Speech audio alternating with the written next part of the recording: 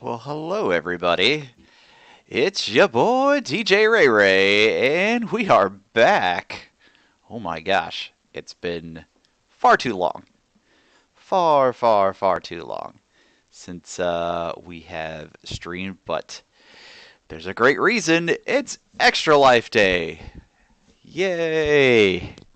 Waited all year for this. Uh, but no, welcome everybody to the live stream today.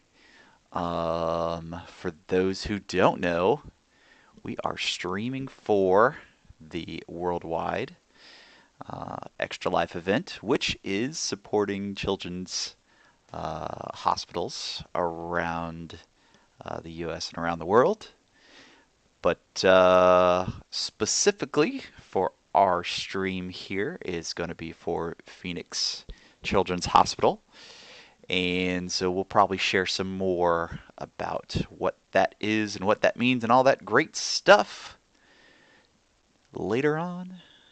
But as of right now, I gotta get some of this stuff out. Like, hey, everybody's. Uh, ooh, nope. Haha, don't play that. We're gonna go to my channel here. I don't want to listen to myself, but gotta get the link out here.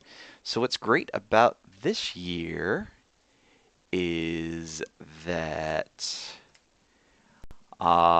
teamed up with the Mad Ducks team this year. So this is great. Um, and so you can, if you're on Twitch, you can go ahead and hop down to the fun little edit or the panel. It's down there. I said edit panel. The panel that is down below the stream, where you can make a donation to Extra Life. And so our own personal goal here is $100. But again, that is if you're feeling willing and generous, and if you're enjoying the content and you want to support kids, sick kids who just need a little more help. Maybe it's to cover medical bills, maybe it's to do some renovating and some cheering up and painting, decorating of some of a hospital, or maybe it's to bring them toys. You know, just something to get their mind off of being sick, and for those who will be getting better, have them something forward to look towards. So. We'll see if I can wedge some videos in here from Extra Life to kind of tell a little bit more. But right now, let's talk about what we're going to be doing today. So, woke up this morning, took the dogs out, and it is cloudy as all get out here on uh, the Mexico Gulf Coast, or the Gulf Coast of Mexico, really. So I was like, all right, well, I want to do some flying today. Haven't done a lot of flights and stuff in a while, but I've been getting back into it, especially with VATSIM. However, Space. Um, as much as I would love to dive into VATSIM, I think we might just wait and let some of the controllers for today come up. I'm going to pull up the VATSIM map, and I'll just share for those that don't actually know what VATSIM is. This is a online air traffic control network for folks who are all about Microsoft Flight Sim, and so you can see there are a lot of flights that are up in the air. We're going to be operating at a right down here on the Mississippi Gulf Coast. And as we look at some of the controllers that are out there, there's some upcoming events, but there's not really any controllers that are out here. And I'm kind of okay with that this morning, because with the low cloud cover and the impending rain coming, because let's see if we can throw in the weather here. Boop, there it is. Yeah, we got some stuff heading heading our way. Some stuff. Um, and so I am totally cool with doing IFR instrument flight rules under uh, under or utilizing the AI air traffic control, but I am 100% out of practice for doing it on VATSIM. So if we're going to fly somewhere, one, it might be later here across the Gulf Coast as maybe this front passes over, or we might not do it on VATSIM. We'll see. But for this particular flight, what I was kicking around the idea is, and I'll get a little nav map up here and running. But I was kicking around the idea of, I'll get it set up here on the other screen. It's been a while since I do, so Shift F1 full screen. All right. Bear with me, and let's do a little nav map. Put that ahead. Ha! There we go. All right, and so what I'm thinking is we've got Ocean Springs right here, and we got a couple of the barrier islands. So we've got Deer Island here, Horn Island. We've got Fort Massachusetts, which is probably a cool thing we could go take a look at, and then Cat Island as well. So what we could do is we could just get in the icon A5, and we'll take a look at what that is in the float plane, and we'll just go ahead and poke around for a little bit until that rain comes and hits us pretty significantly here. Oh, this is interesting. Let's see. We got the Stennis Space Center. I'll have to check NOTAM, see if that's open up and running. Anyways, but yeah, so let's do a little poking around for right now, and then we'll do something a little bit more in depth, I will say. So that being said, as let me get everything all set up here.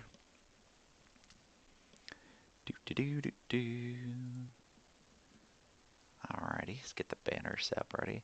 I'll get Flight Sim set up.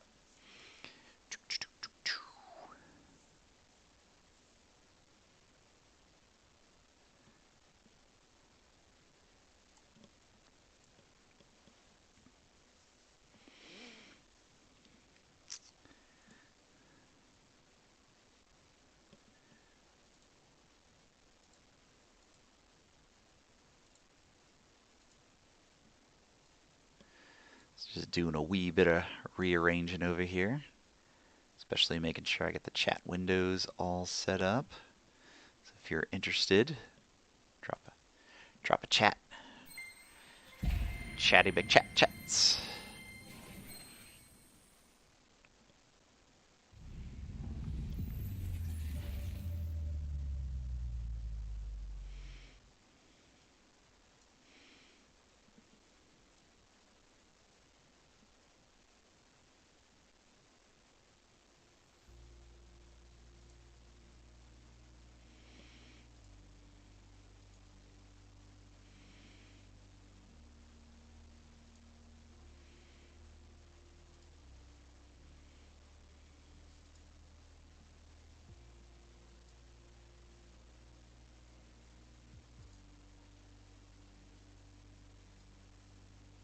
Oh, hey, probably helps if it's in the right location. There we go.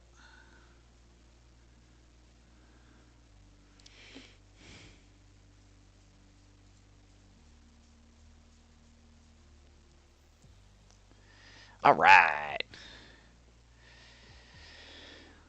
Oh, look at this. I have a corgi. A corgi has joined us here in the cockpit. Sweet, sweet Lizzie Beans. Let's take a quick look while we're here. We're not going to use the long easy today, but I'll do the update while we're sitting here.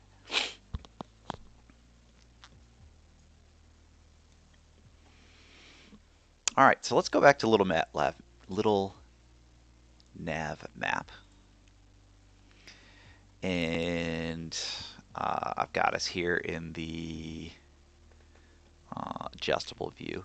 But we're going to take off here from Ocean Springs, and if you use little map, can't talk. If you use little nav map, and you're like, hey, how's he got all this detail? Because normally it looks something like that. Take a look online, and you can actually add Google Maps, which is fabulous because a lot of times you'll get kind of some information about, hey, the fixed-based operations and various other kind of like cool to sees and gotchas that are not in Flight Sim, but they're in the game itself, or not the game, in the environment. So that being said, I use this a lot to kind of figure out where I really should be parking, which today we're just going to kind of basically start here at parking 10, because there's nothing too terribly exciting about the terrain here in Ocean Springs. It's very basic, uncontrolled airport, but it is the thing that is standard for Microsoft is for the uncontrolled. The closest controlled airport, well, the closest one is really Keesler Air Force Base, but not going there without getting arrested and put in jail without clearance. But we have Gulfport, Gulfport Biloxi International over here.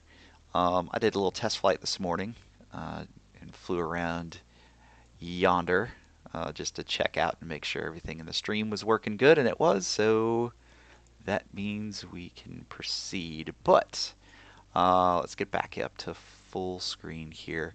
And so what I'm thinking we'll do is we've got Fort Massachusetts that's over here. I'd like to hit that up early in case we get caught in the rain and we got to come back. So we'll just do, depending on the wind here, looks like we've got wind out of the, let me get my, I just saw it. Give me my weather. There we go. Wind's going to be coming out of the south. So we'll be taking off runway 18. We'll come this way. We'll come out to Horn Island and we'll just hook a right. And we'll come land in the water here in Fort Massachusetts. I think that'll be nice. And then we'll see if the rain comes in. We'll hang around Cat Island, around Horn. And that's probably as far as we'll go. I don't think we need to necessarily go past Horn Island for this flight this morning, because then I anticipate it'll start pouring. But I'm okay with that. I am okay with that. So let's head back over to Flight Sim, and later today we'll be flying the Bonanza. Quick little plane. We'll talk more about it. But let's pull up the icon right now. And we got a couple liveries. I used to have a camo livery. I really like that one, but I think once we did the reset, I don't have that particular one anymore. But let's pull out our Knight Rider one here. I think that one's always fun. We're going to go at full gas just because I'm going to need probably some of the weight. So weight and balance looks pretty darn good here. We'll do this the more simpler way. We'll just come down here to Ocean Springs and we'll take parking here. So we'll set as departure, and then we'll also set as arrival. So out and back, And let's see. So showing, I mean, pretty much what we were thinking here. It's going to be overcast to mostly cloudy. But we will plan to come out here to Fort Massachusetts. So I will add this so we at least have it in the JPS. But we're not going to necessarily go direct. Got a caravan that's out here. FAD. I don't know which particular airline that is, but let's see. They had an altitude for them. Okay, yep, they're probably up above the clouds. All right, I think that is enough to be dangerous. So we're gonna go fly there, and then I'm gonna pull up VPilot.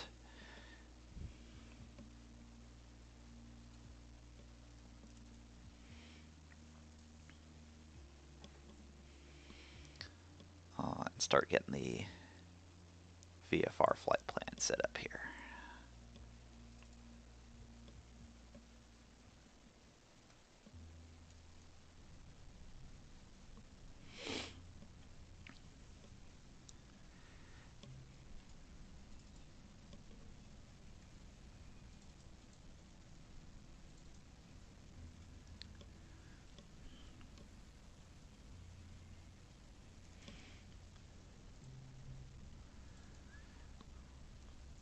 Let's see, what is, let's go 1440. We're going to do 30 minutes en route.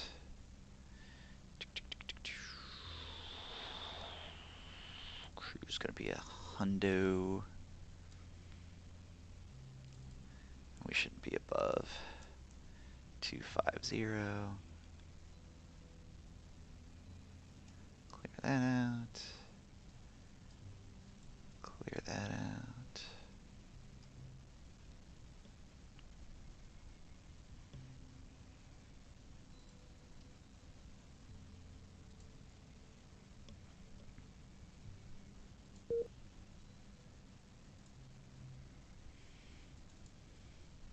Ooh, I actually forget what the icons.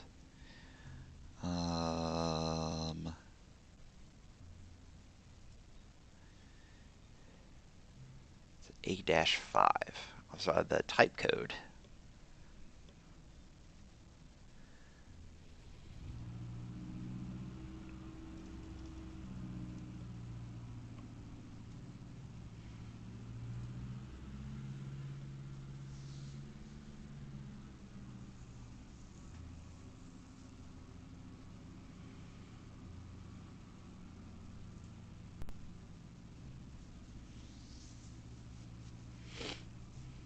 Okay, so we're connected here on VATSIM, which is nice. Our flight plan's been filed.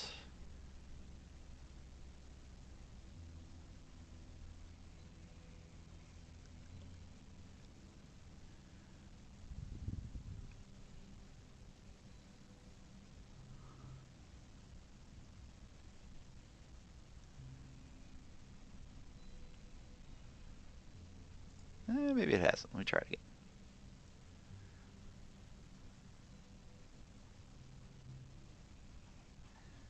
Okay. Sorting through my technical challenges here. All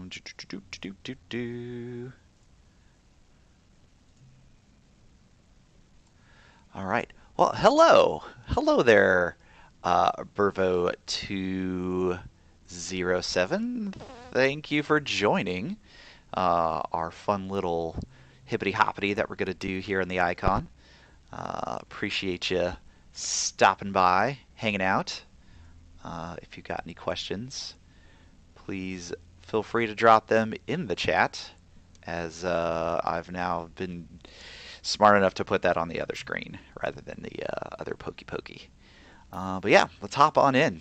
All right, so icon very simple aircraft. Not a whole lot going on with it. Let's take a quick look around before we get started too far here. But yeah, so two-seater amphibious plane, high-wing aircraft, a three-prop propeller in the back. It is a constant speed propeller, but it is internally controlled. So yep, all you've got is them there throttle control. Burvo, I am doing fabulous today. I am very excited to be streaming again. I think it's literally been like half a year since I did anything, and even that was just like practice. I wasn't really doing anything cool, exciting, etc., etc., etc. So really excited to be getting here in not only the icon, but also just having some fun and helping kids out with the Extra Life stream today. So really also excited that some of my other friends are going to be doing it too. Hopefully send everyone over to their streams as they're doing stuff later in the day. Be good times. Good times for all. Good times for all. All right. Moving along here. We'll go ahead and get our main power on, up and running.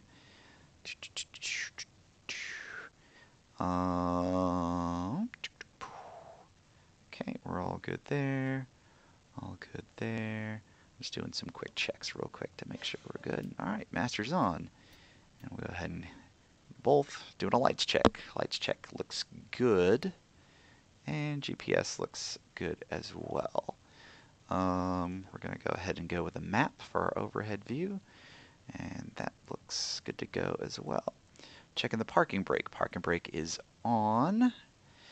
And yep. And how are you doing? I would certainly like to hear about how your day's going as we check around. All right, all good to go. All right, so gears down. We're going to get the strobe on, our nav lights on, and prepare for startup here. So checking the fuel flow. Fuel set good. AOA check good. That check's good. Annunciator check. Check good there as well. I normally do have a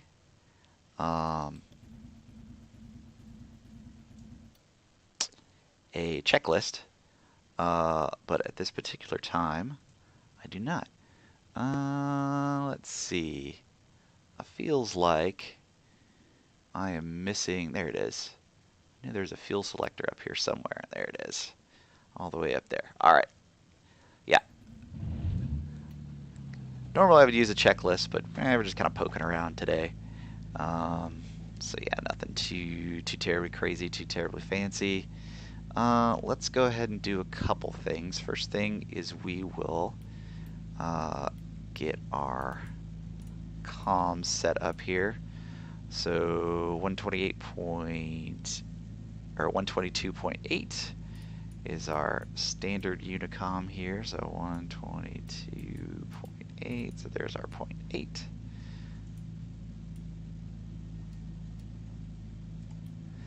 Alright, let's swap that onto our main comms. And then I also want to make sure that we've got somewhat of a decent weather report. So we're going to pull from Gulfport, and that's 119.45. So let's get that dialed in here.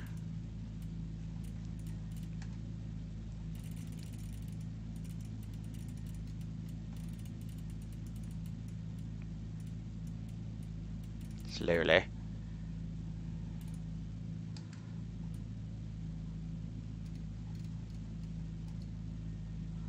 So let's tune in and see if we can hear what's going on over there on their ATIS.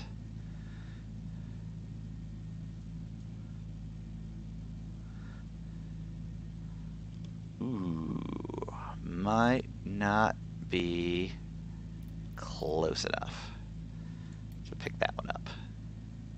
But that's okay. That is okay. We will adjust altitude for the airfield. I mean, essentially, it's going to be 0. We'll just do a little bit of a nudge. There we go. All right. We do have the Windsock classic flight sim air there of showing it in the trees. But this particular airplane is the Icon A5. I don't remember if it's one of the planes for the standard package or if you got to get one of their deluxe packages. But it's great because it's small, it's portable, the wings themselves can actually fold up, and you can toss this thing onto a trailer bed. Also, when you dock it, you can fold the wings up. It's great. And so since we're going to be flying across the barrier islands today, I thought this is a great plane to utilize for today's flight. All right, so I'm going to do just a quick run-up check while we're here, because why not? We're going to run the RPMs up to about 3,500. All right, we're checking everything in the green.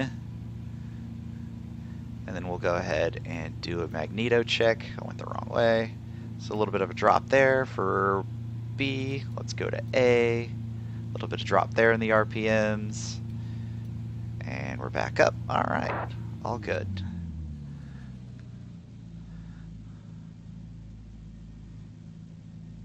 Well, I heard of somebody on the Unicom.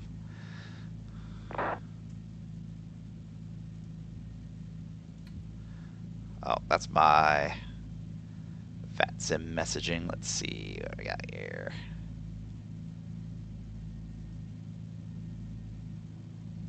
Oh, that's just chat stuff. Nothing crazy. All right, let's do it to it. So we're actually just gonna. We need to go left, but we need to go right first to get out here onto the runway itself. So I am on VATSIM, so I'm going to be making all my calls as I normally would for a uncontrolled airfield. So we got our taxi light on, about to step, so I'll go ahead and just turn our landing light on anyway. And we've got our altimeter set for altitude reporting. All right, so we're going to make our traffic here. So Ocean Springs traffic, Icon November 829er Kilo is at the General Aviation ramp and back taxiing to runway 18 for straight out departure to the south, Ocean Springs.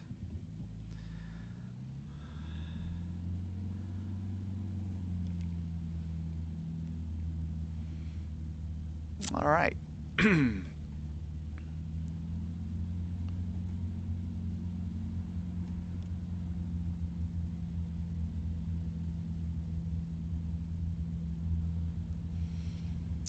So we back taxi here. Great performance on this aircraft. So even to take off here on a runway, not even going to need any type of flaps. Using the rudder pedals, I can definitely feel that it's getting the push. So I'm going to do some holding of the instrument controls just to keep us from getting pushed nose over.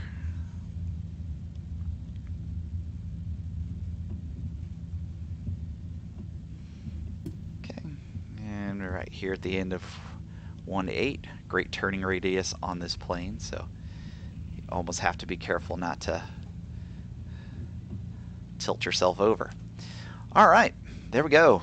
So we are all set to take off, and so I'll make our radio call. Ocean Springs traffic, Icon 29er Kilo now taking off runway 18, straight out departure to the south, and we'll be clear the airspace at about 2 Mike. Ocean Springs. All right, so here's the run up. We'll get us up to about 5,000 RPM. All right, off the brakes and full power.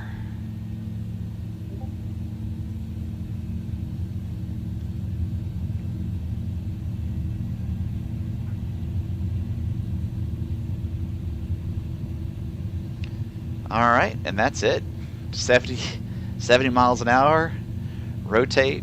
You can see the airspeed going a little nuts.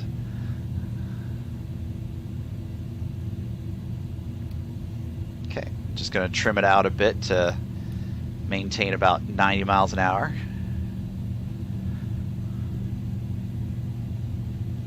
Knots, not miles per hour. I think it's, which one is it? The Cub? One of them crazy planes is in miles per hour. I have to reference that all the time. No vertical speed indicator on this one, as it's basically a flying car. Alright, so we got a positive rate. Gear's going to come up. A little bit of delay on that.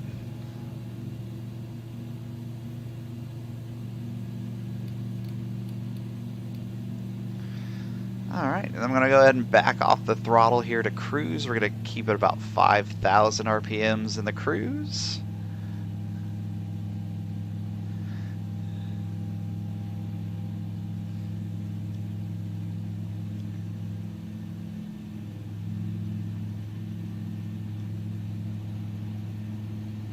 So, if my head bounces around a lot, it's probably me looking to set up the windows, because what I'm going to do is I'm put little nav map up in the corner.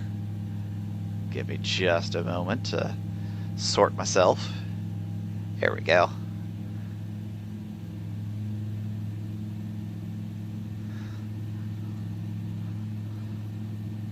Alright, see what that looks like in full screen. Okay, it's a little small. Maybe people have to run it full screen to see everything. But yeah, so we're right here. We're going to go straight out to Horn Island, and then we'll cut over to Fort Massachusetts. Altitude right now is about 1,000. I'm good with that, so I'll start adjusting to maintain this, and back off a little bit off the throttle for maintain 5,000 RPMs. All right, yeah, let's hop out. Let's see what it looks like out here. Not bad, like we talked about. It's a little bit overcast today.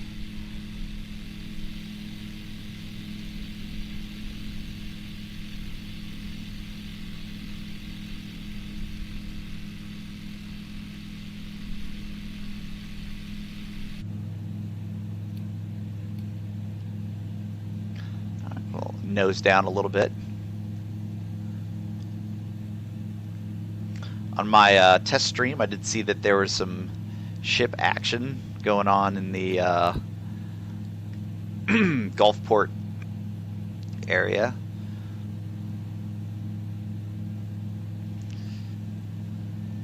So for those who may not know, Flight Sim does take ship information, ports that in, so sometimes you'll see some ships, although it's very generic.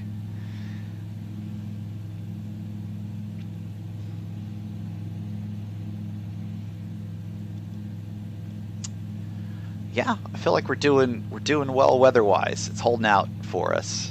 Of course, I said something, so now the bottom's gonna fall out of one of these clouds, and we're just gonna be downpoured.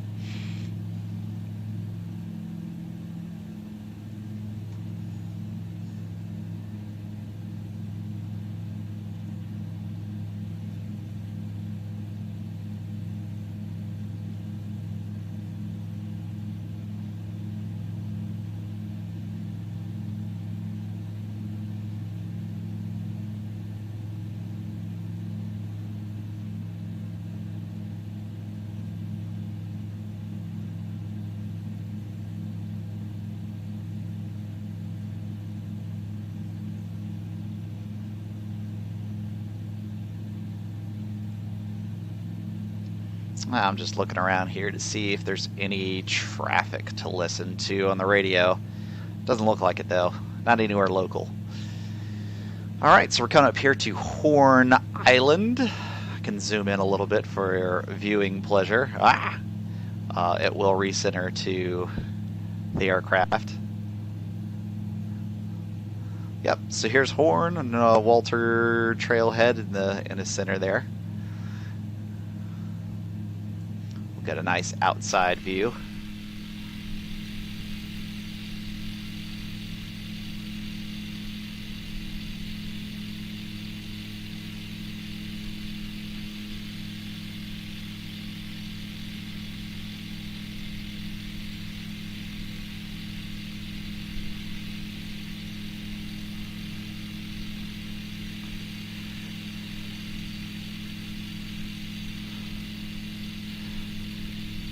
All right, hey, Vervo, welcome back. And, well, hello, Matt, welcome. Great to see ya. Oh, no, it's Marsha. Hello, you're just using his login. Great to see ya. Howdy.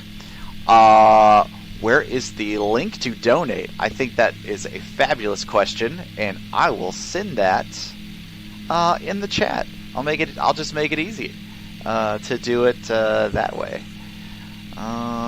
So let's go ahead and move ourselves this way a little bit. I'll just make some slight adjustments. And trying to do too many things at once.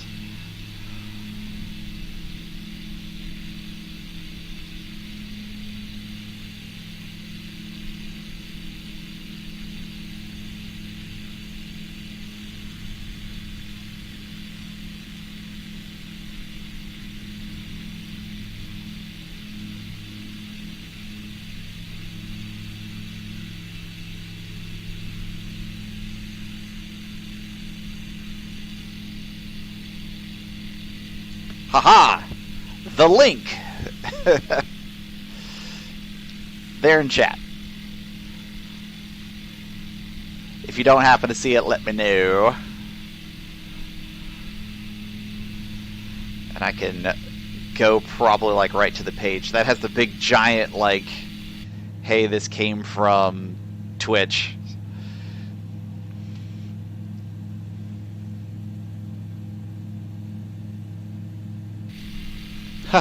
Yeah, it does.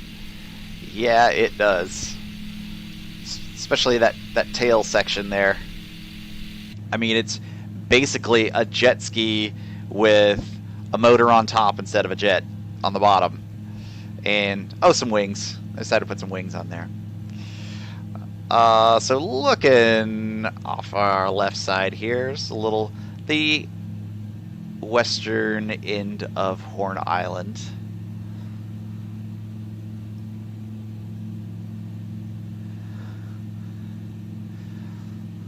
So if you did not know, these barrier islands actually help protect the Gulfport and Biloxi Ocean Springs area because it basically provides a place for impact for a lot of the storms, storm surge, and just your normal waves and whatnot. Good and bad thing. So the good thing is that's great for tropical storms that like to creep up this side of the world. But at the same time, it's a little terrible because the water clarity as you go to the mainland is pretty terrible. Usually you only get about anywhere from 9 to 6 inches of visibility in the water. In some places, I mean, it's basically an inch or two. And that's just because the barrier islands prevent the natural filtering from the Mississippi Delta. And so you just get a lot of just, I almost said soot, but silt, just a lot of silt. So the simulator doesn't necessarily show that well because a lot of this water, as you look down, it would definitely be more of a brown color if you look this way towards the mainland.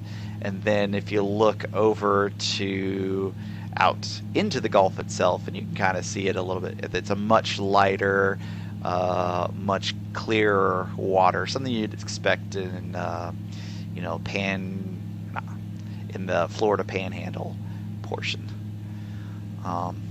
So we're off of Horn Island, and we'll go ahead and head on our way to, what's this next one? Gulf Island. Head to Gulf Island. I have my little Cheaty McCheaties on the points of interest, so it's gonna show where several of our points of interest are. Only one main one today. Maybe in our next flight we might switch that up and go to some place where we have some POIs to see.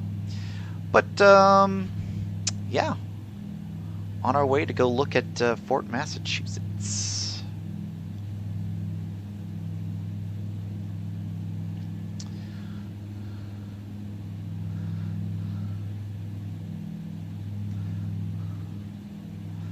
So wind here is definitely pushing me. I'm getting wind from the south this way. So my ground track, as I look forward, I'm like, okay, I want to go forward. I want to go this way, but really I'm going like this way. So I'll have to do a little bit of a turning into the wind.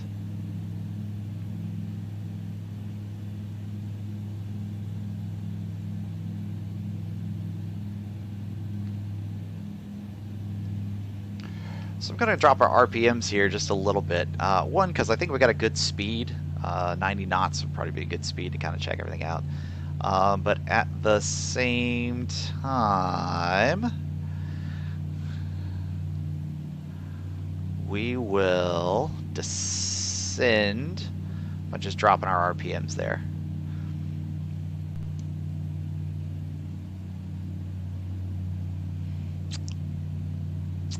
Well, why? Thank you. I could do the whole airline thing where the pilots. This is your captain. We're at 20,000 feet, and weather in San Diego is going to be cloudy with a chance of thunderstorms. So sit back, relax, put your tray tables up. We're about to land, and don't fight with your attendants. They've already had to deal with all of your problems during COVID. They don't want to deal with your problems now. Like I said, this is your captain speaking. Good day. All right, so anywho, pop out of the screen here, and I'll do some readjustment here on my engine settings, but. This is the eastern end of the island. You can see not a lot of trees and vegetation on the Gulf Island side over here. And then it thins out a lot. So if you kind of compare to what's on the nav map versus kind of what we're going to see in Flight Sim, that's probably pretty accurate because the high tides would actually go over a lot of where this water walkway is. Land bridge, kind of a land bridge, island bridge. Maybe that's a better way to say it.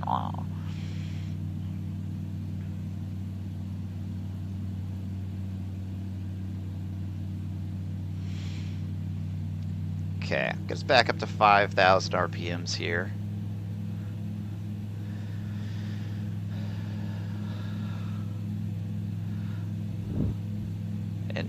Oh yeah, it's starting to get gusty. As you can see the plane doing some back and forth.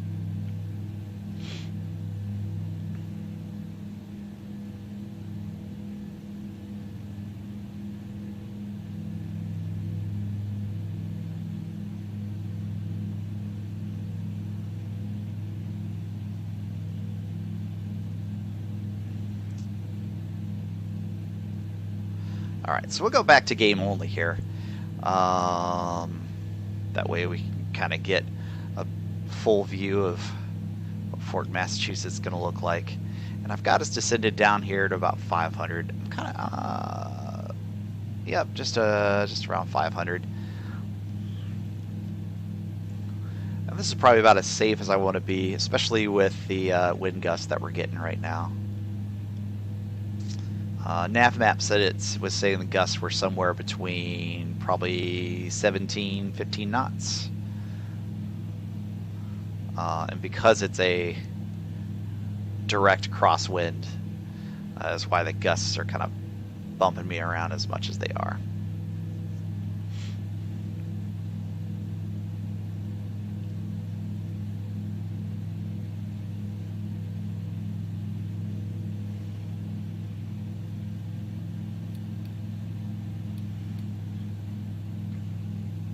Ooh.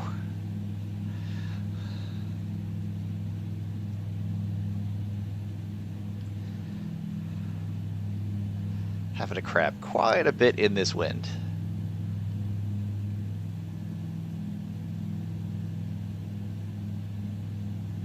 Which will actually be kind of helpful, because then flying into the wind as we make our first pass, it's going to slow our ground speed down. Will give us a little bit more time to be able to see the sights. I'll bump us up a little bit more.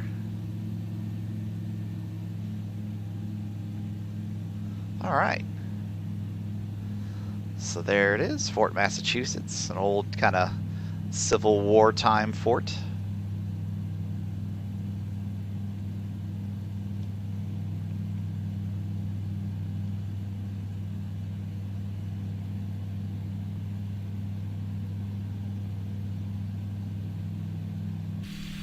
We'll hop out of the plane, take a look at it.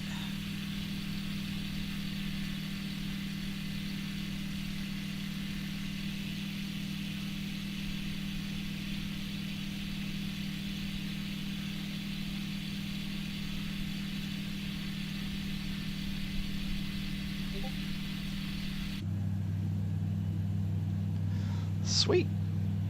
All right.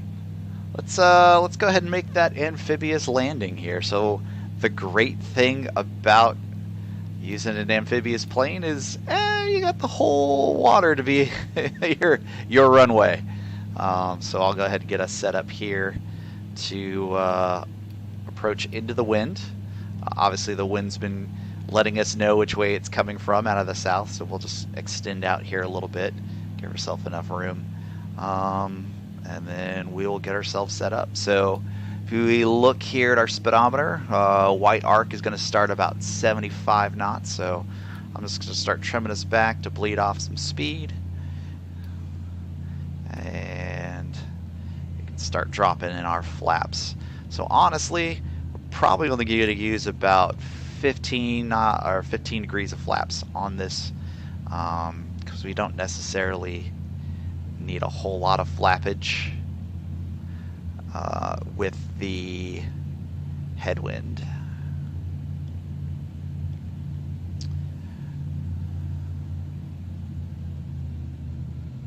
Okay, so we got back up to 1,000. I was kind of creeping there.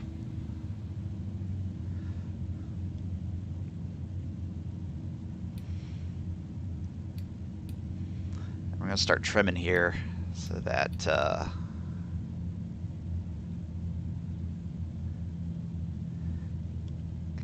coming in approach speed probably somewhere around 50, maybe 45 knots. And honestly, because we're floating quite a bit here, I'm going to do a little maneuvering. Non-standard. We'll just go, we'll go a beam of the way we're planning to come in, so that we can get a little bit more descent in.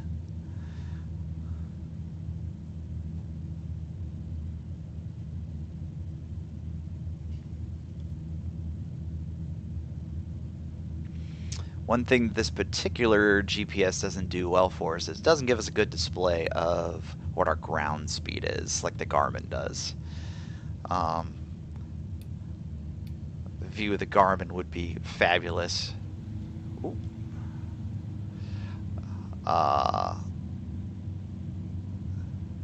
Yeah, a Garmin setup on this would be fabulous because it would give us the ground speed, and we can see we were probably floating at like 10 knots ground speed.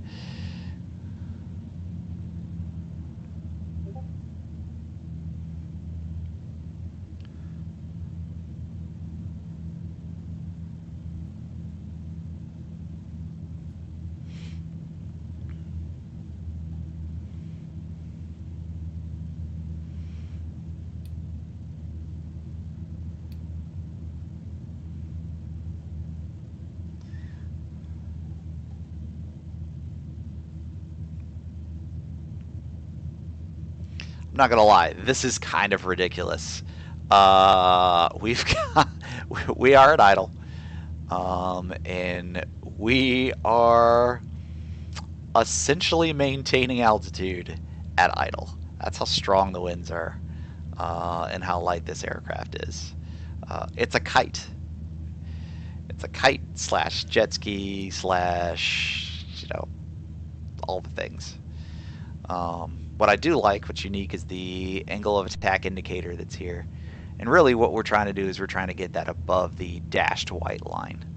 And even with what I've got here in configuration, nah, not so great.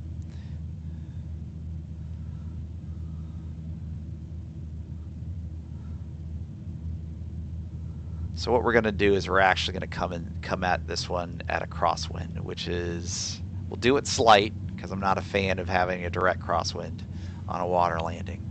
You're just asking for a equivalent of a ground loop, but we will kind of loop around here, and I'll just get us a bit of an angle.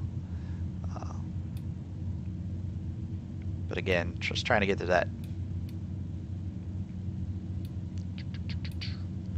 Oh, 4 a.m. in the morning. Yes. Awesome. That just means it's party time. Party! Alright, yep, so there's a stall warning. Like I said, could you imagine if we still had flaps going on at this point? Alrighty. That was enough to bleed off the altitude and speed we needed.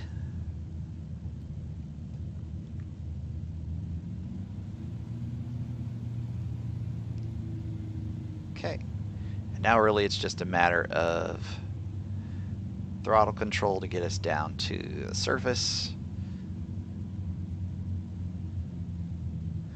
All right, we're gonna float it, got the back pressure.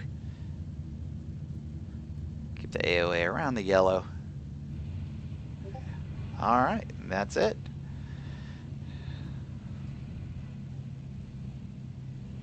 Okay, rudder authority is not that great. I'm holding, a little bit hard to see, I'm holding back pressure just to keep the nose up. But if we look at like how the plane is set up, so you mentioned how paper thin it is in the back, and it's built that way because when we're floating, we want that kind of surface buoyancy. But then at the front, we want to, minimize that for takeoff. But as we come in, we want to maximize that, and so that's why we're trying to get as much surface area of the bottom of the aircraft as we can. All right, so we're gonna drop the water rudders. I'll come back here so we can, probably won't be able to see them from here, but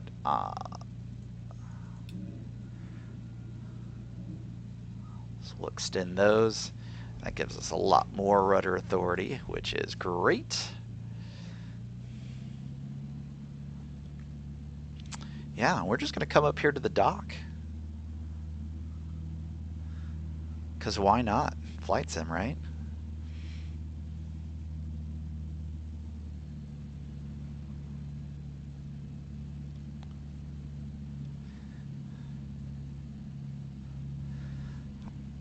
Oh yes, The ocean is my runway now.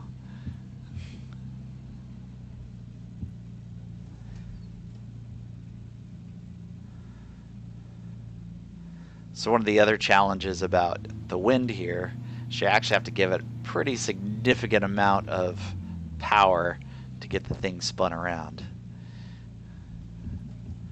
And so I'm using full authority trying to kind of flip us sideways here, but we're just gonna kind of beach ourselves a little here, which is fine.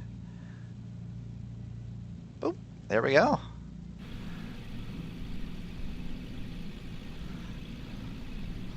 Alright, little floaty floaties. Get the flaps up. And we'll do a hop back of the plane. We can get our landing lights off. Village I'm not too worried about.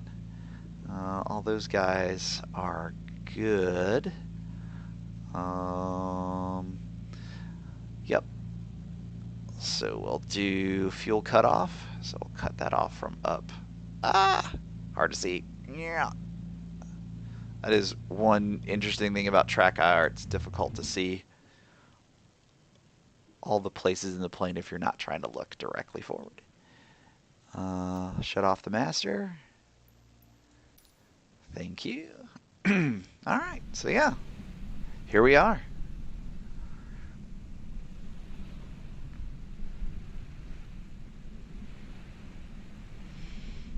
Yep. And this is totally legitimate. Excuse me, totally legitimate to do. Gonna take the icon and park it here.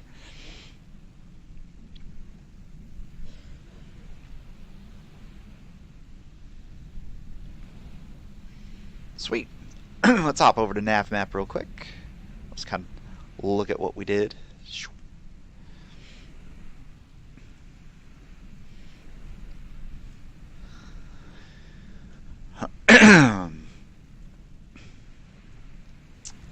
Here we go. This is what I was talking about.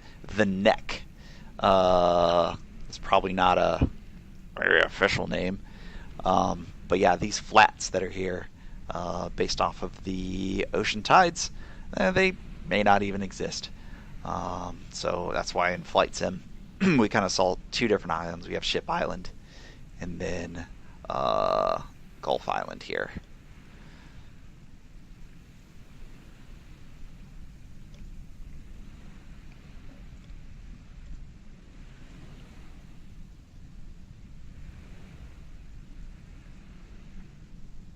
Sweet. All right. We've got air shuttle here. Up high altitude. Over here. Yeah, we've got a Delta flight, also at high altitude. So yeah, no other real traffic. We do have that, I mentioned before, there's some boat traffic that's there at the Gulfport Harbor. But yeah.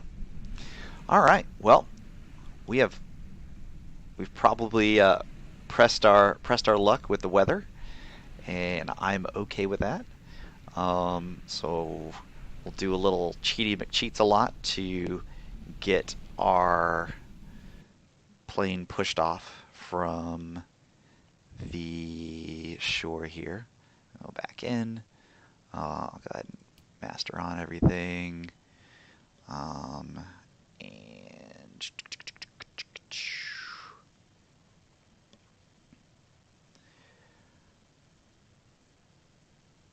yep, all that set, all that set.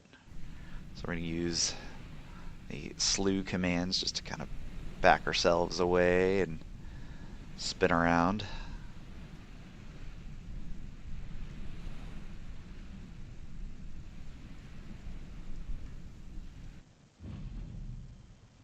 Sweet.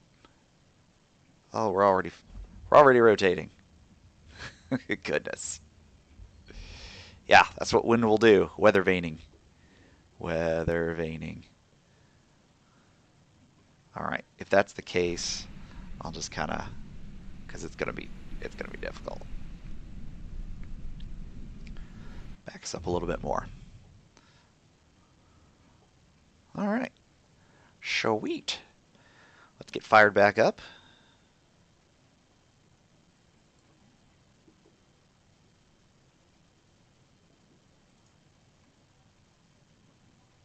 I'm just checking the stream stats right quick. Oh yeah, spinny spin indeed.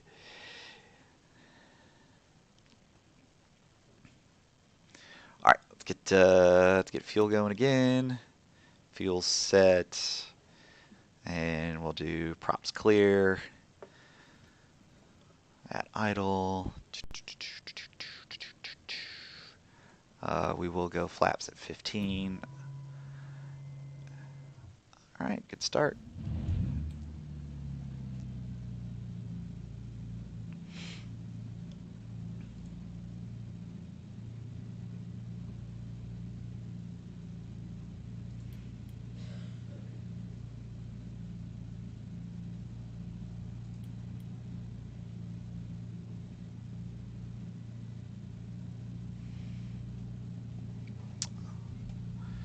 All right. Attempt to flip us around here. So you got to give it some speed while you're getting your rudder authority in.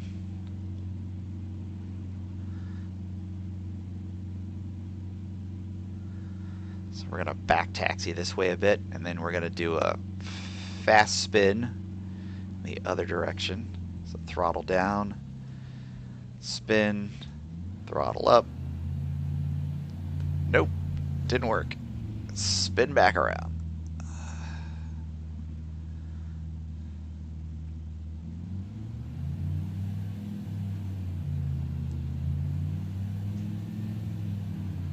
Yeah, you almost have to like push it. Oh, we're going. We're going. Oh, we're dead.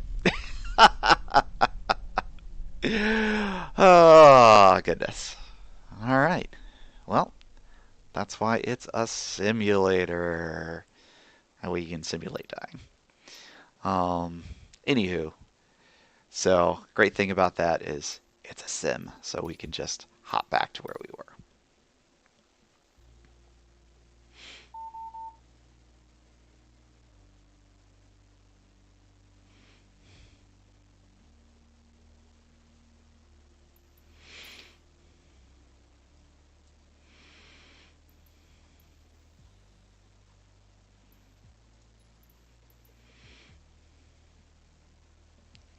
All right, so we'll set that as departure.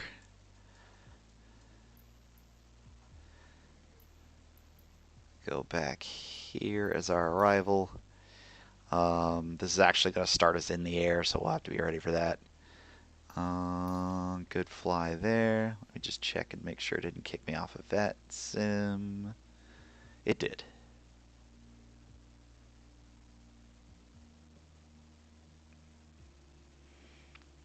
But that's fine, because it's going to set us up.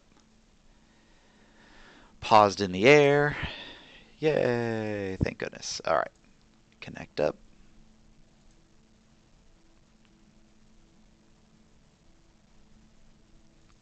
There, get there. Yay, and here we go. Like magic. Just on the other side. Let's see. Check left, check right.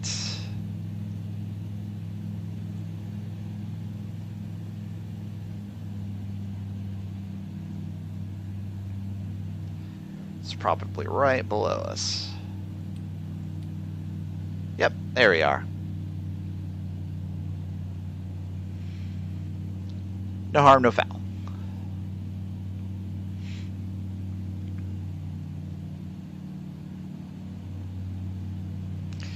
All right.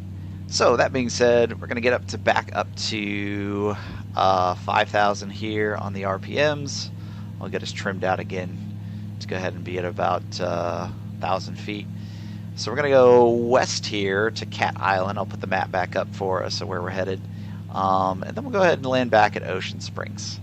I think that'll be good for us, just to round out the Icon flight.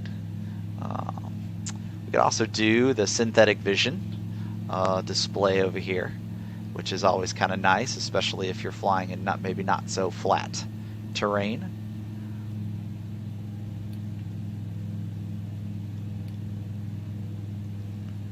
All right.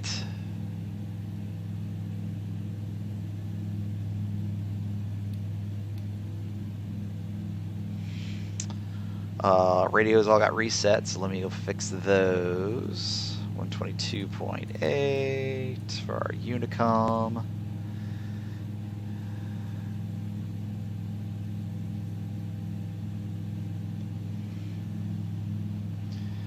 And let's see if there's any air controllers. Nope, still no air controllers. I'm going to do a refresh on the browser here. Let's see where that rain is. Here I can share with you what I'm looking at. Huh. That's interesting. The rain really is just kind of staying out and about. It's not doing a whole heck of a lot of shaking and moving. Let me share that screen with you. Let's go game. So yeah, there's the browser.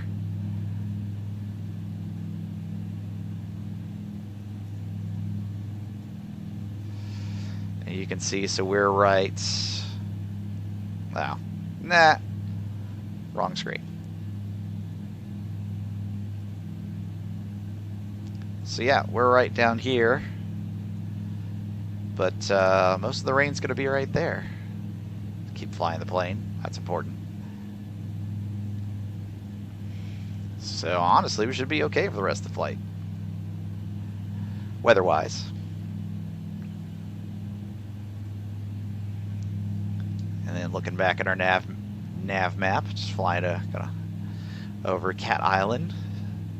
Definitely more vegetation on Cat Island than some of these other barrier islands are.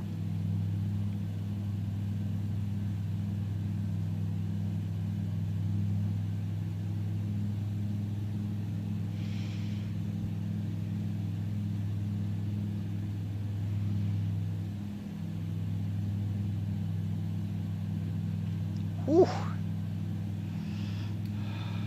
Still spinning us around.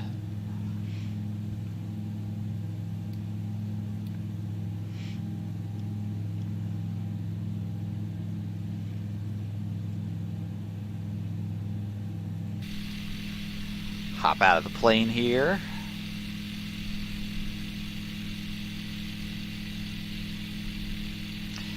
We're blessed with a vertical speed indicator whenever we're outside of the aircraft.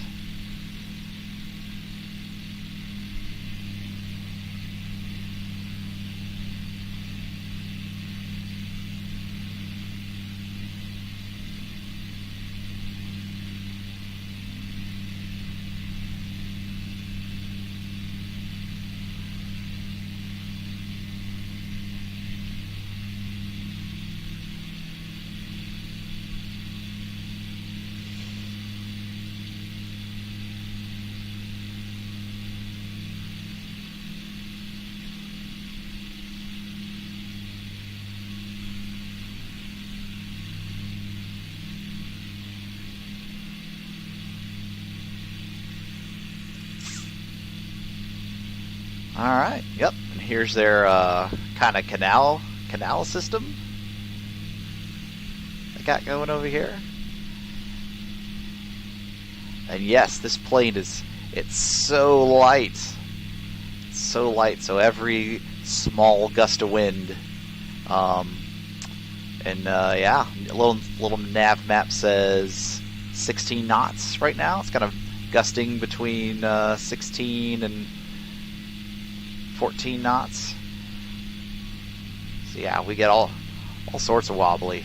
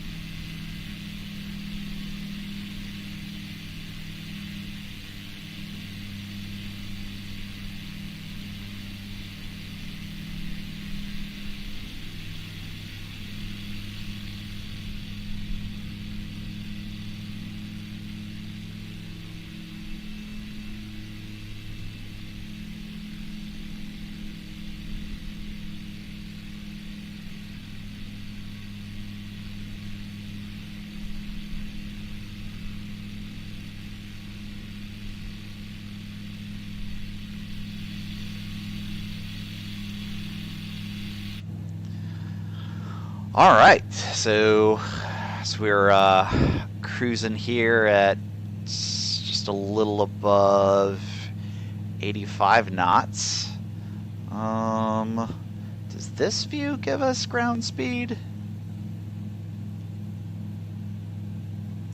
Ah, look at that. It does give us ground speed versus our altitude, and that's GPS altitude. Interesting. Interesting. Yeah, this works a little bit different than the Garmin that is in most of the flight sim planes. So if you look, we're actually cruising at 104 knots, but we're only indicating about 85, and that's thanks to that strong wind we got into our backside. So that being the case, we're going to go up to 5,500 RPMs, so just kind of max out our normal operating range, and we're going to hurry ourselves back to Ocean Springs across the water.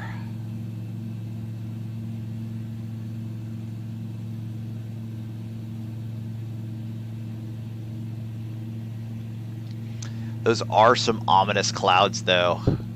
They feel like they could just open up and dump on us at any moment.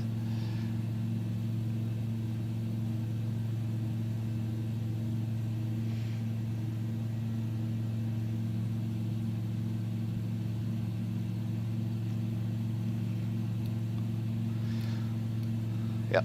So for realism's sake, we would be staying out here over the ocean because in that direction, you can kind of see the rails. There is the Gulfport Airport, so they've got a Class Charlie airspace over there, and then we've also got the Air Force Base. That's the other set of lights that are out there as well.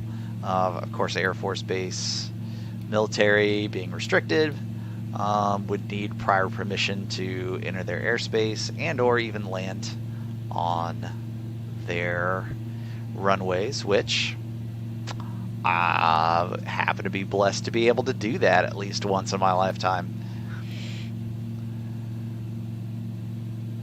At Nellis. Oh, now here's something interesting. So we can actually see an aircraft that has come out of the clouds, at least for a little bit, and we're able to kind of see them out in the distance. I mean, just barely. I'm not even sure if the resolution coming through the stream would let you see that, but there's at least somebody that's in a descent. Let's see, what does little nav map say about that? Nope, and I don't even have them on nav map. All right, so we're up here at 2,000. I'm going to actually get us to descend a little bit more because I want to keep us nice and high, but I don't want us to get too far up. We're actually moving so fast that the engine is pulling more RPMs than what it normally was. So, hey, Matt's here. I thought it was you earlier, but it was Marsha.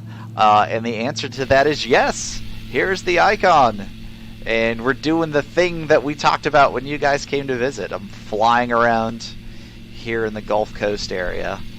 And we are at like max speed.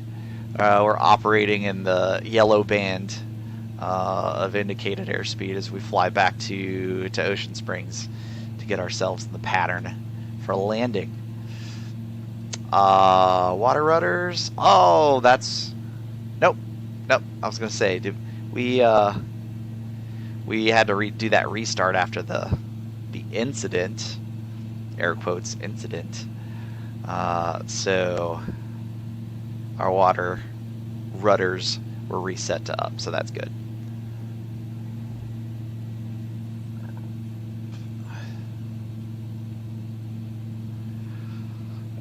Yep, Burvo, you're 100% correct. The wings do have the ability to fold up and back.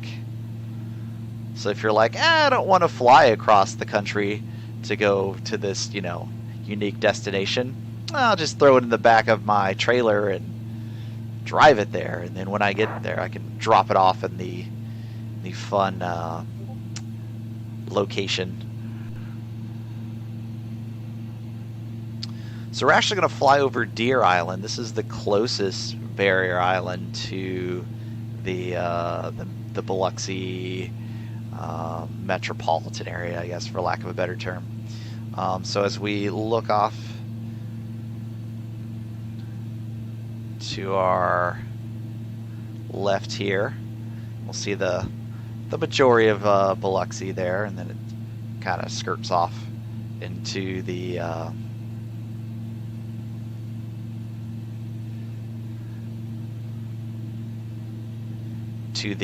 bridge, which unfortunately isn't modeled well. The Biloxi Ocean Springs Bridge is not modeled in Flight Sim.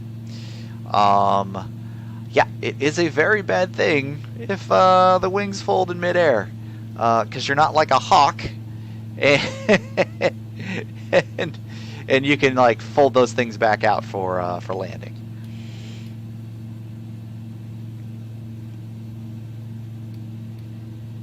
Alrighty, wibbly wobbly plane as I continue to work through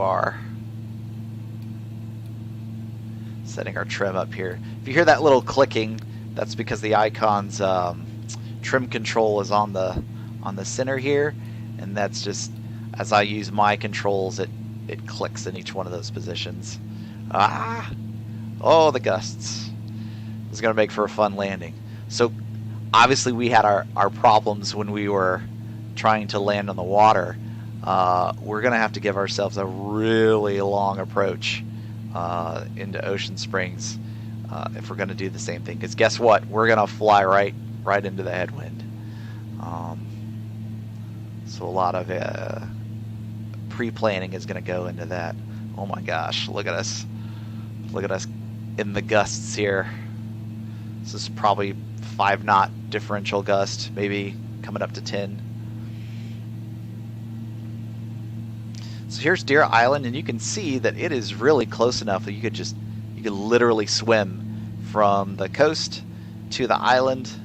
So for the proper bay coast to the island, and then from there, just walk across the beach to the other side. When you go on that side, it's the water is so much clearer.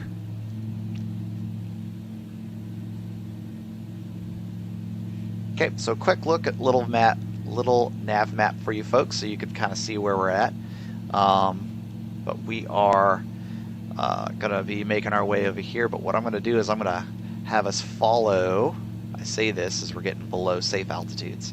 I'm going to have us follow along the roadway, and then we're going to come up and over, so that we give ourselves a nice long approach.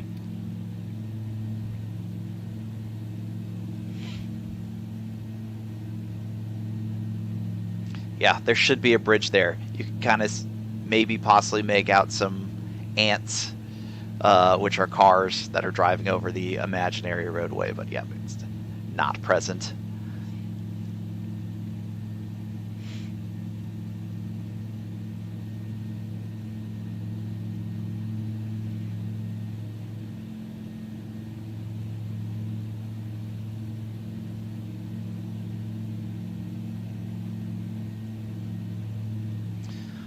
Alright, so here's the roadway that I was discussing. So we're going to cross over that, and then we're going to set ourselves up at a northern magnetic heading so that we can start setting up for the long approach. That's going to be essentially a very extended right base. But what I'll do is give a positional call over the Unicom, just to let people know what's going on. Ocean Springs traffic, this icon, November 8 to 9er Kilo, is approximately 5 miles to the east-northeast, west-northwest of the airfield, going to be on an extended base leg right traffic for runway 18, Ocean Springs.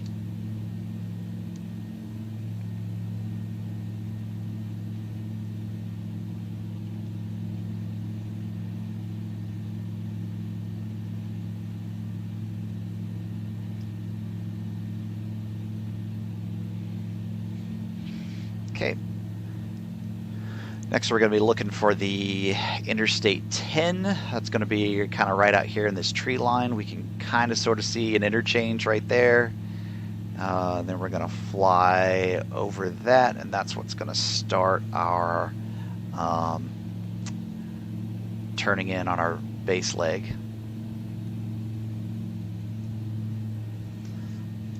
Ocean Spring traffic icon 29er Kilo is right base for runway 18 and be full stop at Ocean Springs. Okay, so we'll start dialing back the aircraft now. Start getting us into first notch of flaps range.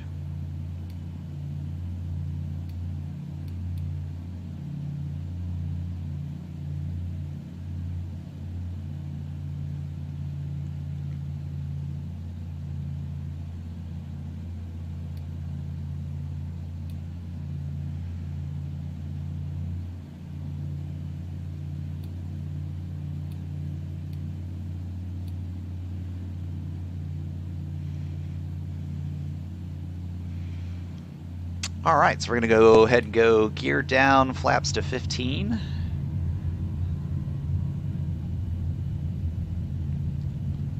That's going to slow us down quite a bit. Again, I'm okay with that. Take a look outside the plane. See that landing gear.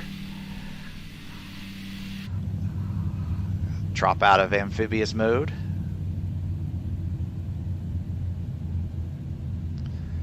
Ooh, we climb like a rocket.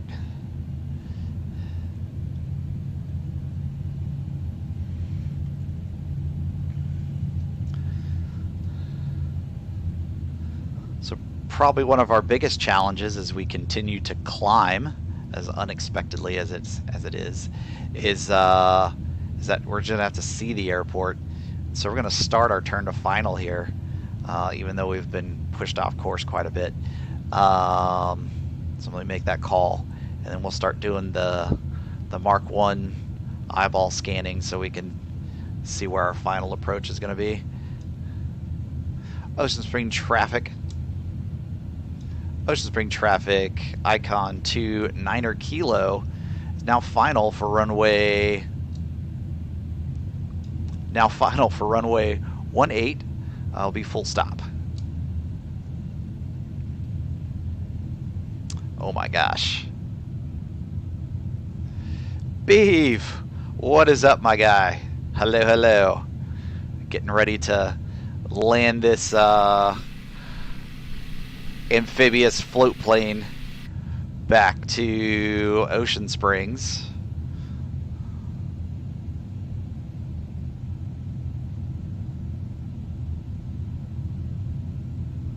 But more importantly, trying to get the thing to settle. We actually climbed 700 feet just by slowing down. that's a bit of a problem.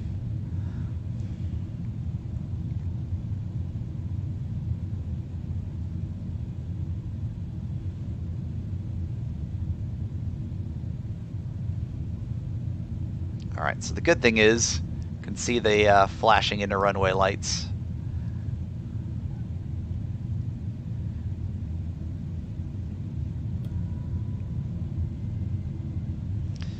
All right, so full flaps at 30 degrees. We'll do our gums check here. So gas is set, undercarriage is set, no mixture, no prop setting, power settings good, and lights are good. All right, we're good to go.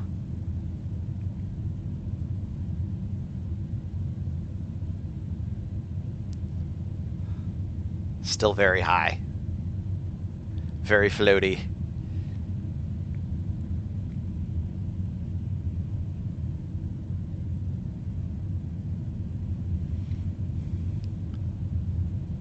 So if you look at our ground speed here, it's 38 knots.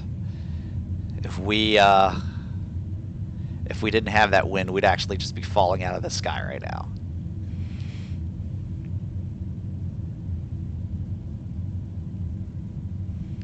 All right, I'm gonna pull a little little nav map so we can go to full screen view.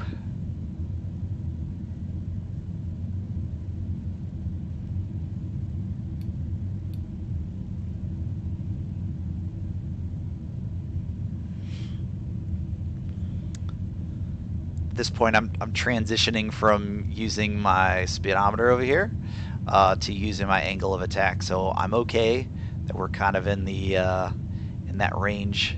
Whoop, windy, but we're going to try to get it right to the dashed white as we start coming in closer for landing.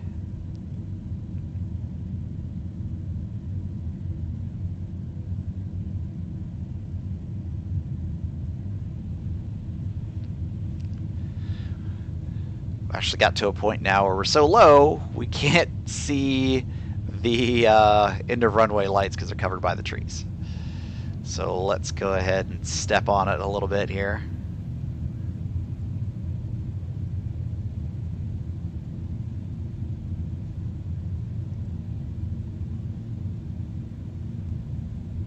I mean, this is stupid slow. We would probably get passed by a hot air balloon at this point.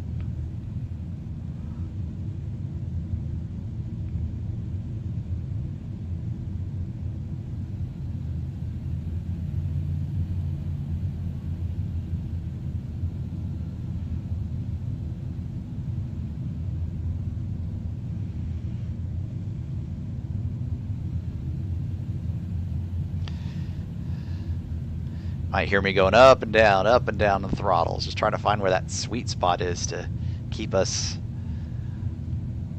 above 500 feet altitude.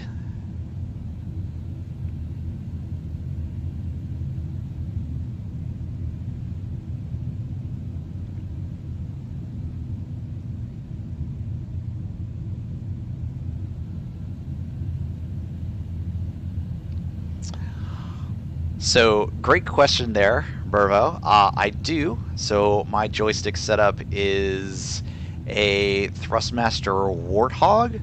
So, it's actually a replication of an A10 Warthog joystick. And so, I've got that on the right side, and then on the left side, I have a complement of that for the throttles, which is a split left throttle, right throttle, with some buttons that are on there that again replicate the A10 Warthog. Right now, I've got those throttles linked together since there's only one throttle control.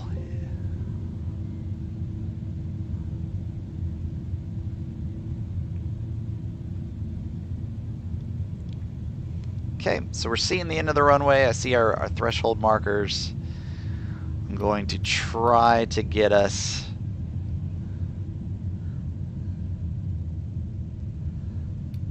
set up for our angle of attack.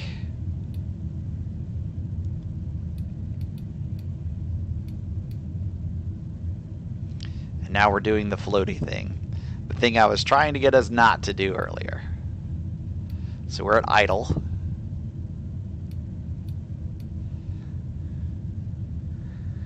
Trying to get us to drop out of the sky.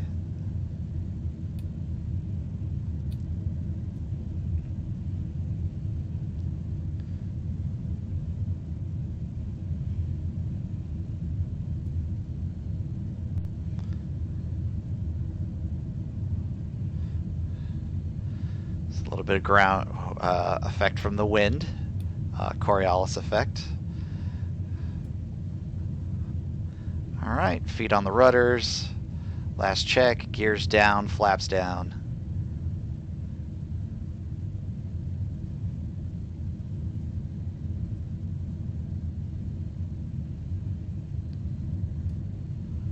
All right, down the runway.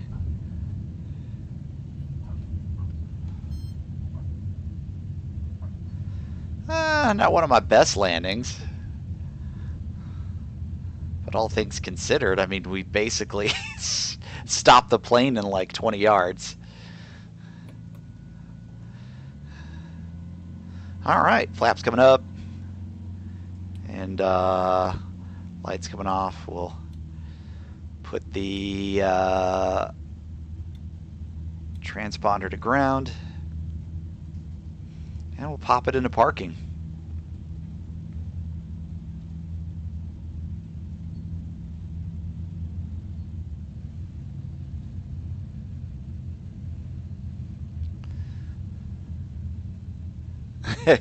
Yes, at least the wheels were down. All right. So we'll pull off here and we'll make our radio call. Uh, Ocean Spring traffic, icon 2900 Kilo, now clear of the active and taxi to GA parking at 10 Ocean Springs.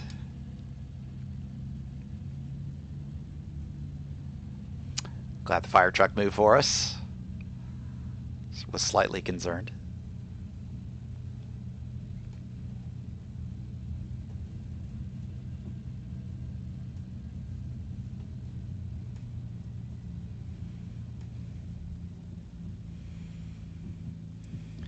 All right, look at that. And again, the wet stuff from the sky didn't fall on us. I'm still flabbergasted that that didn't happen. Seeing, how big it was looking on the radar screen before we got here. All right, so I'll just reset our trim tab.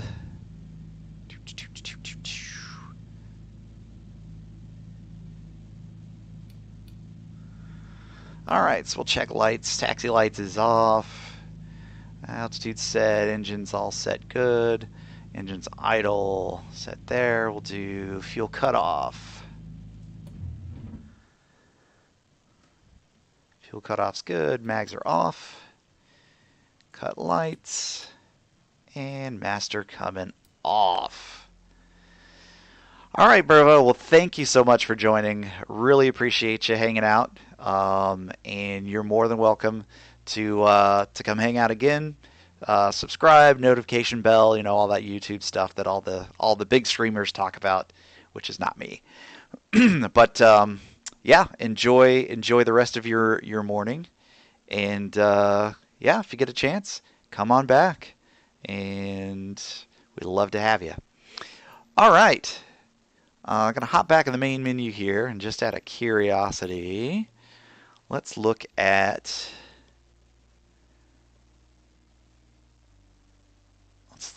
the weather again.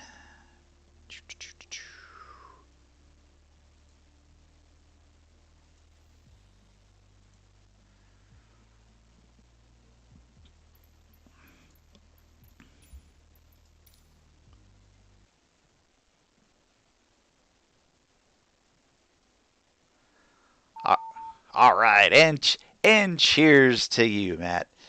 Thank you again as well for coming and joining. And holy moly guacamole, we have to do some shout outs, because good golly, Miss Molly, there are some donations, and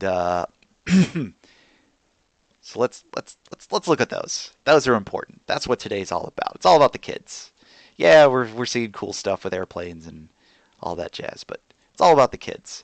So let's see here.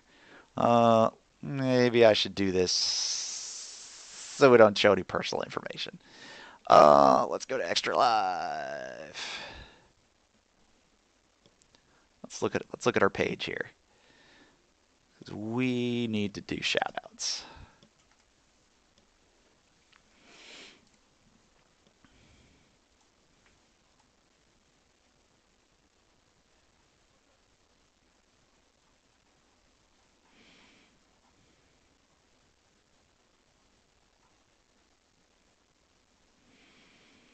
Boo doo doo doo doo.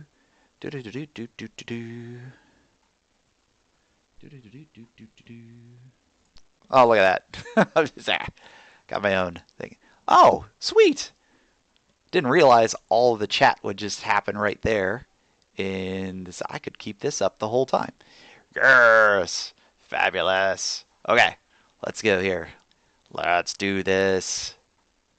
We're going to go to our donations. So our top donor, an anonymous donor, which I think I know who that is.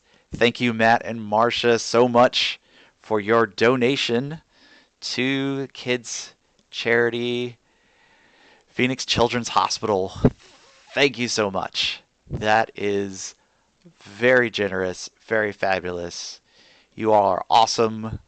I love you. The whole pack, the whole DJ Ray Ray pack loves you as well. Thank you so much. Blasting low our low ball of $100 today. So thank you again so much for that, and we really, really, really appreciate it. So at this time, my voice box need a break. I'm also interested to see if some of my other cronies are streaming. So I'll go ahead and check on what they're up to.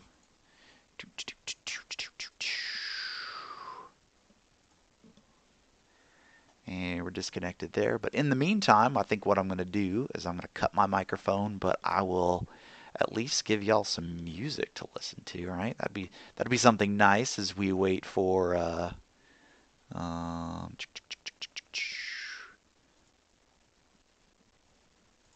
yep, here's my donation page, by the way. Awesome. Thank you very much. Thank you, thank you, thank you. I will absolutely send thank yous at the end of our stream. But to keep the stream going, we're gonna go to the Zon.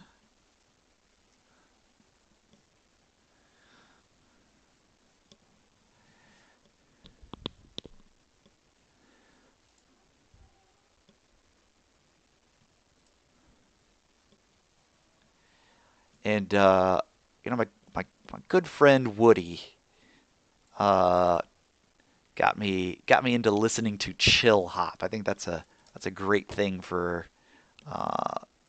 music this morning. Let's see if they got a nice chill hop radio we could look at. Lo-fi chill hop station.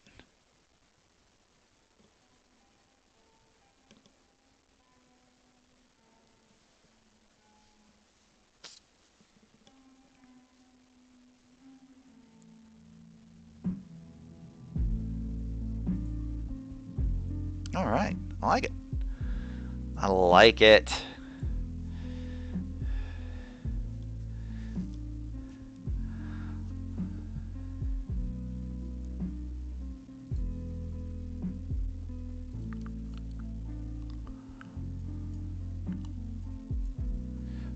Oh my gosh. What is that? What is happening? that is huge. That is huge. Oh man, that's gonna warrant some instrument flight rules. Oh, we'll have to sort that out. So we're gonna take a break. I'm gonna take a break for voice and lunch purposes.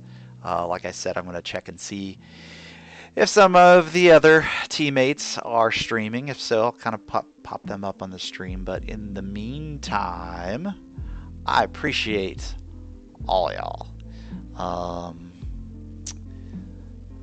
So I will get something up.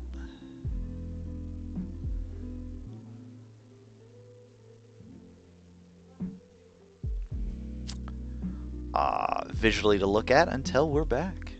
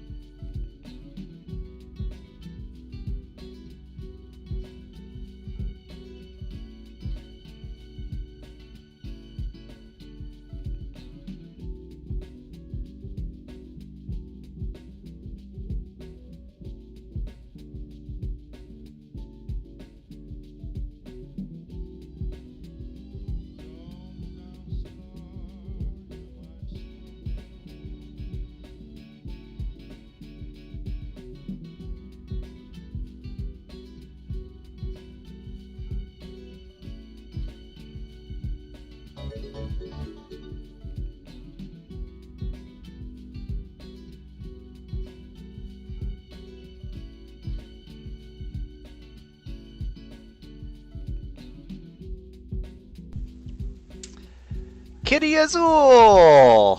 Thank you so much for the follow. Greatly appreciated here on the Twitch. We're between sessions and I'm getting some lunch, but thank you very much. You get a Princess Corgi.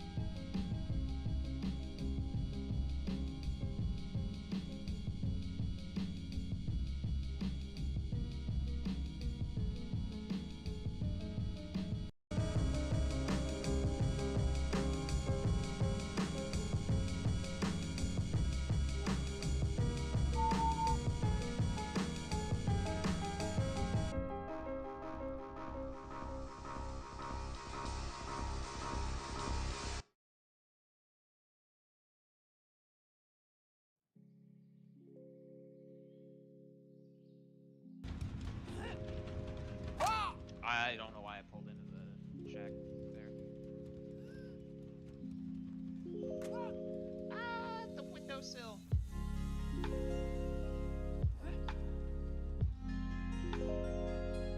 I'm holding. We hold. Plus 200% this quarter. God damn it. Sold. Blood flavor. Yeah. Oh, she leave? I was not paying attention. She did leave. Hello. Hey, it's James again. James, buddy. No. That's just me, boys. Boom. Nobody's ever seen that. Nobody knows. They just think it's infinite hatchet launches. What? Oh, 8 left. Alright. Works for me.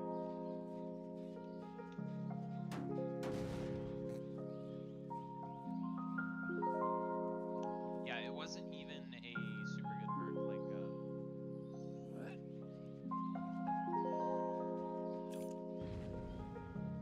it wasn't even like I was protecting a devourer or anything. I was protecting blood favorist ones. More wood.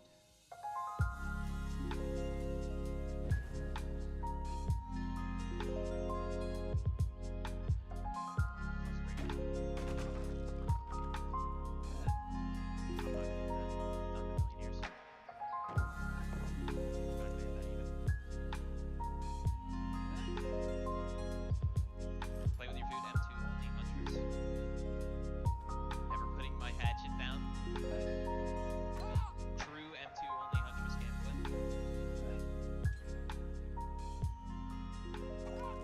Oh, he's so good. This poor James. Honestly, he's fun to chase, so that's the only reason I'm chasing him. Oh, there's a vault there. Goodness.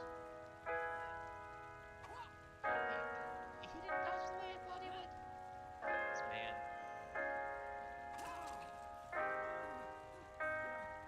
I'm out of hatchets. No!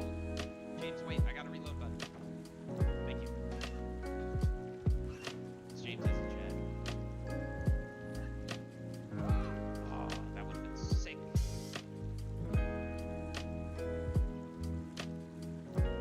Why am I hiding my bloodstain? I'm undetectable right now.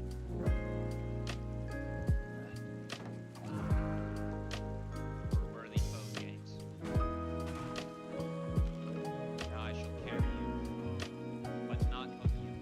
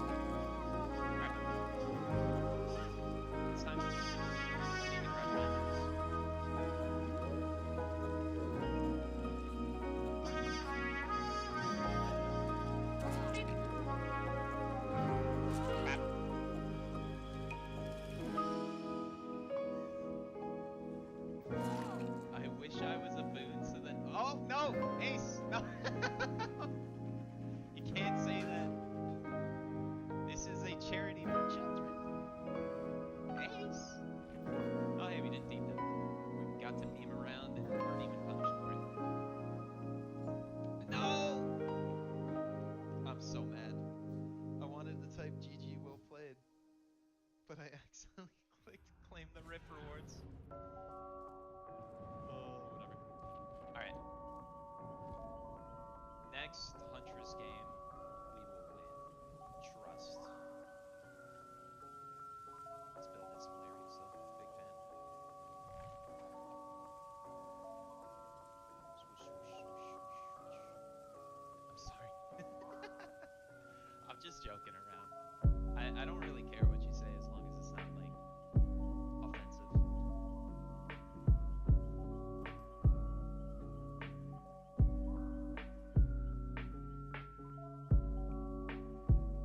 I hope one of those guys comes into the stream. They were all fun. Even the Ada who just wanted to teabag on me.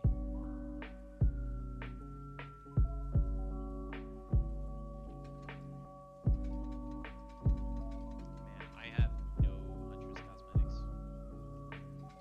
Put on the Noah dyes. Noah Huntress. Make him sweat.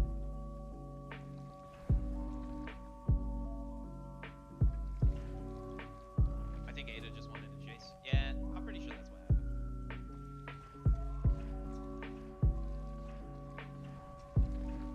She was upset I was giving James and Kate all the love.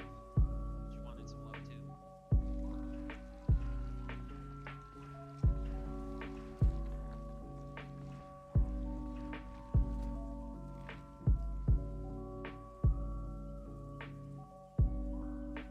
Of the two of these, Spies from the Shadows is probably better on Huntress, but I gotta go through a Garden of Joy offering, and I would definitely be losing out on Babushka,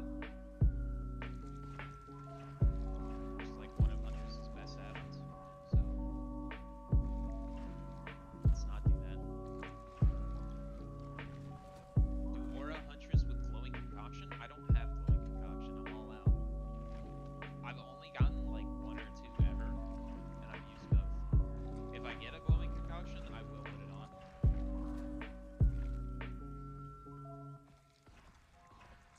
Ew, no ed. During no ed November? Disgusting.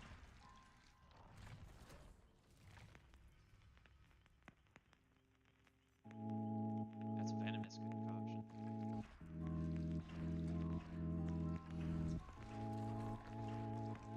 Tell you what, I will bring Huntress up to like 22, 23.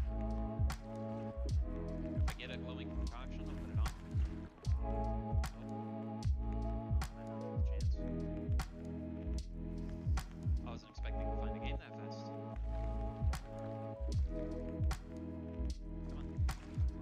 I wish it was just a single click so bad.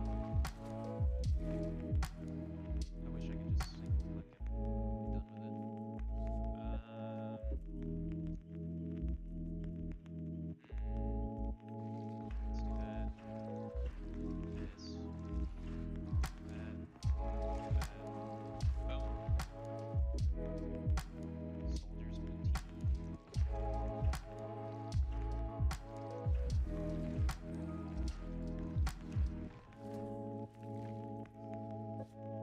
No glowing concoctions, I'm sorry, Ace. Side note, I think we literally have every perk on Huntress now. No. Nah, we don't even have every perk on Huntress. There should be like one more here. Yeah, we don't have every perk max either. Oh, I'm the only one who didn't video. My bad. Sag. Yeah, I tried. I tried. Oh my. Yeah,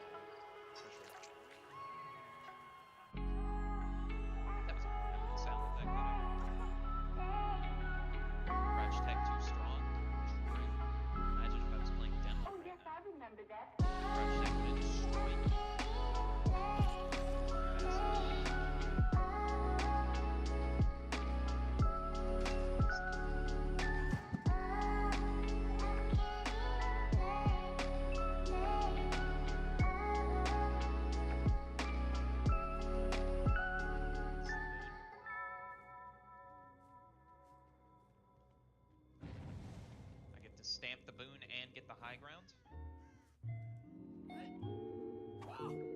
She got stuck on the tree, dude. That hatchet would have hit if she didn't get stuck, dude. Hashtag OP. Bro, the rock. The rock.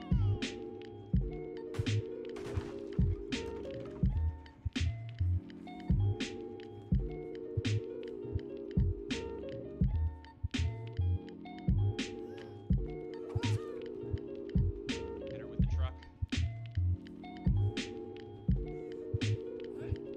Pick her up.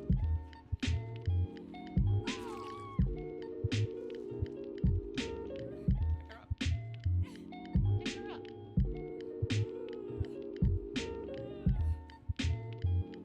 Dude, she's built different. Facts.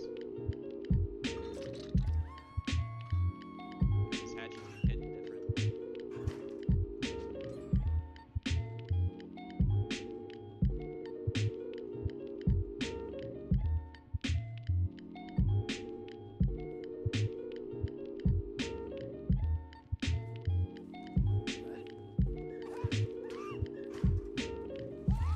Bro, she got destroyed by Iron Maiden. No, dude. No, dude. She got absolutely destroyed by Iron Maiden.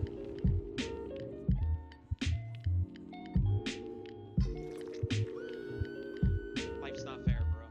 Life's not fair. She got destroyed by Iron Maiden and it wasn't even her fault. Oh, she's not there anymore. You're still up here, though.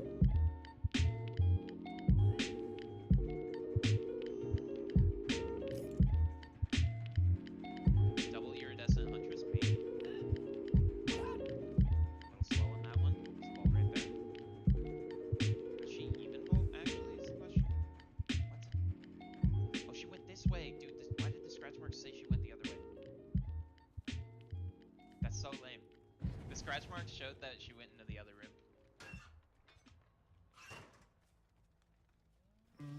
Hello.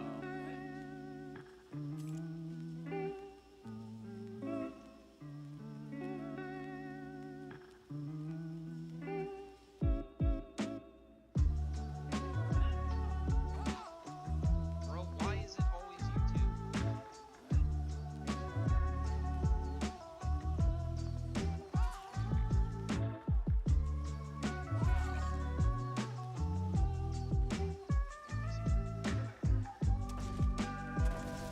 She got hit by the wall.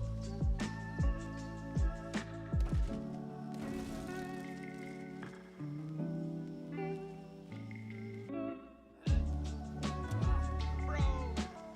She doesn't know, dude. She doesn't look. She's not a looker. Bro, you cannot drop this. What? She's actually she still doesn't look though. Will that happen? It did. To be fair, I did. I literally have not been able to find the other gate. And like, if I went for the gate, I'd have been tunneling her too. So, like, what's my solution there? Just don't show up? I guess so. Just don't show up. Why are we getting walkers? She was only hooked once. No. She was hooked once. Why do we get walkers, man?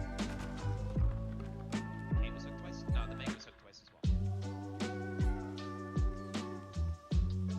She was just unhooked for the first time.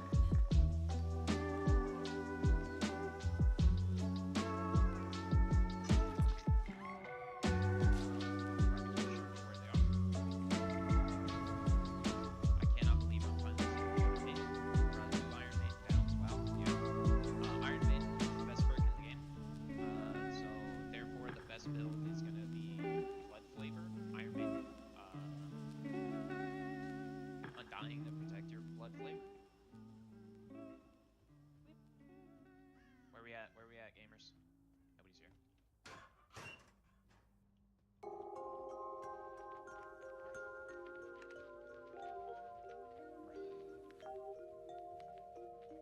Kate has literally been hiding the entire game.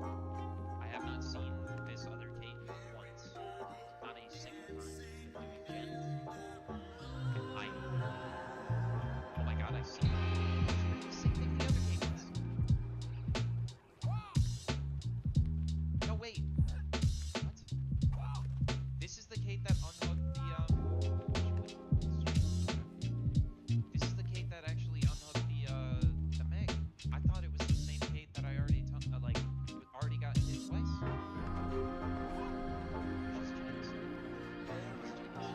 She's James.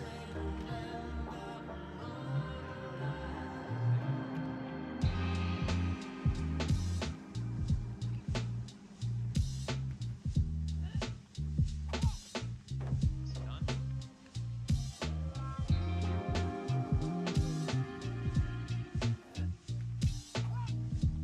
Nicely done again. He's just waiting.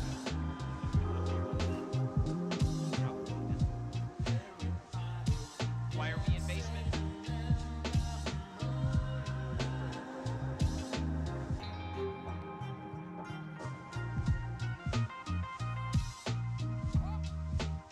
With the truck.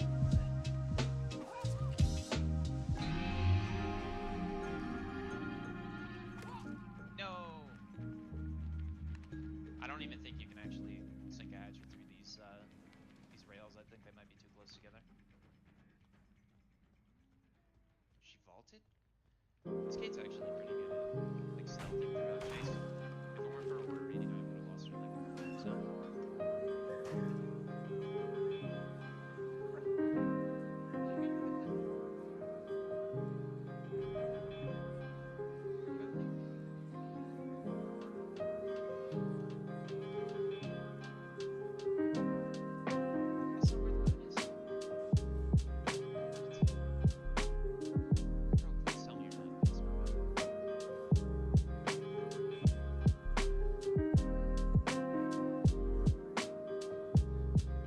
Kate's the one who moved and she...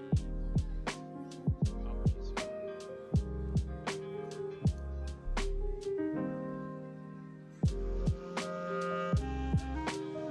Smells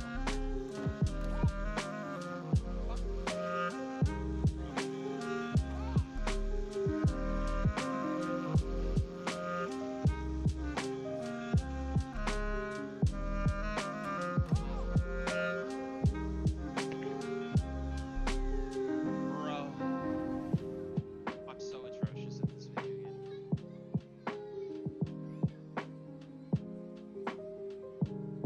Literally the worst at gaming.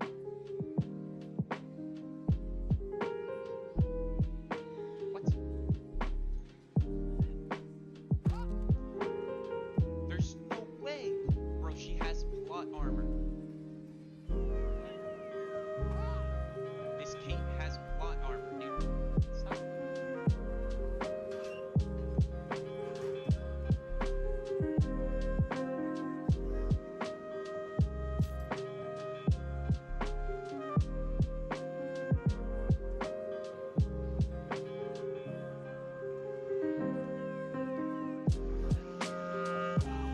This Kate has plot armor, dude.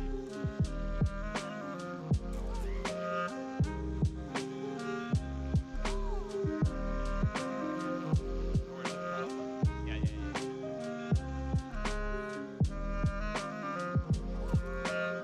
Okay. Don't worry. After enough seasons of the show, the writer wants a new main character. So Kate loses her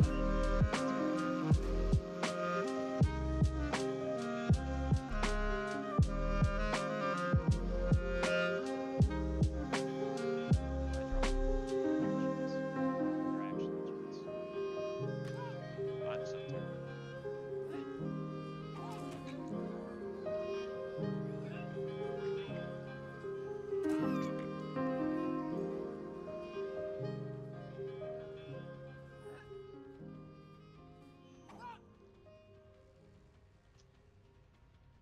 I knew she would dodge, but like, I don't know.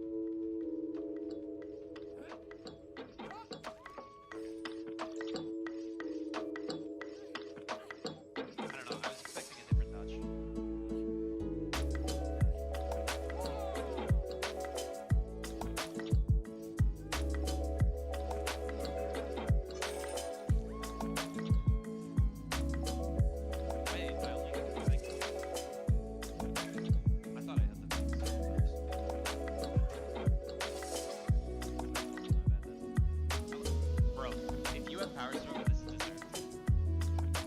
You don't have power struggle. Kate heroically sacrificed herself in the finals to save the world. She has plot armor until she dies in the village. Actually.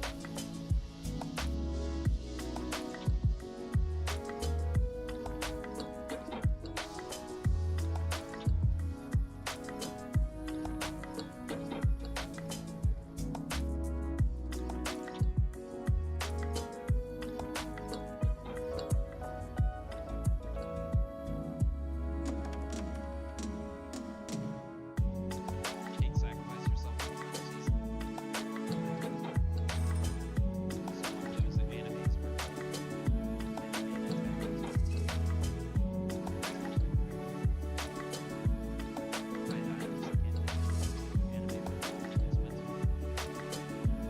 next character is Mikey.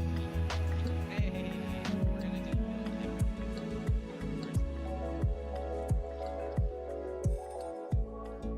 I'm gonna leave this one on because this is a funny debate. We're gonna do build quickly. So strength, advantages, superior attack, strength, yep. And I guess the last thing is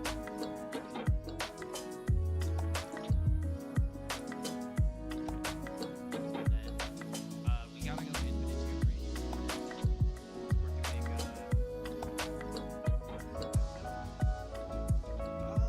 the antagonist doesn't work. No.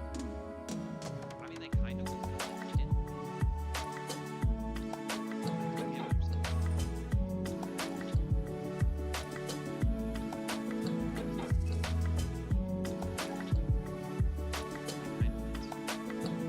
Yes.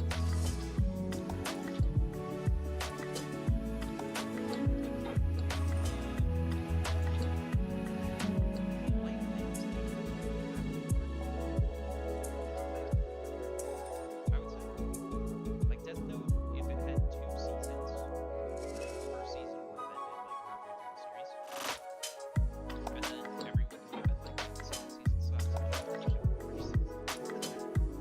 The fact that it's only like it's like one continuous story is what I think strength of the show. I'd say the second one is better than the first. Like after playing Beats Out, it's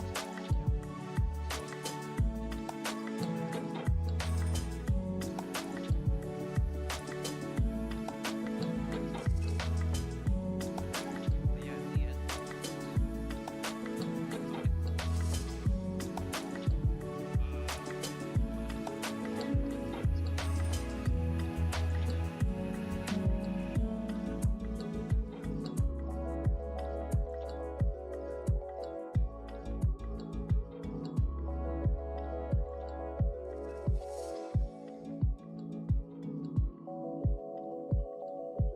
Alright, here we go.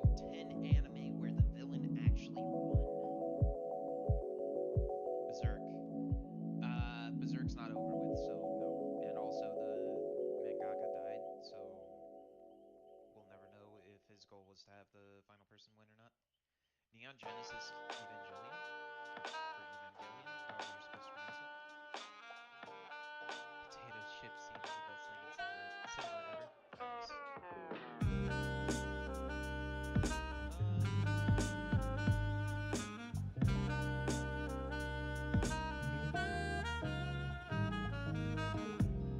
I guess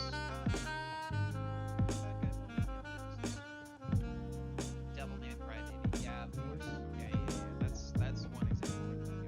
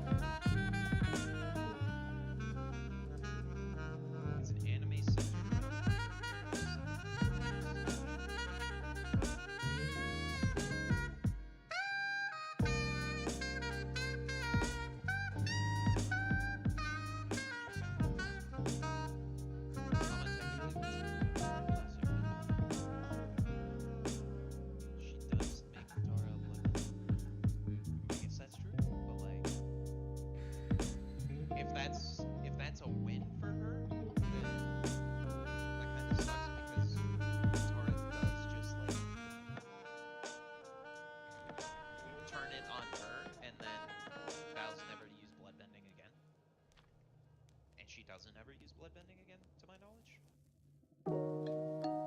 Yu Yu Hakusho.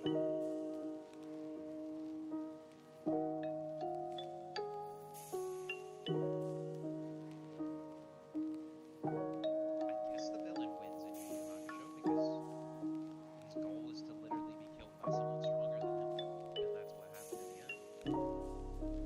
I want to burn that skin. Holy fire, brother.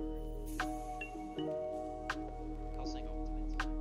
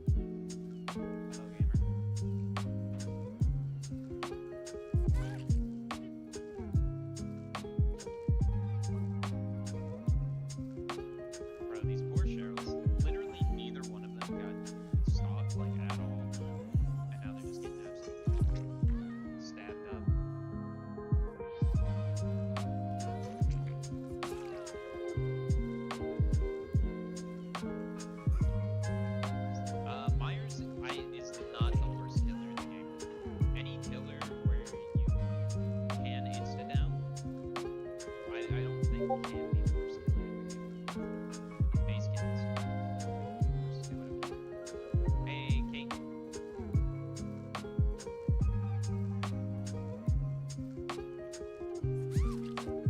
Well, now we know where Kate is. Let's go for Kate. What? She made it to the book. What a god. Absolute legend.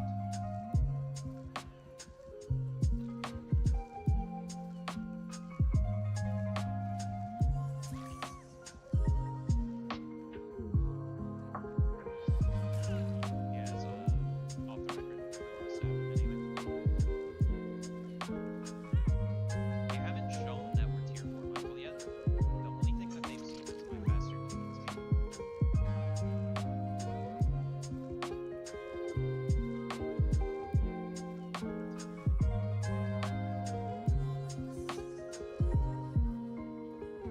There's no way you got this longer.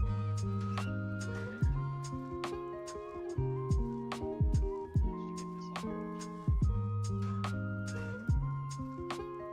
longer? Okay.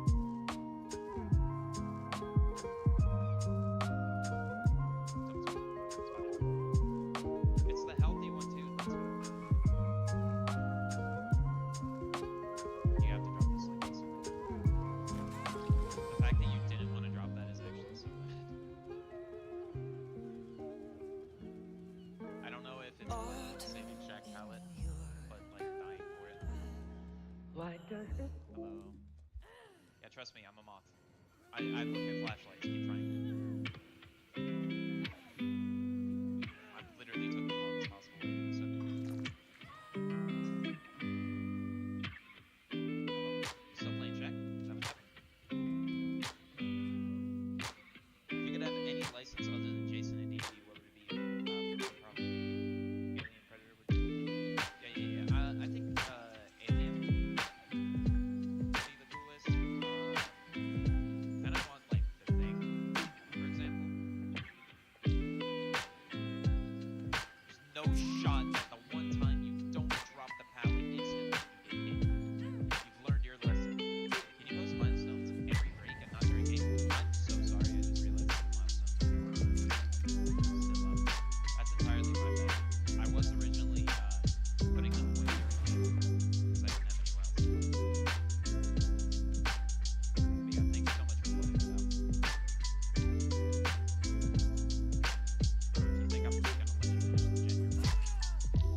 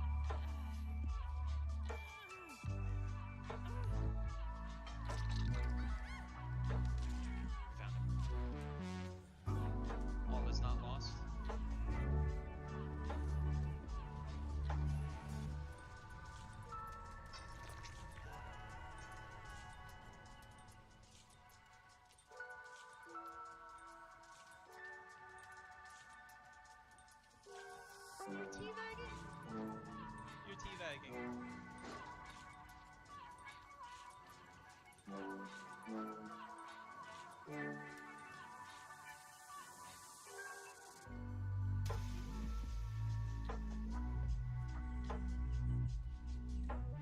Bro, I can't even moonwalk. Whatever.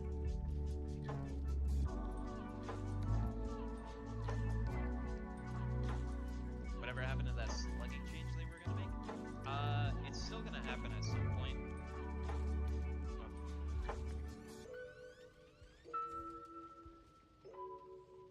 It's still gonna happen at some point. I just don't know when. It's not coming out when the night releases, I know that. I don't even think it's actually even coming out this year, to be honest with you. Wait, nope, I'm not playing Michael. I don't know why I hit radio immediately again. Alright, we're playing Hag. It's Hag time.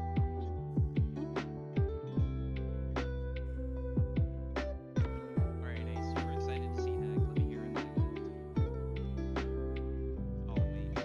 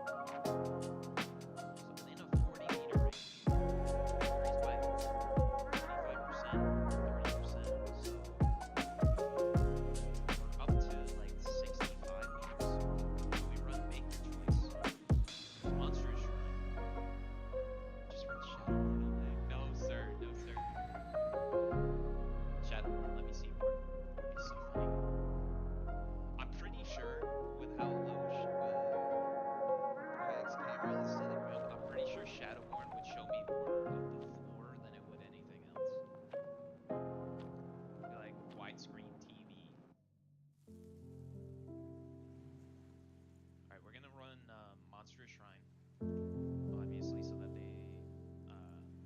entity kills them faster while they're in the basement. We're gonna run agitation and iron grasp just so that we can get to the basement, and then we're gonna basically dip the heck out of there and use make your choice to basically proxy camp basement while we do other things.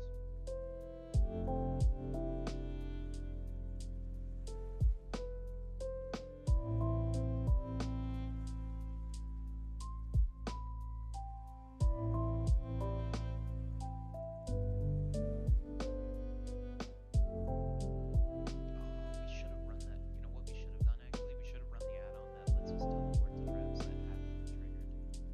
That would have actually been way better because we could put a trap like somewhere in the basement where it wouldn't get triggered while they unhook, and then we just smack them as soon as they unhook. That would have been better. It's fine though. Ironworks. Uh-oh. Now we have to figure out if basement's in main or it's in shack. It's in main.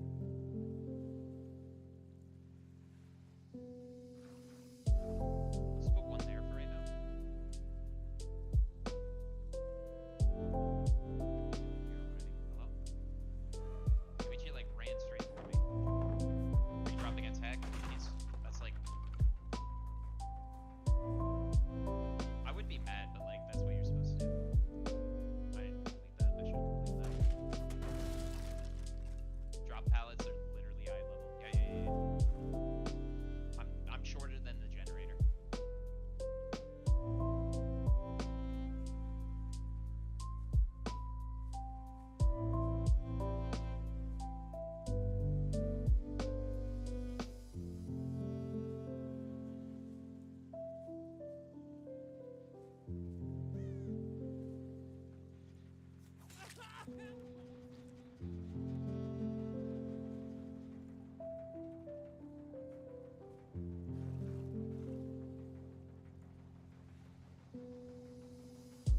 I was about to say, yeah, you have to just leave the loop.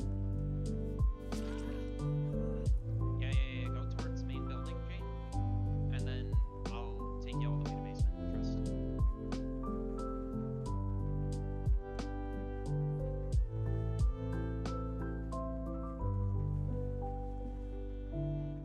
She's a tree abuser.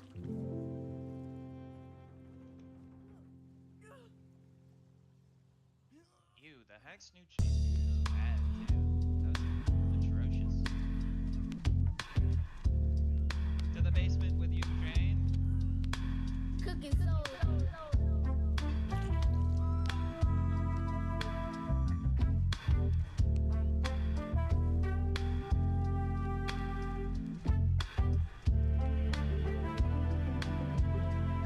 Actually, we will put one there because Jane won't know about it. But the people who notice it. So they'll grab it. But Jane will trigger it on the way out.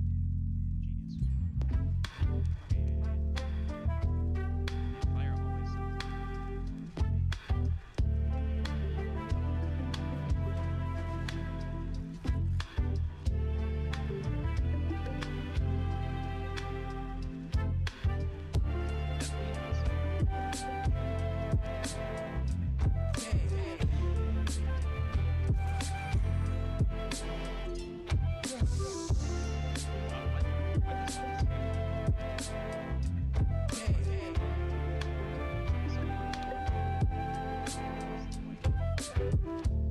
Wait, this is Yoichi, this isn't even Dwight. Fuck. No. This is Dwight.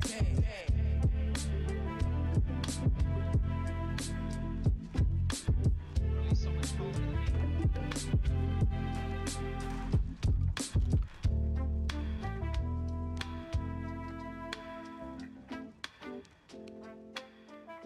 Lost chase.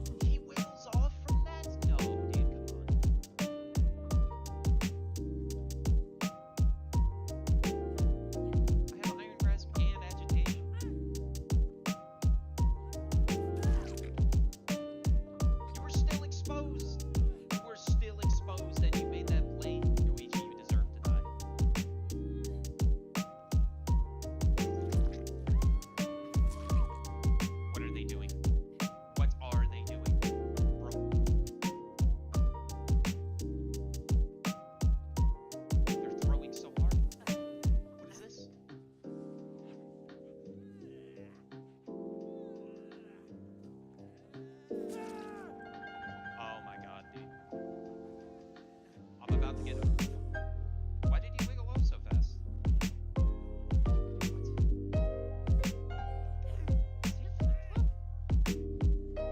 Should have brought Matt Grit, honestly, probably.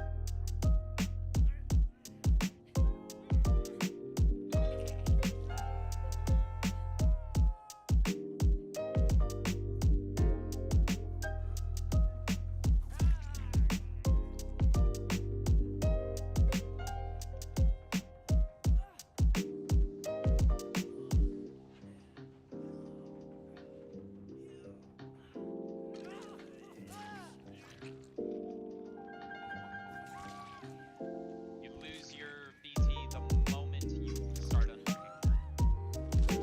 You lose your BT the moment you start unhooking. Should have brought Mad Grit, honestly, probably, yeah.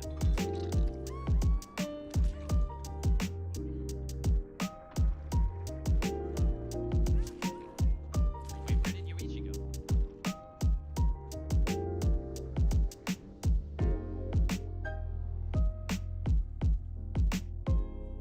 Wait, no, actually, where did Yuichi go?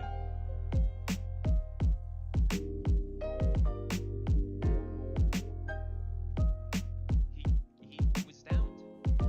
He's on the ground.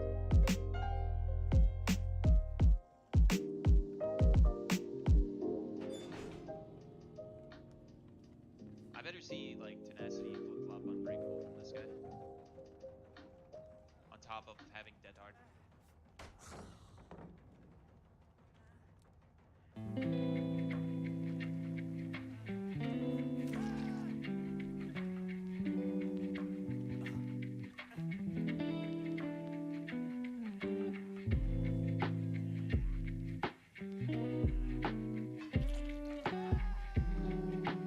Okay, well, we got the dub. That was such a weird game, dude. They literally threw it very hard. But that's fine. Nice try. Points. Nice try. Get points. No more points. Alright.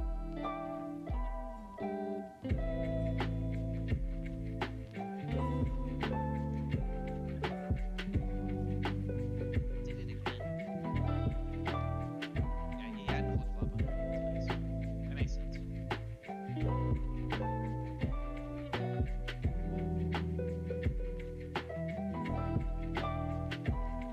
what happened. It's sweet.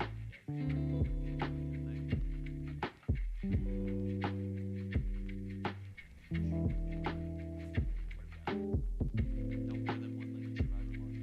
All the trapper plays first. Cooking session 4 times in a single trial? Sure. What's this one? Finish the trial before all generators are repaired as long as Alright, next. Doctor. Alright.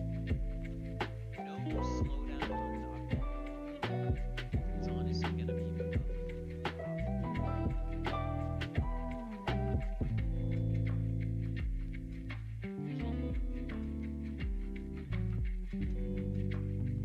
We're gonna do mega anti.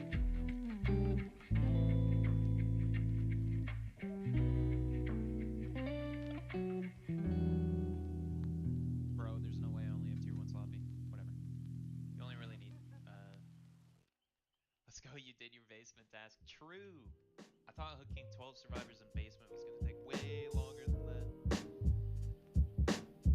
Alright. Okay. We'll say that. Right. Do I have to stress this character? I guess I. Oh, I do. Great. Okay. So stressing, colorophobia, sloppy.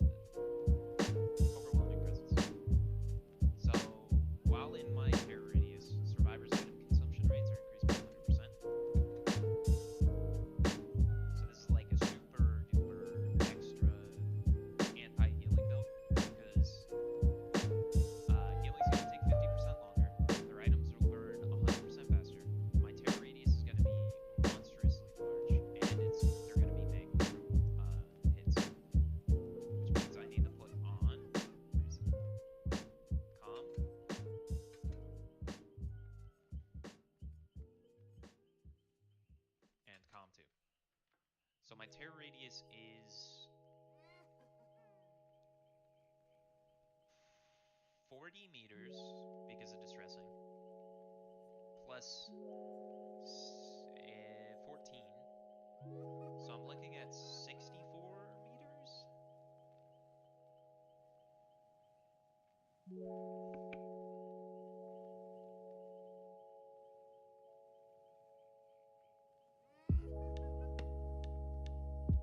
Unnerving presence isn't slowdown in my opinion.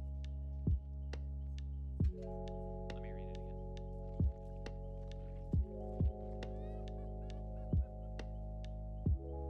Survivors within your terror radius have a 10% greater chance of triggering skill checks when repairing or healing. Triggered skill check success zone is reduced by 60%.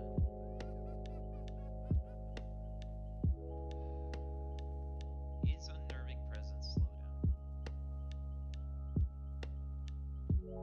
I get what you're saying, because like, if they don't miss the skill checks, then obviously it's not slowdown.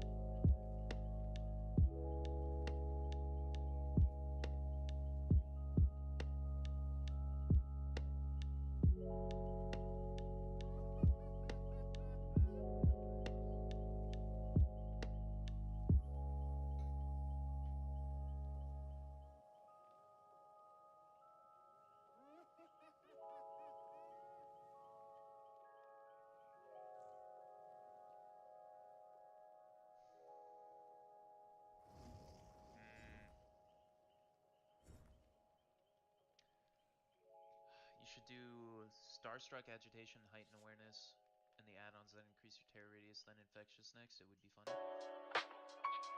That would be funny. The issue is Awakened Awareness. Once they know you have it, like the issue with Starstruck, Awakened Awareness is like once they know you have it, they're not going to let you get value out of it. All right, I'll tell you what. I'm gonna flip a coin. If the coin comes up heads, then Unnerving Presence isn't slow. And we'll run it. How's that sound?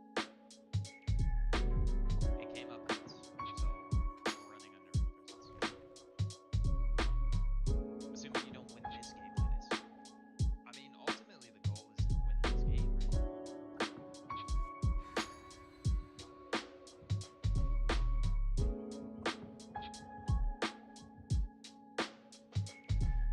I flipped the coin. Coin came up heads. I'll flip it again. It came up heads a second time. So, like, Unnerving Presence is for sure not slowdown. So there we go. There's our definitive answer.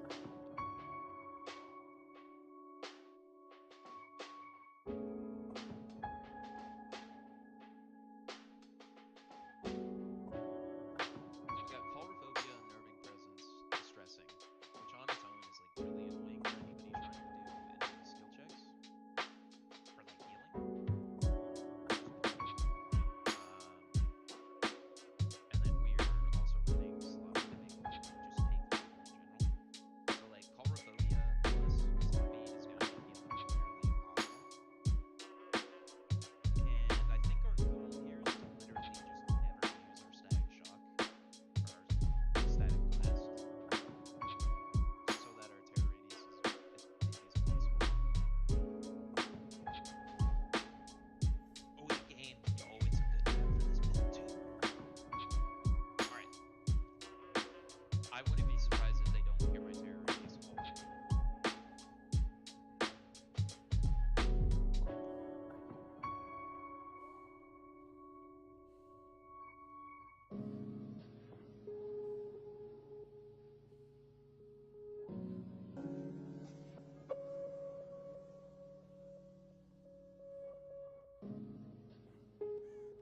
I'm literally just waiting for information from them missing a skill check or something.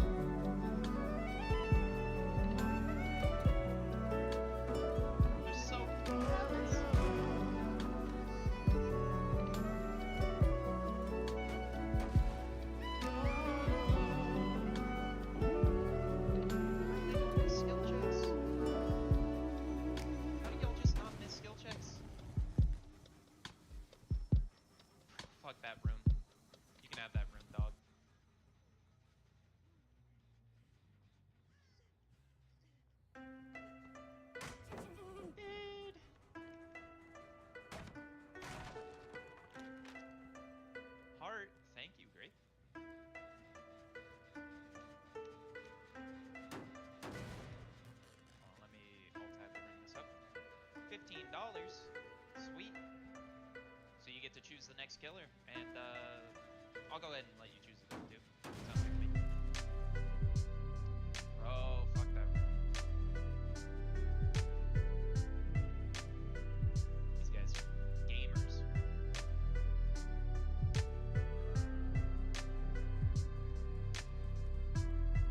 Force you to vote.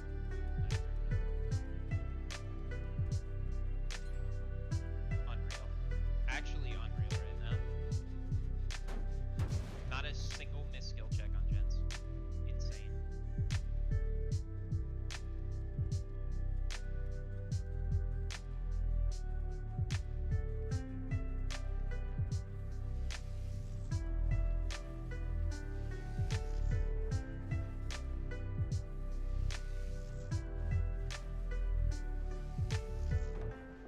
Bro.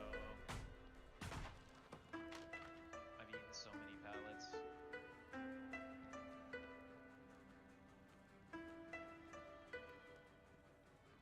I'm gonna redrop this one too. Alright. Alright, this game's over. There's nothing I can do. Like, they missed 0 skill checks, and it's the game. Like, what am I supposed to say? It's the game. Just got me on this loop.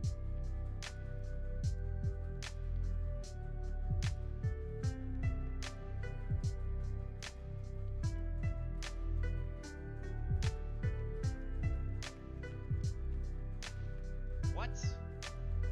No, dude. What?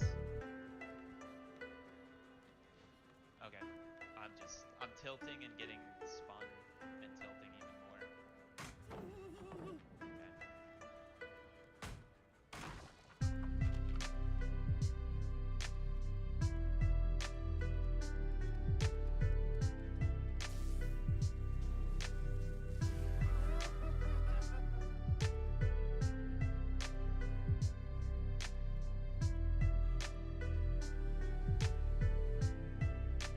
What? Even.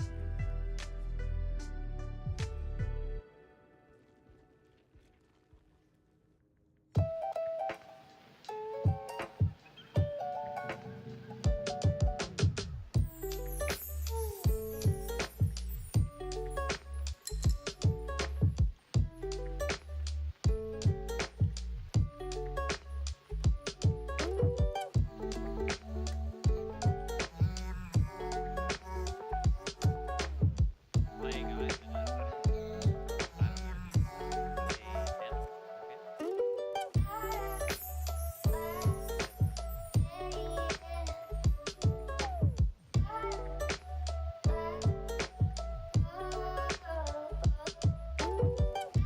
Alright, what's my build?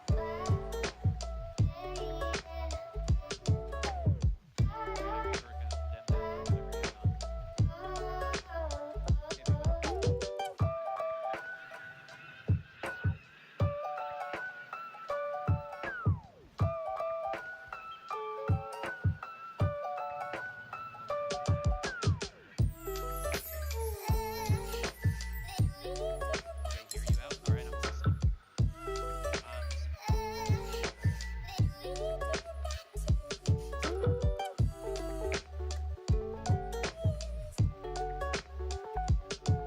Know it? No. I can't take no it.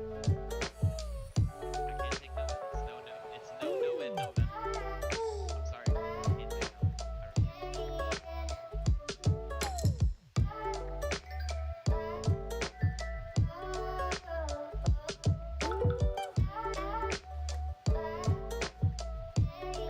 I don't even know if I have I do have no it.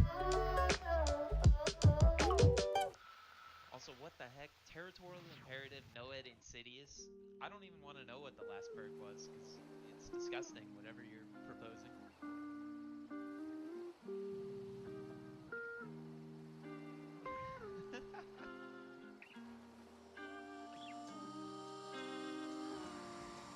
Yeah, Yeah, tell her, Dem Dem.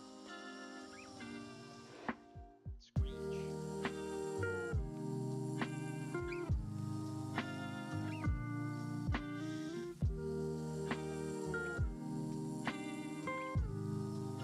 Okay, deer stalker.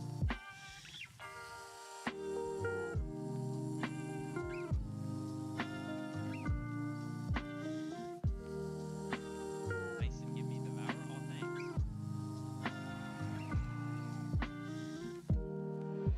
So devour. I guess I'm going territorial, imperative, insidious, and deer stalker devour. Is that what that is? Big beam energy. No head November. What am I doing?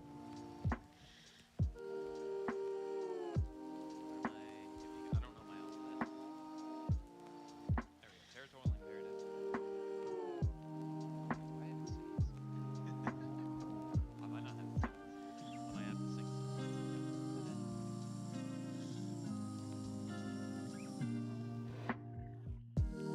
I don't know my alphabet. It should be on this page. Alright. Singing points into Dem Dem for insidious. A noble cause.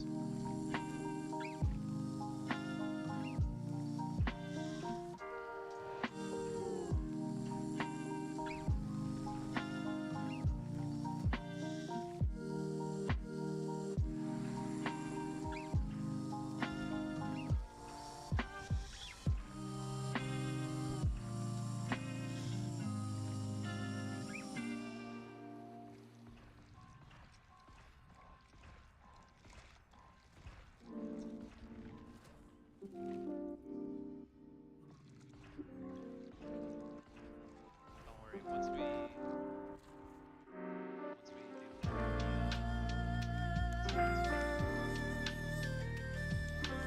once we get out of these, all of these non-relevant numbers out of the way, we'll get serious rest for some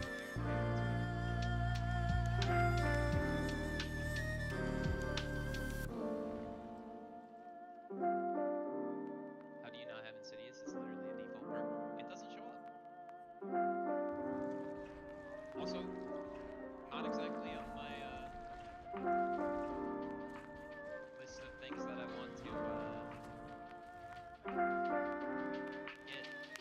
when I'm going through the blood.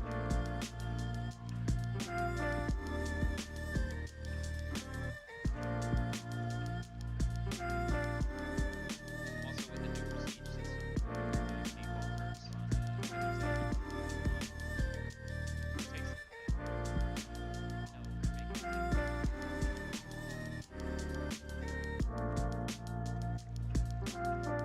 making Tier 2 Insidious, and unless I'm crazy, the next one should be Tier 3 Insidious. No, I'm crazy. Damn it. I need that one extra second. It always shows up early in my blood book. We're gonna do 5 cargo so that helps protect our power.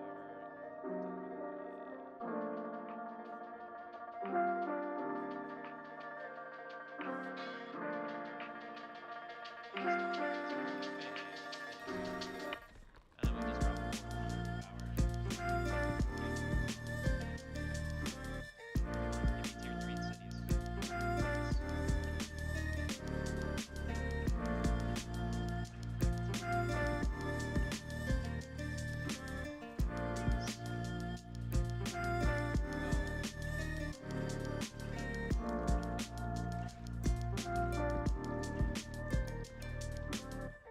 One more chance, one more chance.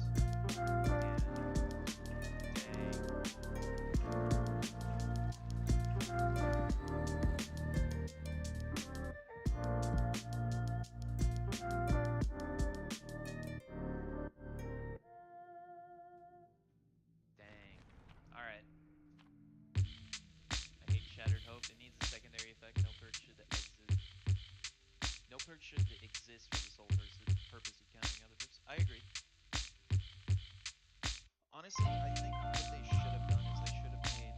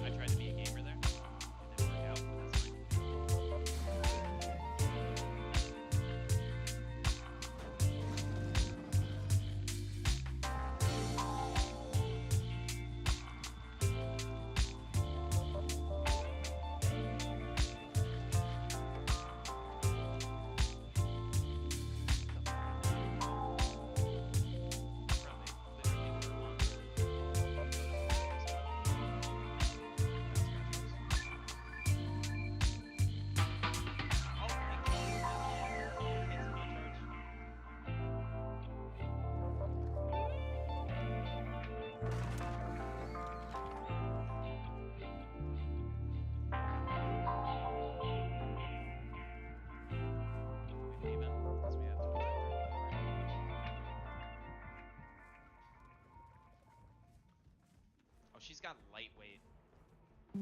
See our scratch marks are weird.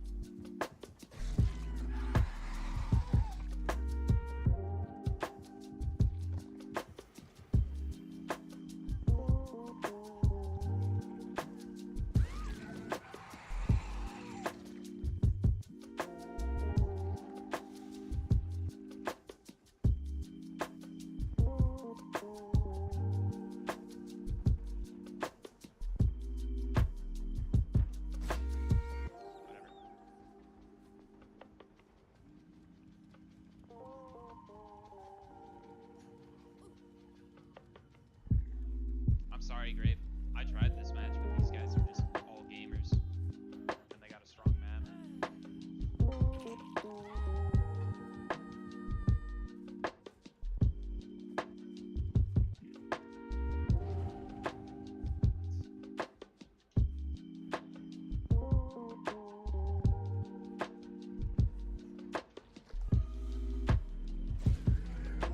Wait, that wasn't far enough.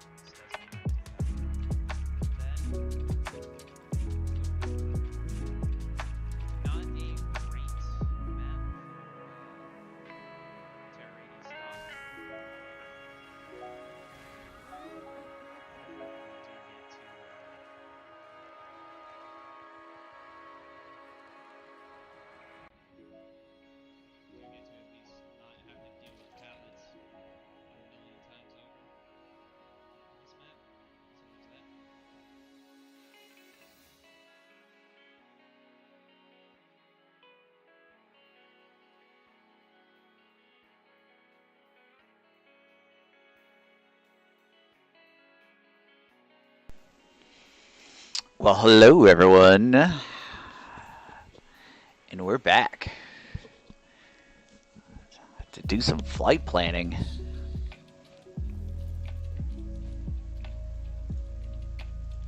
I'll say, where's my chill hop? Ah, there it is. I'm gonna leave that in the background because so chill.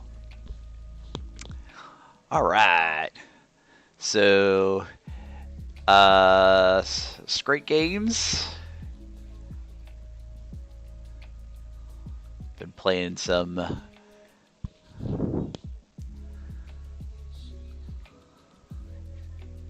Dead by Daylight.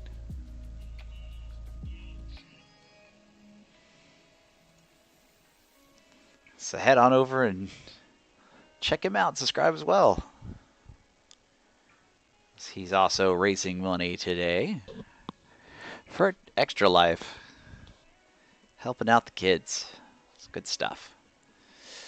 So let's take a look at what's happening here in my neck of the woods with the weather. Goodness gracious. Oh yeah, shameless plug, Extra Life.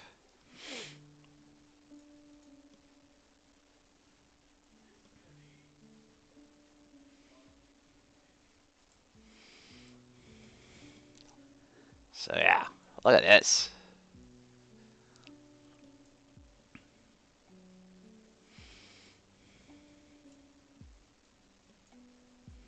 I'll even hit the refresh just to make sure it's current.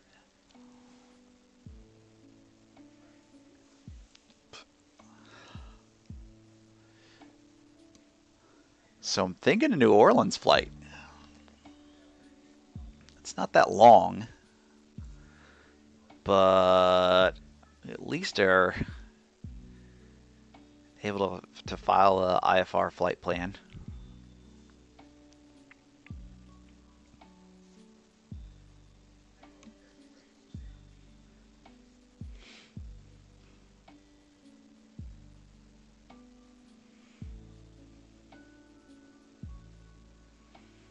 If we look at what the weather says here,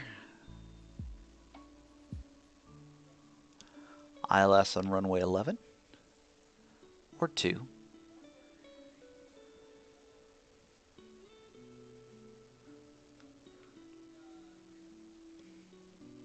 Information Gulf.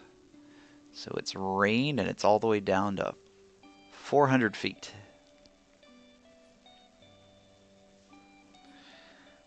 Off the deck. That's significant. That is significant. So let's go over to nav map. Let's see how we might plan this out. Clear out my flight plan. So we're gonna go with the Bonanza today. Seems like the way to go.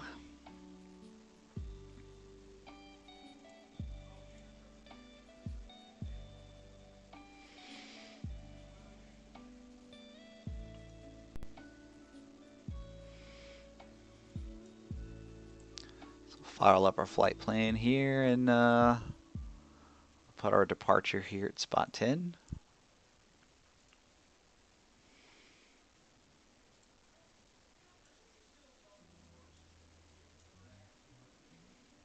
Come scroll down here to New Orleans.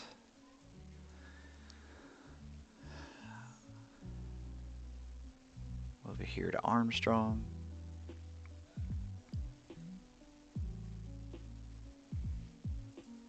So that is our destination.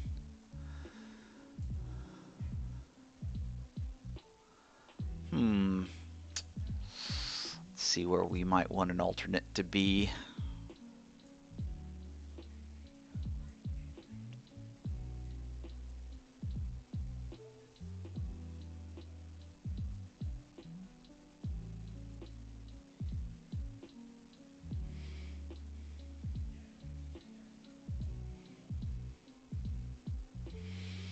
Could do Terraboom here. Weather, at least currently, looks better. Let's see what your current weather is. Scattered at 4,000. 2994. Yeah, let's pop that in as the alternate.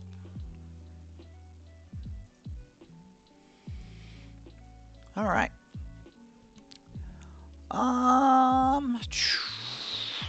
Decisions. All right, so we're heading westbound. Going to be having a even number. We're not going that high. I feel like our cruise altitude is only really going to be 65, which is interesting because I haven't been familiar with flying that low. So I may even be using less power settings here. But let's go ahead and pull up our instrument flight rules. Let's pull up our low routes. See which one might be best for us. Thinking the Victor 20 or Victor 114 is going to be our winner today.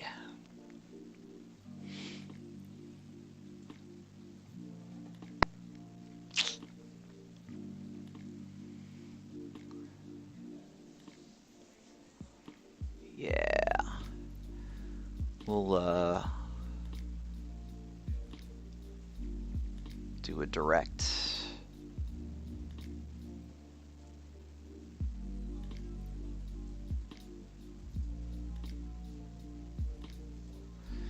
All right, let's add in the Gulfport Vortac there.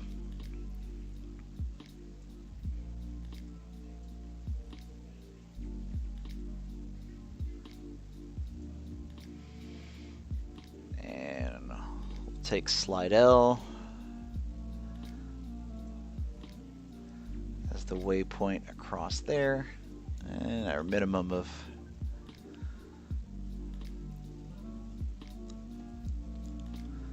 2,000, so we'll be above that. That shouldn't be a problem. But then I want to carry it over all the way over here to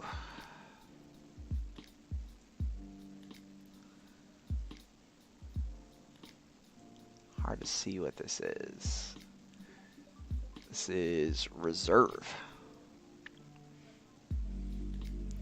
So that way that sets us up for the approach on 11 there. So let's see what our approaches could be here.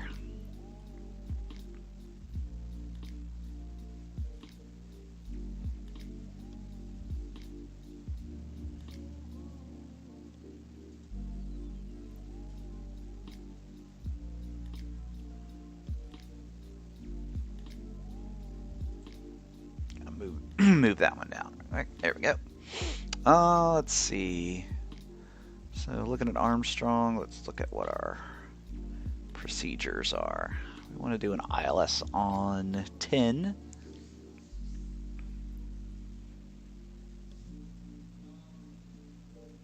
Looks like we got a couple transitions.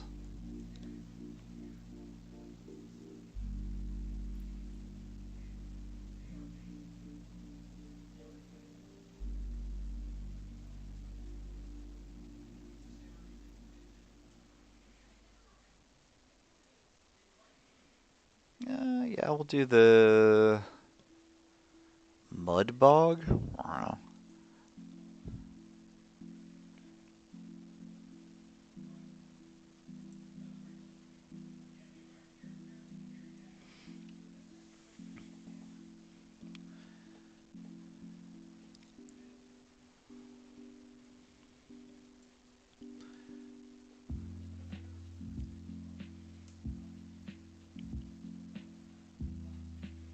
Just looking at the different transitions here.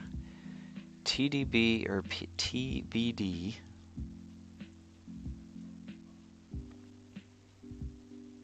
Which is from here. It's a bit too far. Or Audad, which is probably for like Crawdad.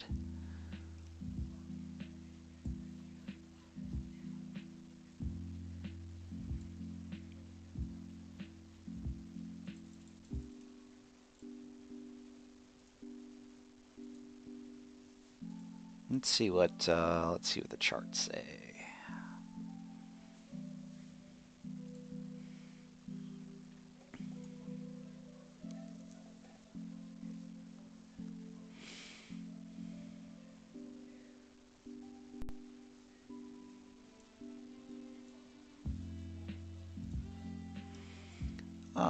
Kilo Mike Sierra Yankee.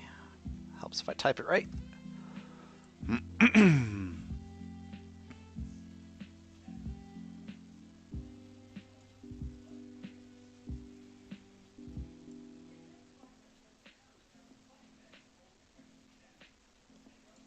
All right, let's look at the ILS approach here.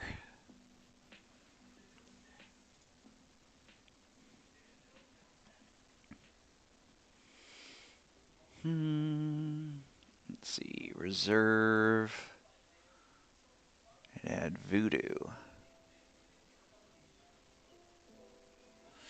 Yeah, let's do that. Let's go direct to reserve, and then we'll just kick out to voodoo a bit, and then we'll come back around. So let's go. And I added it on the other screen, but this one's gonna be 4.5 off of reserve. Here, I'll zoom in a little bit for y'all.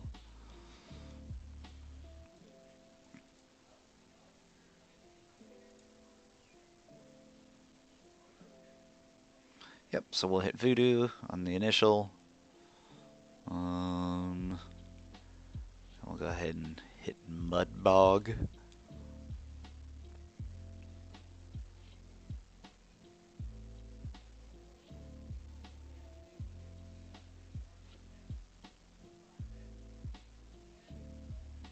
Yep. We'll stay above 2,000. What is this, 4,000 here?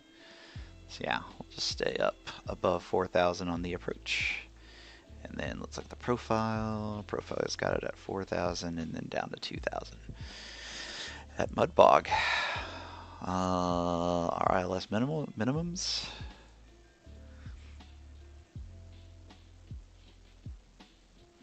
Yep, we will meet those categories, no problem.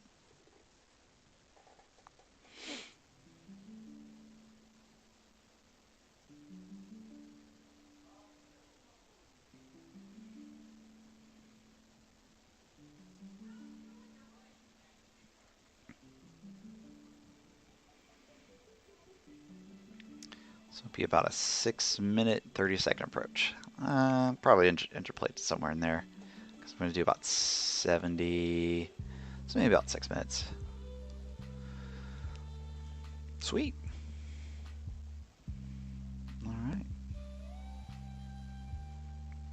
Let's go back to nav map.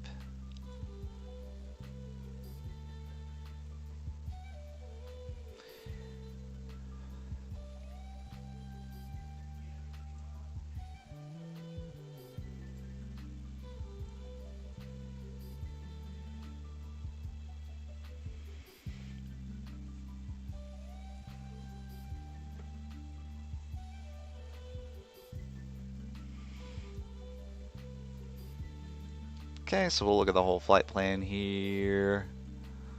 Could probably clean this up a little bit. All right.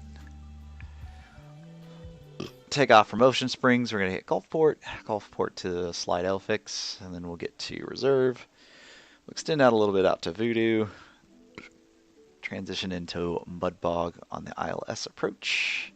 And then we'll go ahead and touch down runway 11 at Armstrong, New Orleans. We're going to take a look at our current fuel report. So we got 3 hours and 5 minutes with reserve. And our block fuel on this one's going to be 48 to be able to reach our reserve. So if we do 50, we'll be good. The Bonanza V-tail does have separate tanks that you have to select, so make sure we're on top of that. I think that is enough to keep us dangerous, so I'm going to go ahead and do some exporting of the flight plan.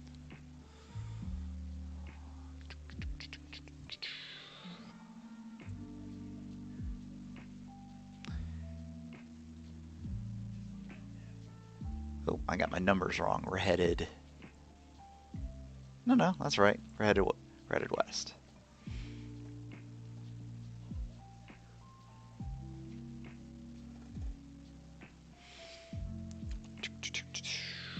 Just the thing about cruising altitude there. So yeah.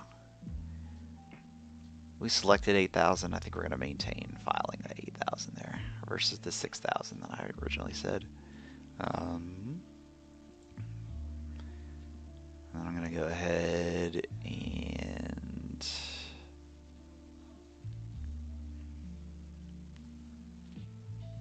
get this one all filled out. Departure time, we're going to kick that out to the bottom of the hour. 1 hour flight. Our endurance is 3 hours. Full voice top. And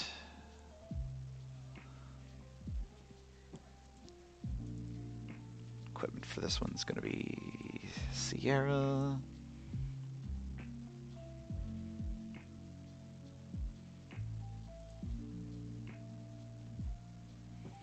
Sweet. Alright, let's hop through this real quick. Maybe. Maybe.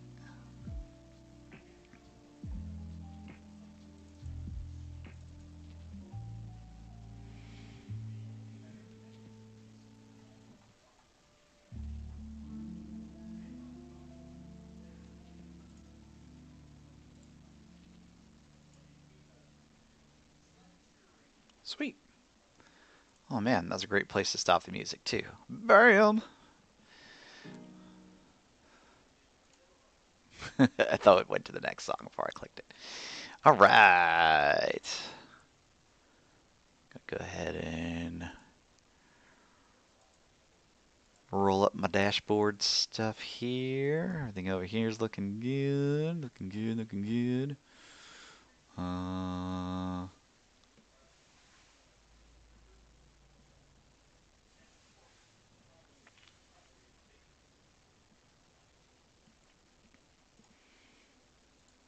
get flight sim kicked off here.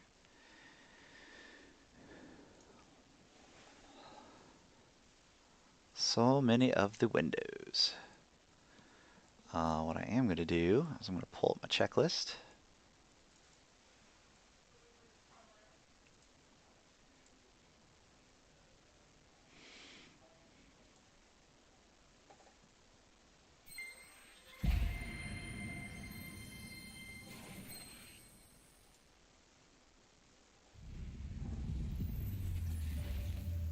There we go.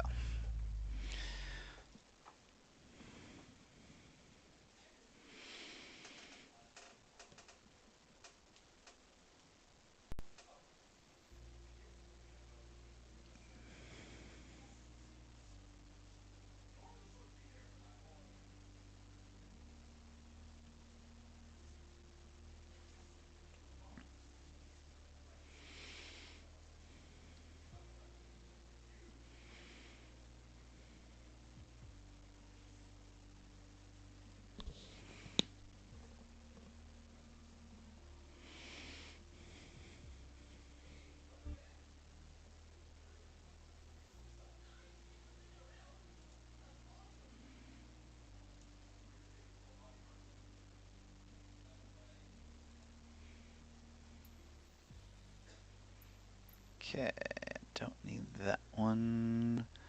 I do need this one. There we go. Just doing a little sorting of my charts over here. So it actually makes sense what the heck I'm doing. Yeah.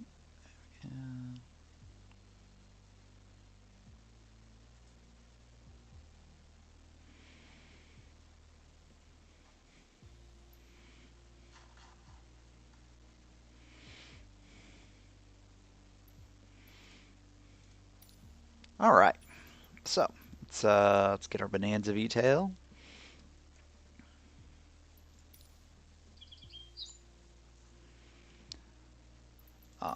We will grab.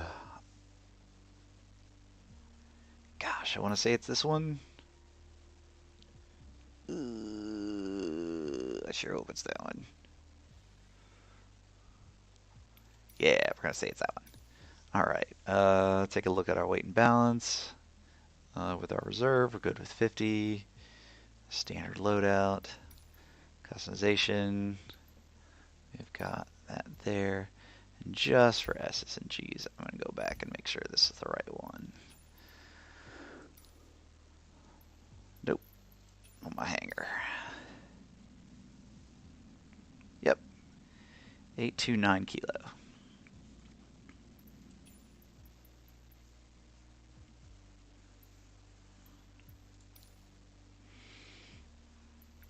Okay, so we're going to pop open our save file. Go to our IFR flight here. Yep, 128 nautical miles. Looks great. Ooh, yeah, there's precipitation. Clouds of precipitation.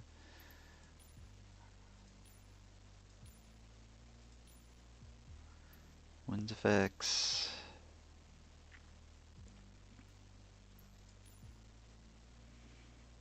Clear airspaces. Oops. Alright, sweet. Yeah, we're going to be going right through that. Which isn't too terrible, but still significant. The good thing is it kind of looks like we'll be in the back end when we come in on descent.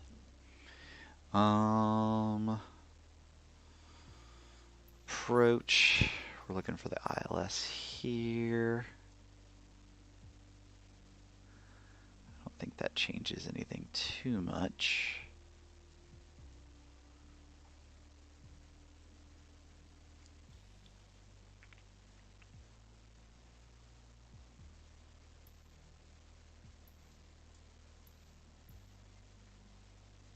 And I basically pulled that off, which is fine.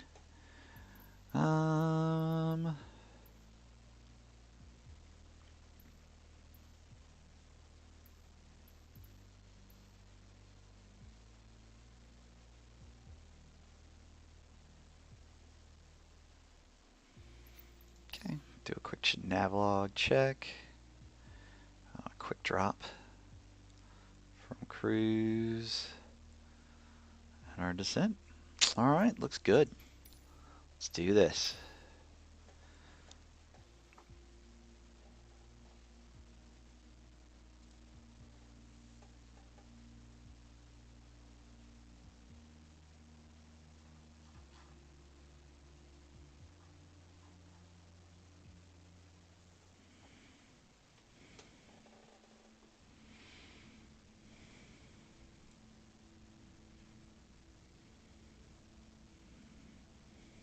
Sweet. All right, so we're here on the deck with some rain. Go ahead and I'll get my flight plan.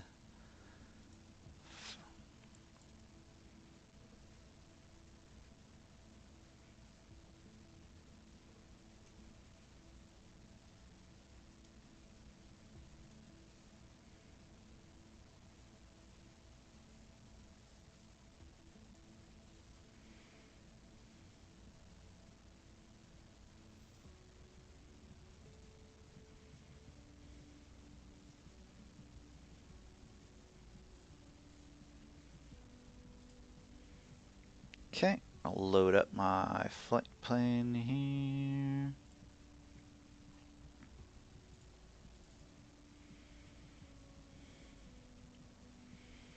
And just check my entries. Suffix didn't work like it was supposed to.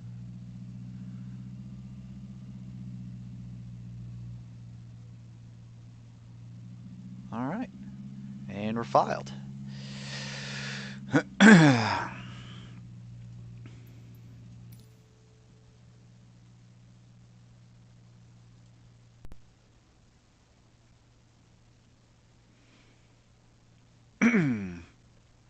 All right, so this is the V-Tail.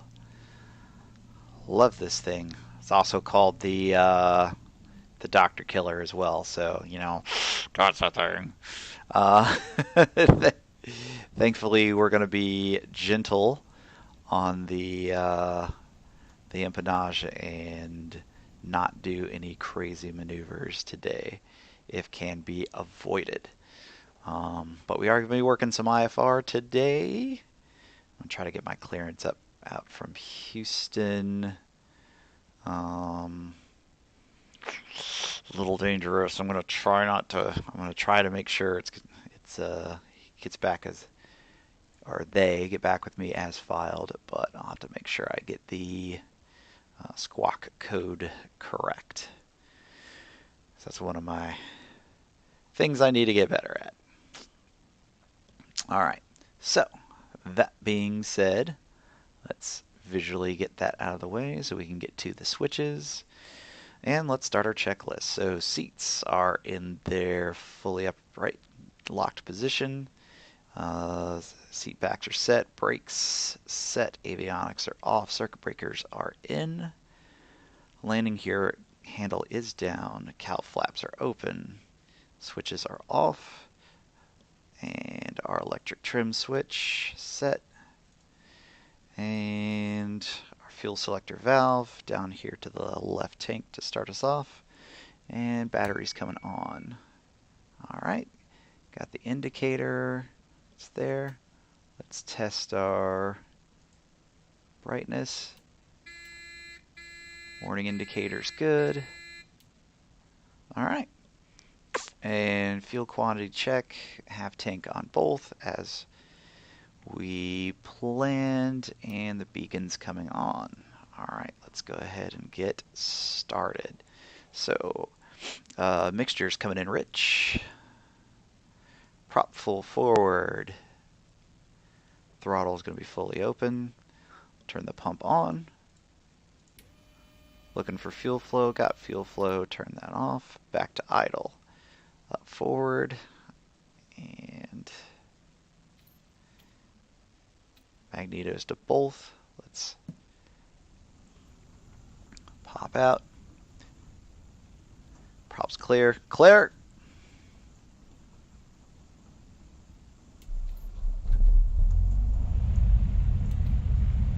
Alright, and we're live at 1,000. Let's close that up. So I'm not getting wet on my pants. Alright, so we've got good throttle. I'll bump that up just a little bit here. Up to 1,000. Oil pressures, check. And let's pop the alternator on. Good alternator, looking for volts. Volts are good, amps are good. Okay, engine starter's good.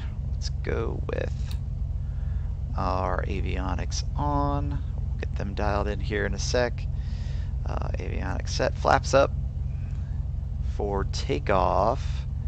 I'm going to keep that open, and I'm just going to do a quick trim wheel adjustment here. I usually put that probably right about a little bit around halfway, just to get off the nose. Alright, let's set up some avionics here. So got our GPS button, and we are going to be tracking 276.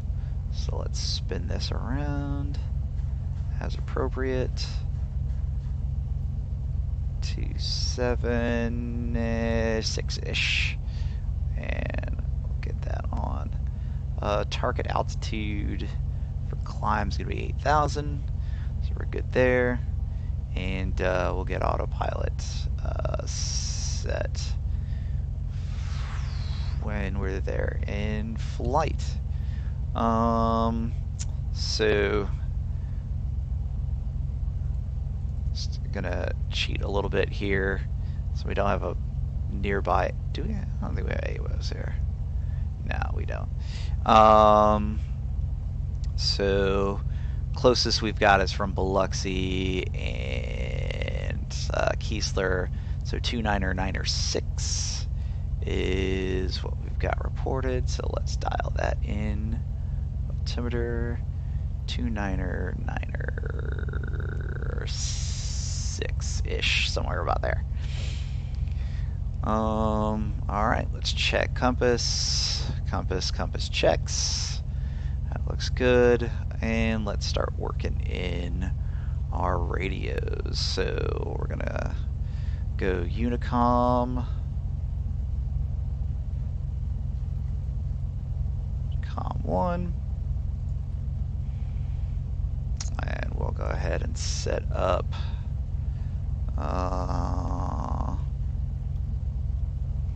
what's going to be Houston Center. Let me look that up on 3442.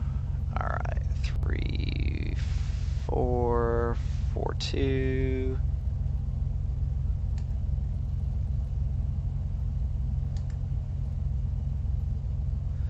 Okay, and then we'll also set that up down here for COM2. 3, 4.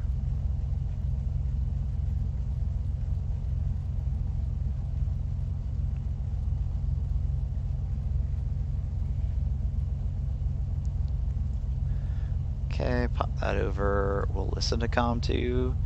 We're getting all set up, and then let's start hitting up our nav radios. So we're gonna go to Gulfport. Gosh, what is that? GPT. Frequency for that one is 09.0.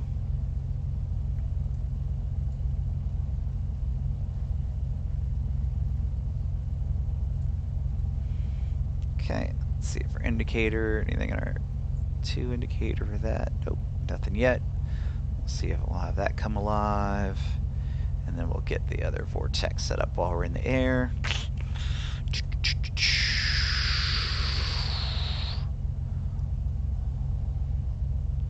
All right,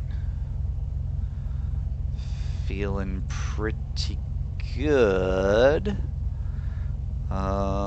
Let's get the rest of our lights on,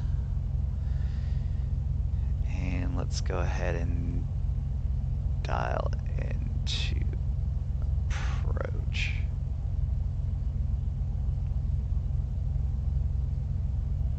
Said approach, I really meant center.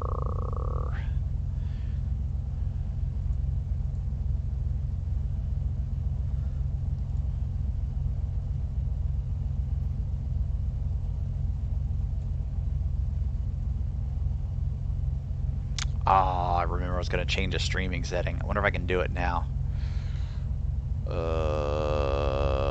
I probably can't. Alright, bear with me. I'm going to try to make a quick OBS change, because I know that I'm pushing audio higher than I was previously, and it's probably causing some of the excuse me, the tears. So let's go output.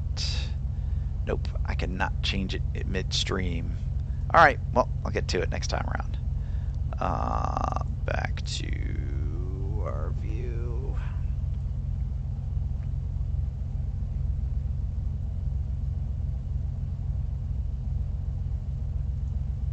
All right.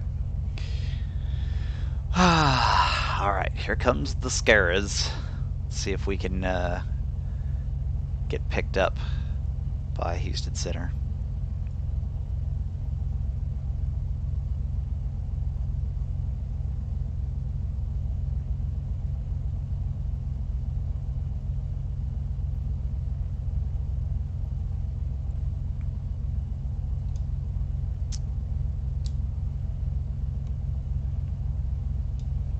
Houston Center Beach, November 8 to 9er Kilo.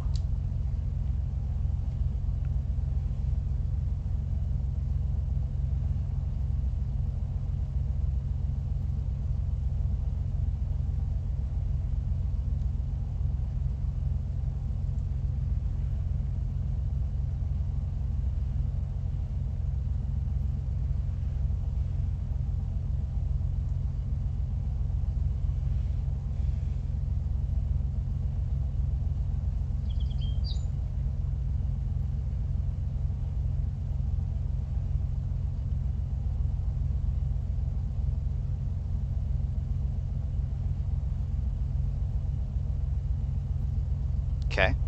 Let me just make sure audio settings are going to the places they're supposed to go. Yep, nope.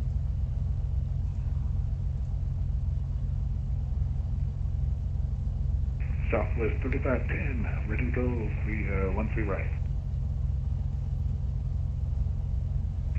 Southwest 3510, just verify, are you crossing 13 left then? I'm crossing 13 left, affirmative. Roger that. Southwest 3510, turn right heading 260, the wind variable, correction, variable at 6, runway 13 right, clear for takeoff. Okay, right turn out, heading 260, clear for takeoff, Southwest 3510.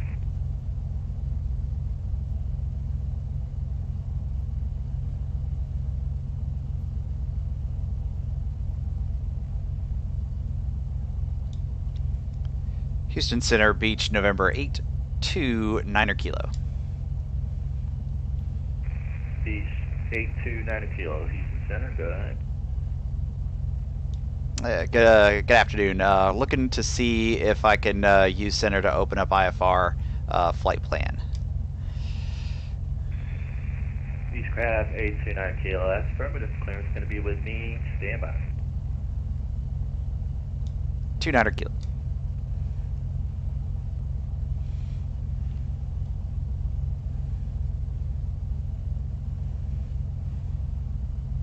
Citation 9 Golf Whiskey, say altitude. 3009 Golf Whiskey. Citation 9 Golf Whiskey, ready to contact, climb, maintain, flight level 410, cleared direct, Lima, Bravo, Yankee. Direct Lima, Bravo, Yankee, flight level 4109 Golf Whiskey.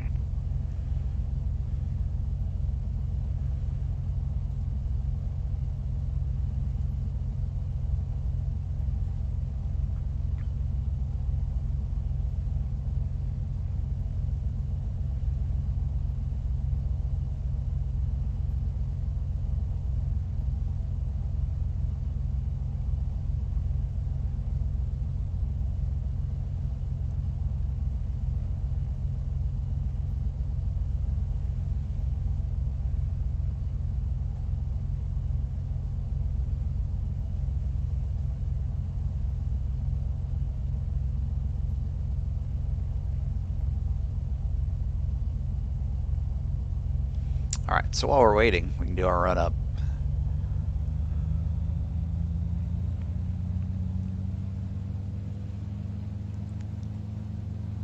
So there, get it up to 17.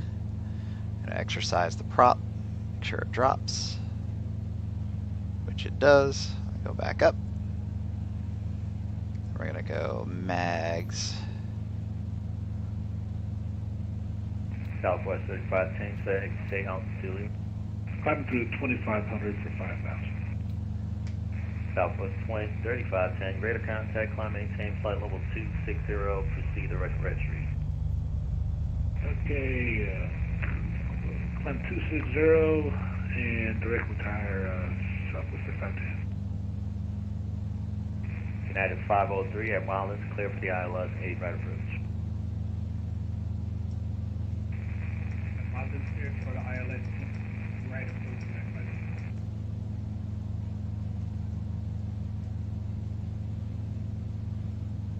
Okay, so just doing the idle adjustments, setting the mixture. Southwest 1239, the wind 3 airboy at 5, fly runway heading, runway 13 right, clear for takeoff.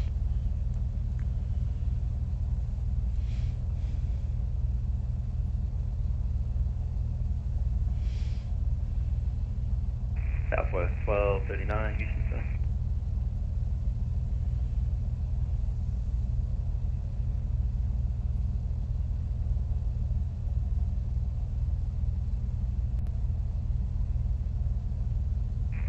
Beechcraft 829 Kilo, Houston Center, heavy clearance, flights ready to copy.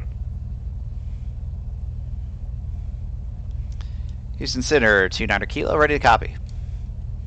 Beechcraft 9 Kilo, you cleared the New Orleans Airport via radar vector Gulfport, Gulf Papa Tango, Dennis Files. Maintain 3000, expect 8000 5 minutes after departure. Departure will be on this frequency, squawk 2567.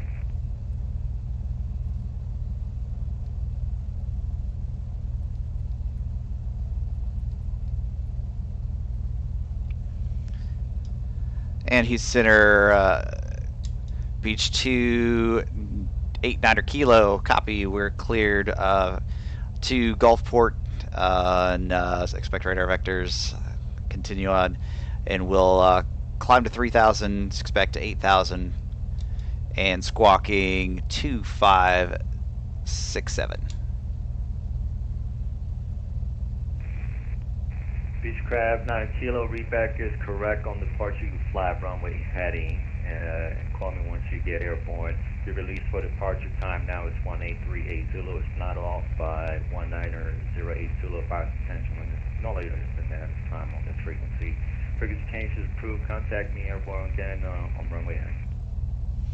Copy. We'll maintain runway heading on departure, and we'll copy you back after frequency change. Frequency change approved. Beach 29 Kilo. All right. I kind of imagine that. Southwest 1239. Winds Airboy at 5. Fly on runway head. All right, so we're going to mute them for a bit as we go take the runway. As you can tell, my IFR radio calls are rusty as all get out, because your boy has not flown IFR in a while. That's okay. We will make it work.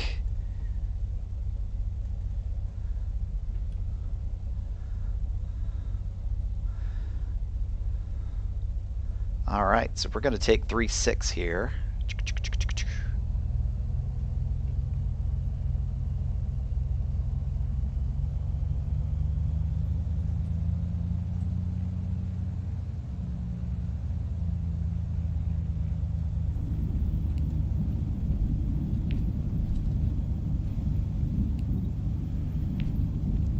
And we're going to maintain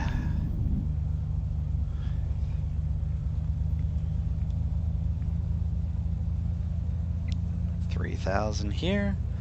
All right, so we've already done our run up, which is fabulous. I'm going to go ahead and turn that landing light on. We're also going to put on our pitot heat because I am slightly concerned about some icing here, even though it's a pretty warm day. We are going to back taxi to 36, so I'll make the call now. Ocean Spring traffic, beach, November 829 Kilo is back taxiing runway 36 from General Aviation for takeoff, straight out departure, runway 36, Ocean Springs.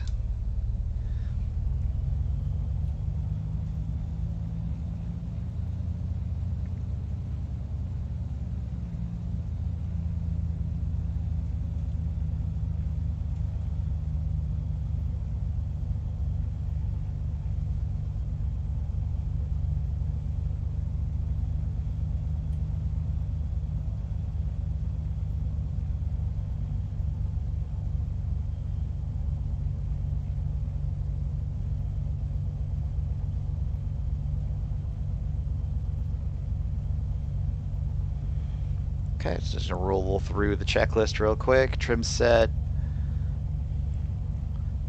tanks to the fullest, mixture is as required, instruments checked. Whoop. Gotta keep driving the plane. And we've got transponder on, strobes on, landing light on. Initial climb up to 3000. wind, in the rain.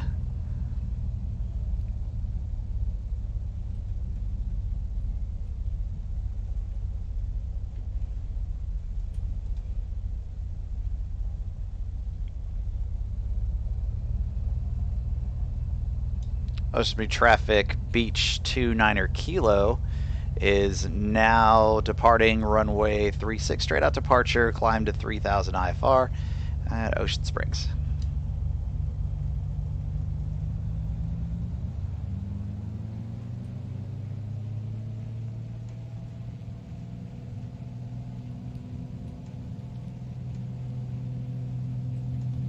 Okay, airspeed's live. Looking for 70 on the rotate. There's 70, rotate. A little bit of gust on the takeoff. Positive rate, gear up. And we're looking to trim to 105.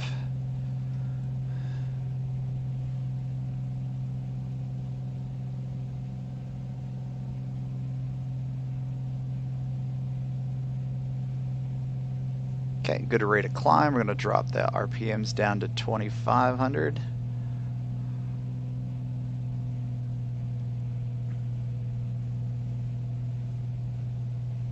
And let's go ahead and get back in touch with Houston.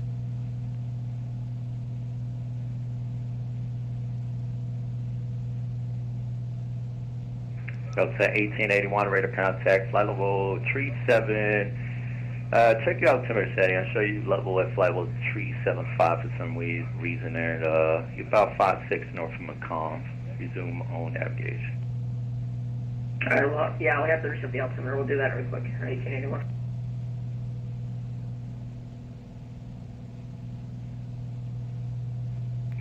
Southwest 1239, proceed to retrieval, resume on navigation.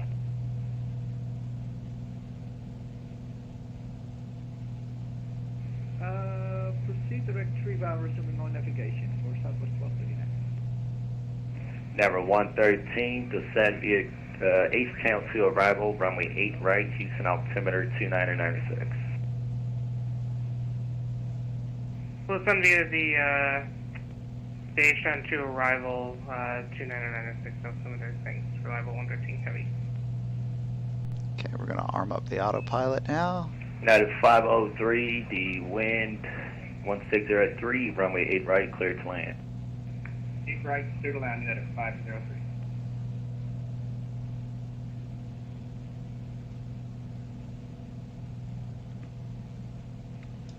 Houston Center, Beach 29er Kilo, now with you off of Ocean Springs 5 Romeo 2, and we're 2,700 climbing 3,000. Beechcraft 9 kilo, radar contact, climb maintain 8,000, turn left heading 260. Maintain 8,000 and heading 280. 290 kilo. 9 kilo, it's left turn 260. Left turn 260 for 290 kilo. Okay, we're gonna lock in that heading. United 567, depart rhythm heading 230, vectors video approach. Alright, from rhythm 230 for United 567 for the vector. American 867, you're leaving my airspace to the north. Fort Worth Center is offline. Radar service terminated. Frequency change is approved. Have a good flight.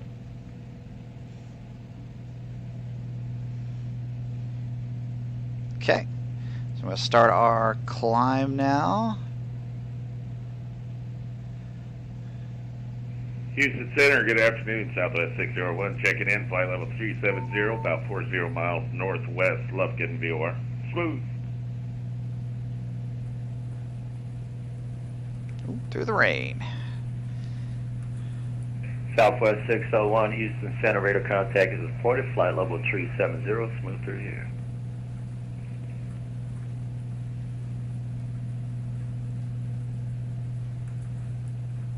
Over advisory 67.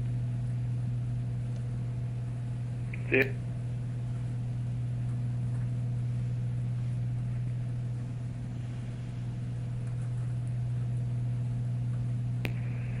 Beechcraft 90 Kilo, proceed direct, Gulf Papa Tango, Gulf Pro VOR when able, resume on navigation.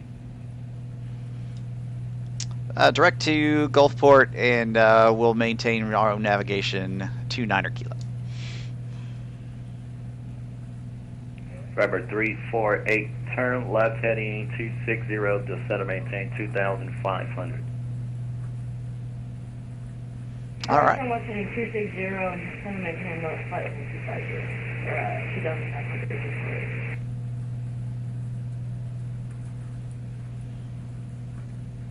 Houston Center 687 off Whiskey when you have a moment. All right, I'm going to turn his volume down. 7 It's a Alpha little Whiskey bit is about loud. to get to you right now. Stand by. 7 Alpha Whiskey. And Piper 7 Alpha Whiskey cleared Galveston Airport via Redirectus Corpus to join Victor 20, direct Copen, Dennis File, maintain 3,000, expect 9,000, 5 minutes after departure on this frequency, squawk 2523. Okay. Let's turn that down just a wee bit so we can talk. But I keep 687 copies cleared to Galveston via Corpus. keep the ears out. To Copan via Victor 20, and then as filed, 3,000, and then to 9,000 5 minutes after departure. Frequencies with you, and squawk 2523. Piper 7 Alpha Whiskey, read back correct, runway 13, call for taxi. 7 Alpha Whiskey. Okay, so what we'll do is we'll see what a direct heading is to Gulfport by spinning this around. And the direct radial's like 25. We're about 25. Yeah, it's, should be about it.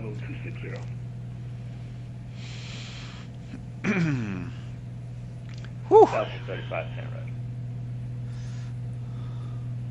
All right, so I'll toss up the. November 348, airport is at your 10 o'clock, about 8 miles from port of sight.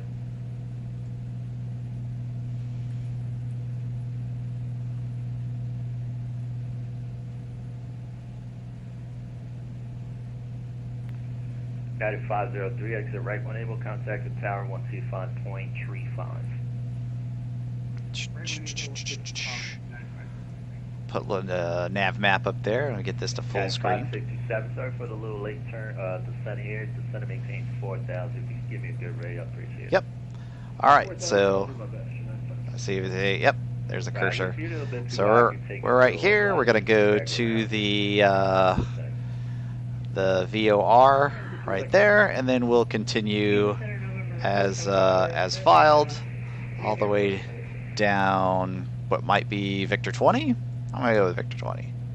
Yeah. November 348, thanks straight clear visual approach, runway 18 left. Clear visual approach for 18 left, please. Okay, so we're gonna do a little bit of running ahead here. I know reserve is going to be my next place that I want to kind of use as measurement, so I'm going to dial that in. 7 Alpha Whiskey, 10. Taxi, runway 13, taxi via Juliet Bravo. 10-8, and then that way I can keep an eyeball on that, make sure we're good there. And then once we're crossed over there, chart here, stand by. Can we go via Foxtrot Juliet Bravo? Yeah, that'll work. Foxtrot Juliet Bravo, we'll show 13. That's then Foxtrot Juliet Bravo. yep. And then I'm gonna preset our ILS instrument landing. November 9 Golf Whiskey, leaving my airspace to the north, Memphis Center offline, base service terminated, frequency change is approved, have a good flight. Advisory, thanks, 9 Golf Whiskey. Narrow 190, descend via the H-Town 2 arrival, runway 8 right, Houston altimeter 2996. Thought it was going to give me the ILS frequency here. Oh, there it is, 109.9. All right, so we go over here, 109.9 for the ILS. Southwest 3510, cross Marcus, added maintain 13,000, San Antonio, altimeter 297. Since pilot discretion, cross marks at maintain 13,000, Southwest 3510. November 348, wind variable at 4, runway 18 left, clear to land. 48 left, clear to land, 348. Okay, so we are at 6,000. We're still in the climb. We're going to look into hit the VOR. I'm going to adjust just a wee bit.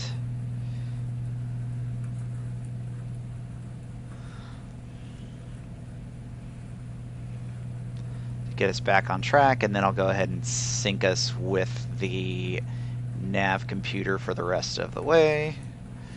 Yeah, I don't think we're going to get VFR on top here. There's a little bit of daylight, but not a lot. Not a lot indeed.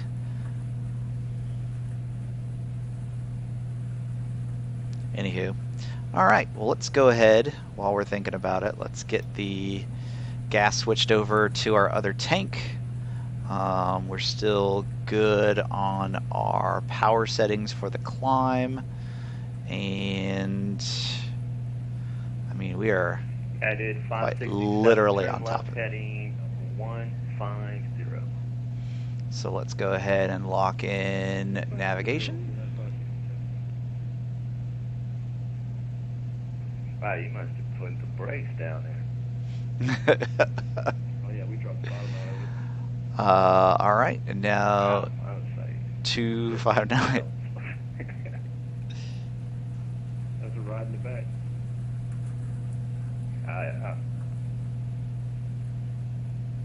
People gotta be checking their eardrums right now.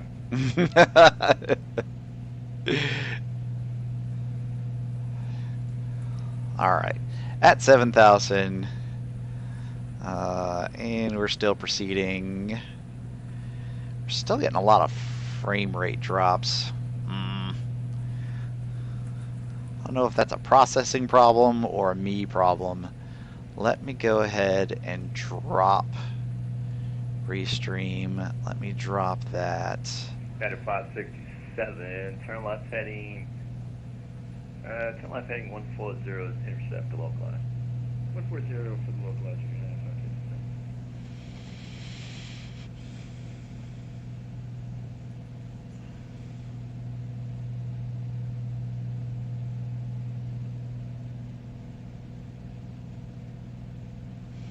Okay, let's start.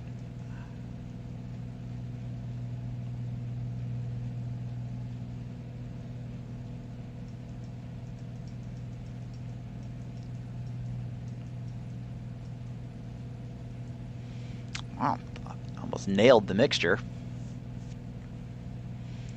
Also, it's pretty cold as well.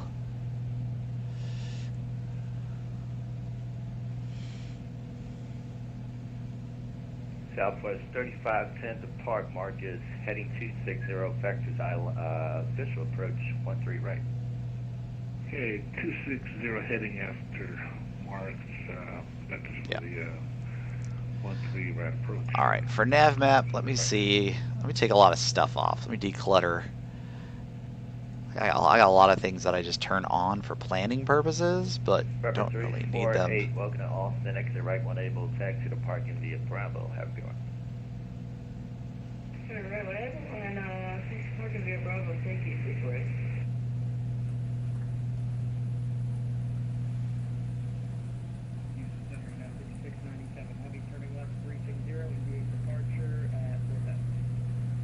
Added 567, 2 miles from Turtle, maintain 4,000 to establish clear for the ILS, runway 11 approach. Okay, so we're going to flip over to reserve now. Let's see if we can pick that signal Added up. 567, 1 mile from Turtle, cross Turtle above 4,000, clear ILS, 11 approach. Clear for the 11 approach on that.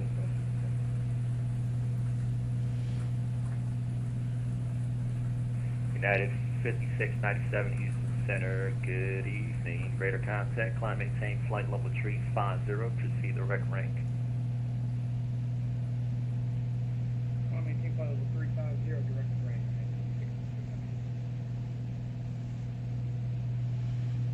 Okay, so we'll just verify our frequency again for reserve. Consider 687 Alpha Whiskey is ready.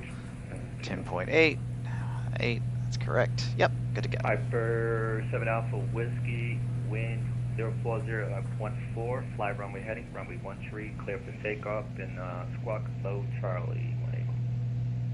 Okay, so we're at cruise right now, so I'm going to go ahead and get us down to cruise Clear for takeoff, runway heading, runway 13, squawk, turn your transponder on. Alright, so the RPM's locked in at 23. And let's close up those cowl flaps for a little bit more speed. Thank you, sir. Hey, look, daylight. At 567, wind 3406, runway 11, clear to land. Clear to land, 11, United 567.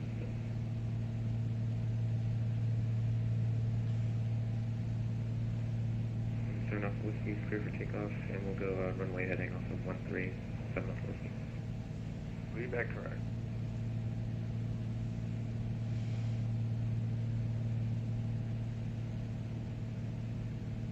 So yeah, we're a little bit more fuel hungry today.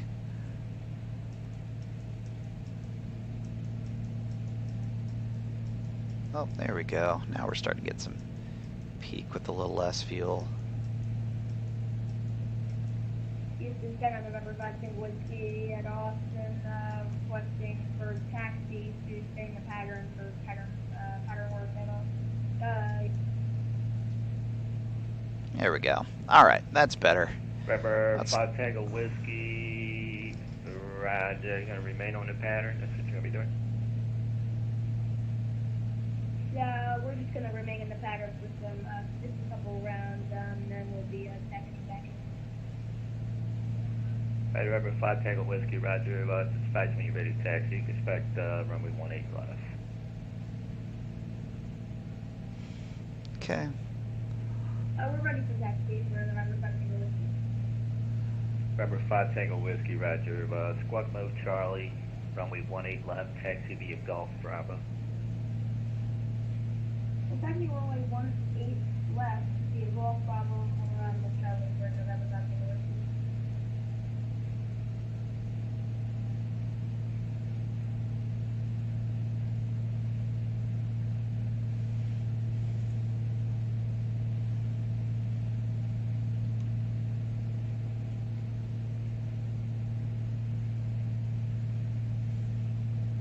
Southwest 3510 to center maintain 4000, San Antonio, altimeter 2997. Descend maintain 4000, Southwest 3510. Whew, so many clouds. So many clouds.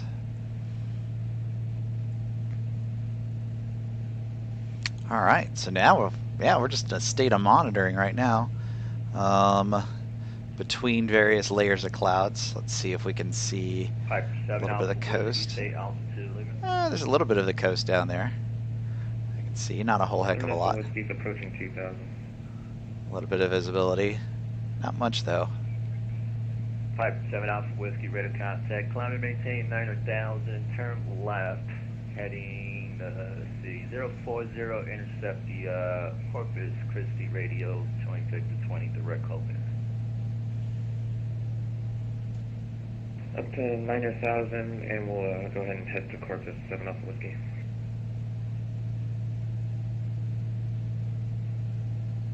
Make a little adjustment there on the RPMs.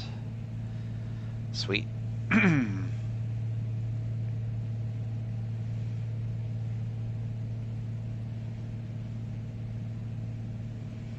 Okay.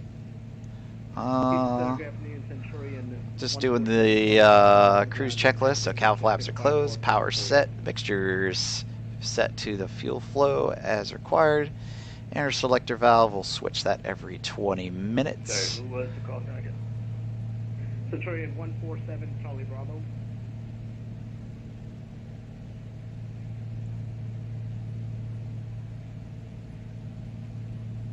Say location. Nacogdoches, Kilo, Oscar, Charlie Hotel. Oh. Here comes the rain again.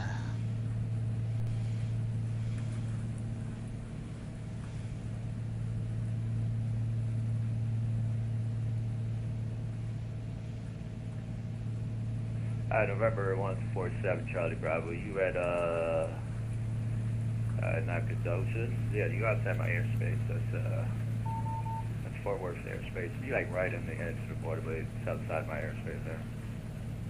Alright, then we'll call you when we're up then. 147 Charlie Bravo. That's fine. Yeah, you can call me. All right, so I'm going to lock my headset because Roger. I'm getting your battery's dying, which kind of sucks because, well, charged it in preparation for streaming and such. Sorry, President 30, 1239. Southwest 1239, climate change, level 380. Climbing 380,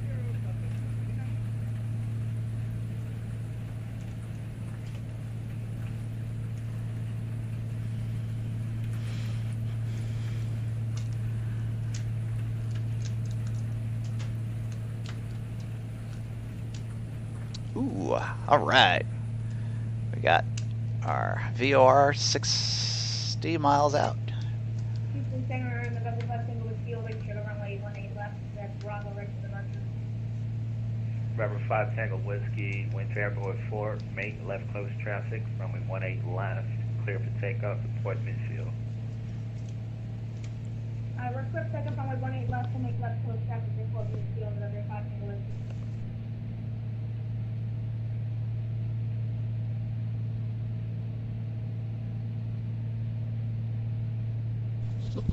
All right, back to charging.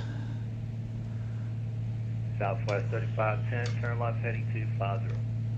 Left 250, Southwest 3510.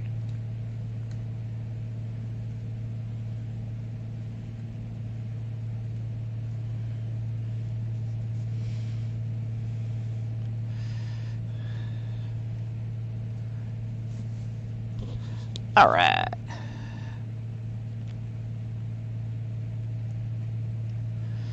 Whew, whole lot of nothing out there. All right, so yeah, 141 ground track. That's not too bad. It's not too bad. We've got a minute and a half before we are to the Slidell fix. Nope, I take that back. That's our overall estimated time.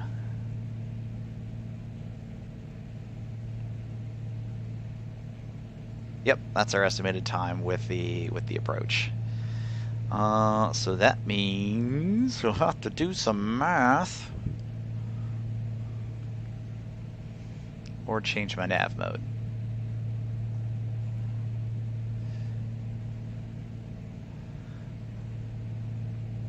All right, so we're 10 miles out.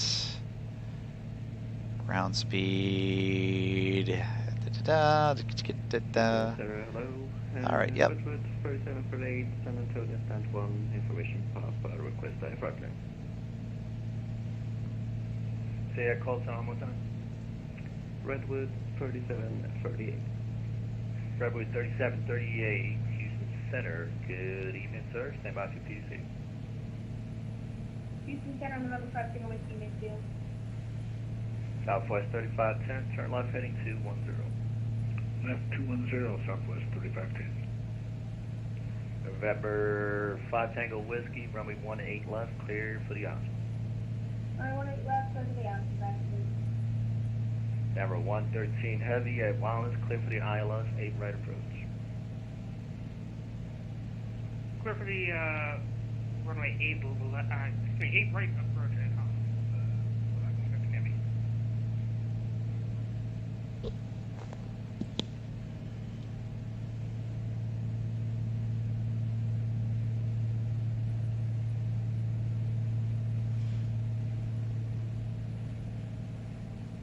Houston Center, very good evening, Delta 3682, San Antonio, stand 13, requesting IFR full information pop up. Delta 3682, you're going to go by Delta call sign airline, so it's Delta Alpha Lima, see you with Delta Echo Lima. I don't know if you want to fix that up, but let me know when you're ready to copy. Yeah, I'll fix it up, that's my bad. Thank you very much, Delta 3682. Right. Next up, 3221, requesting clearance. Delta 3221, Houston Center, good evening, stand by for PC. Thank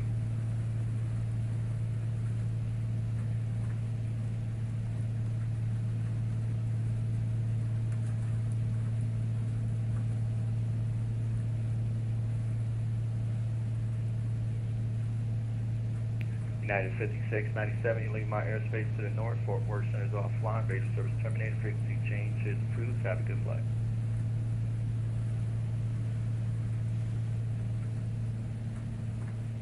United 56, 97, leaving my airspace, no further agency available, radio service terminated, frequency change is approved, have a good flight.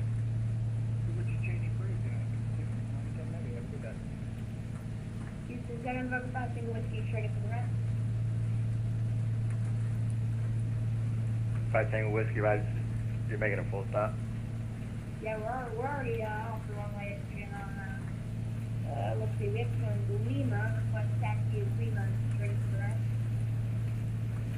Remember 5 Tango Whiskey, check straight in the ramp.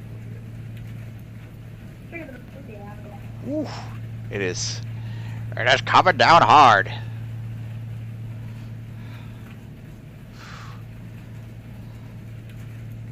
Gosh.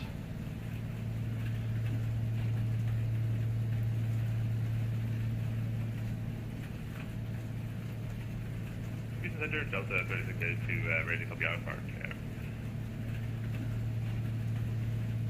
Delta 3682, stand by for PDC.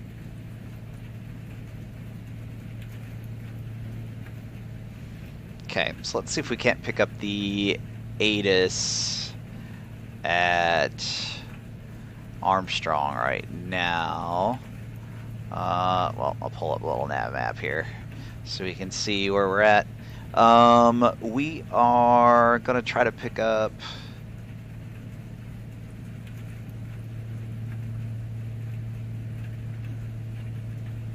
Southwest 3510, turn left heading 2755.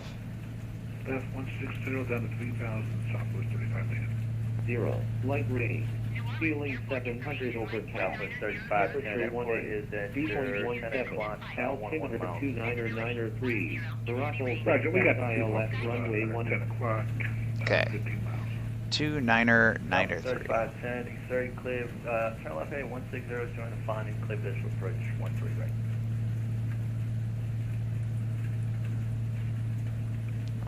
Lock it in right there. Okay, clear for the 13 round approach, Southwest 3510. Visibility 10, light rain. Ceiling 700 overcast. Remember, Beechcraft 90 kilo, turn 2.17, left heading altimeter 29903. Morocco, expect ILS.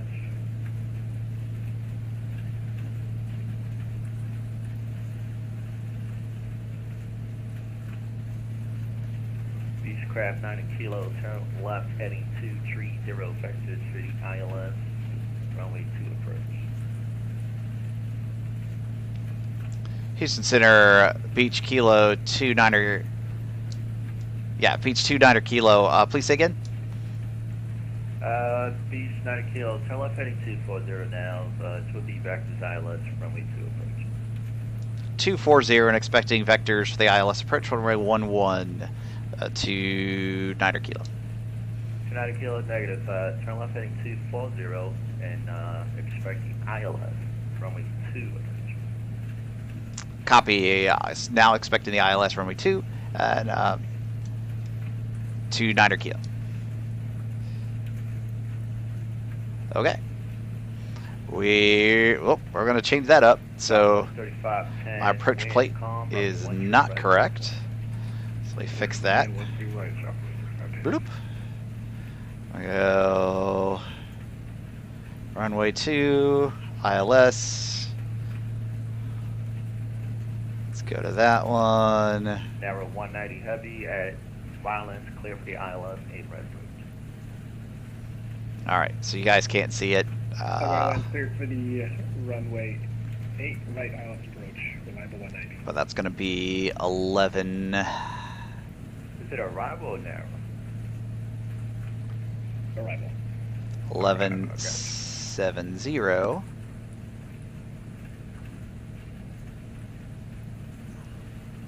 Delta 1881, departing my airspace to the south, Houston Oceanic offline, radar service terminated, frequency changes approved, have a good day.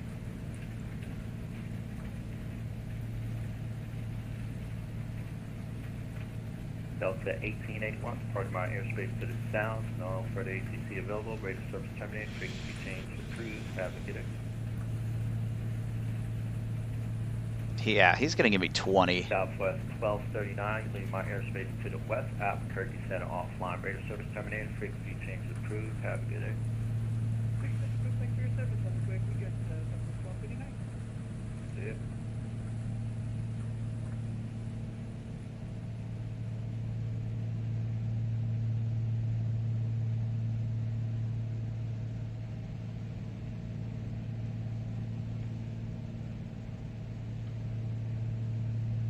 Nope, he's gonna give me 2. Okay. Gotta retool my nugget. Cause I was not expecting that. So let's go. Southwest I gotta, 601, departing my airspace to the south, Houston Oceanic offline. so this will be down to 2,000 Approved, have a good day. and down to Powell INT. So let's load that up.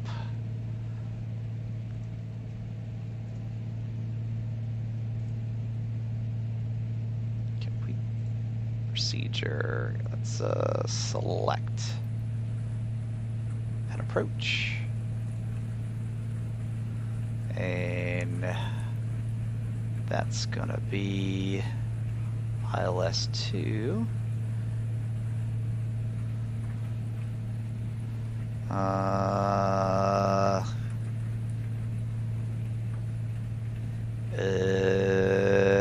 Beechcraft 9 kilo, turn left heading to 30. Left for 230, 29er kilo.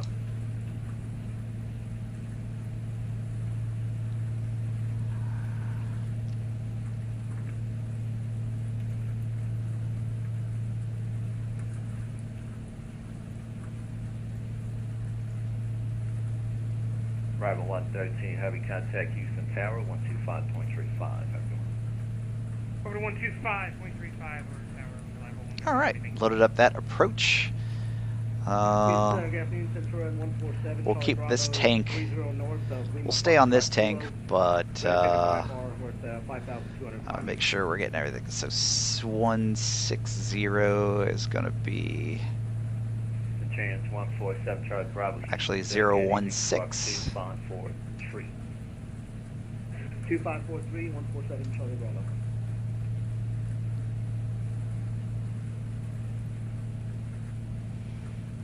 It's going to be our ILS on that one. I'll swap GPS nav and let's. 7 Charlie Bravo, radar contact 5,700 as reported. Climb maintain 8 down, so you clear to Victoria Airport via rare vectors, direct Tango, November, Victor. You can proceed on course. Climb maintain 8,000, clear direct to Victoria via Tango, November, Victor. Proceed on course. Control 147 Charlie Bravo.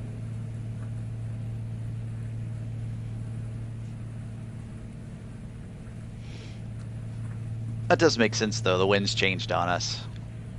Alright, I've got the Schlitz to be able to share the browser now.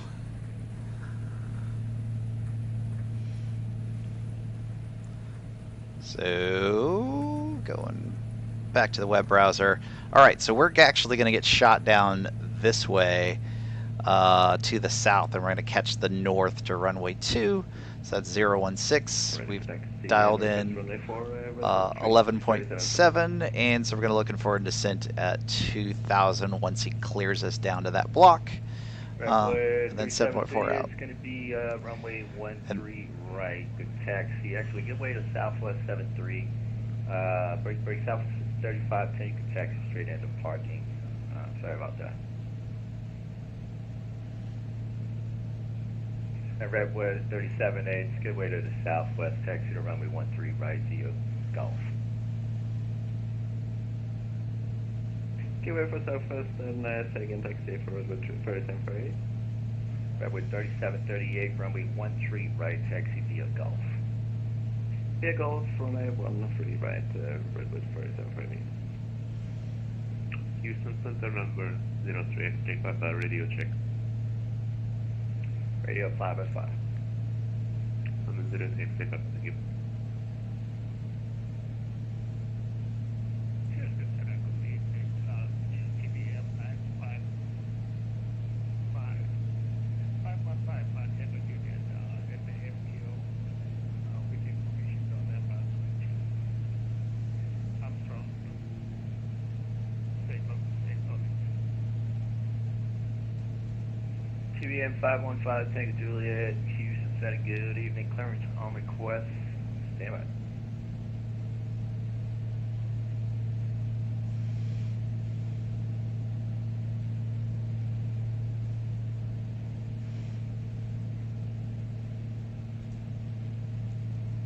Just gonna do our crank up our instrument lights here just a bit. Craft 9er Kilo, descend and maintain 4,000.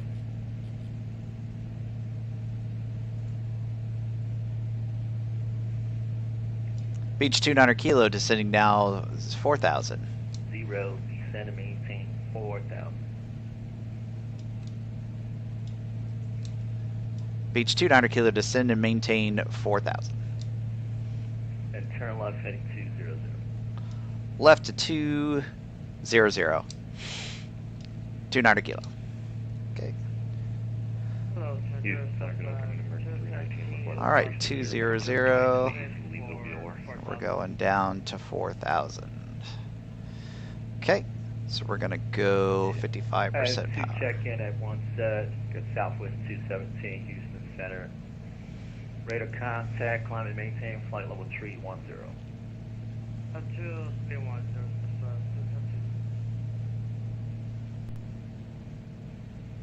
Houston Center, other aircraft close on American 319, about 100 to the east of Leeville, VOR, it's part level 360. Record 319, Houston Center, thanks sir, radar contact at supported flight level 360, squawk 2533. 2533 in the box, we have flight level 320 filed on the flight plan, we've just stepped up to 360. No problem, I'll amend it now. Confirm the code was 2530. 2533. 2533 in the box now for American 319.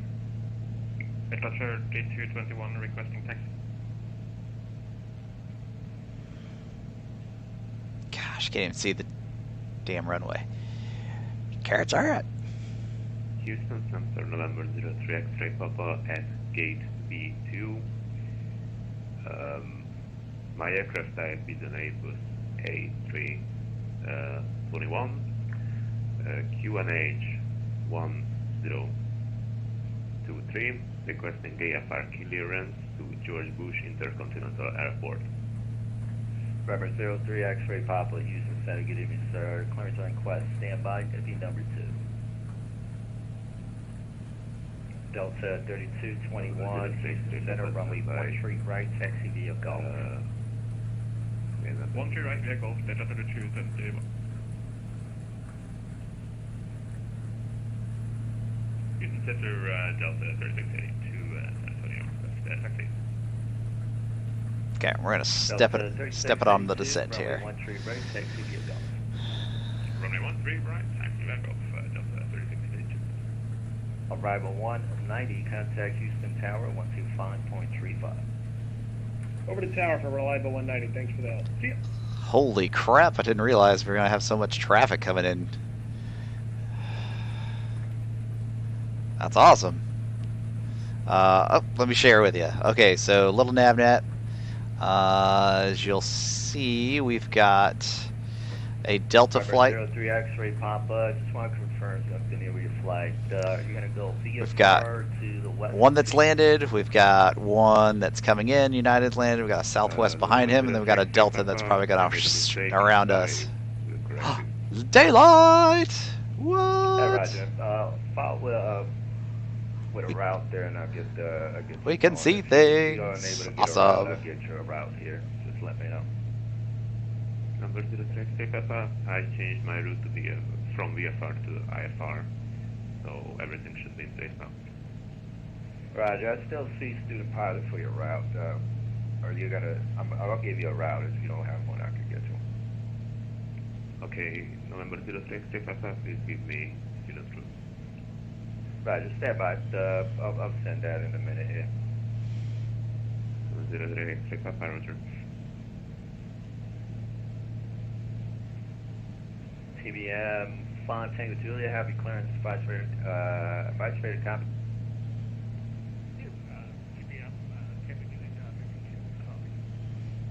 TBM, Font Tango Julia, cleared to So the... we should start looking for a Delta flight.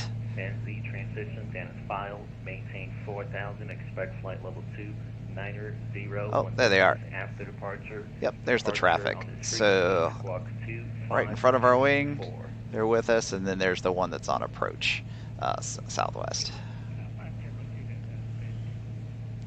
I'm actually really glad they did send us this way, so we can see what the hell's going on.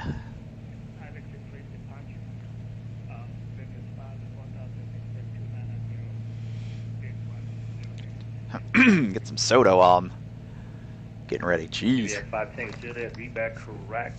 Information November is now clear, and you can expect runway 18 left. Call for that.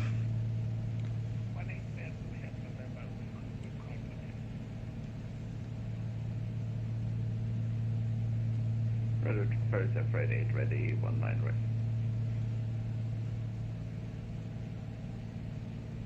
Rapid 3738, fly runway heading, wind calm, runway 13 right, clear for takeoff.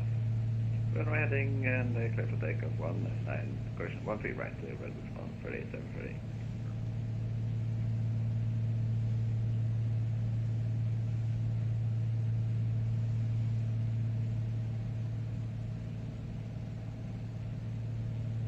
Okay, I'm just keeping an eye on as much as I can that the Delta flight.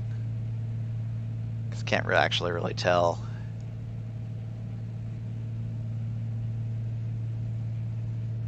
Their vector just changed quickly. Don't think we're on intercept, but make sure we're not. Okay, we're at 4,000. Go ahead and bump up our speed again.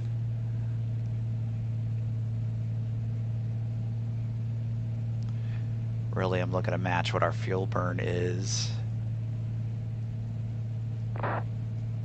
November 03 X-ray Papa, you able to accept that route to Houston and Continental?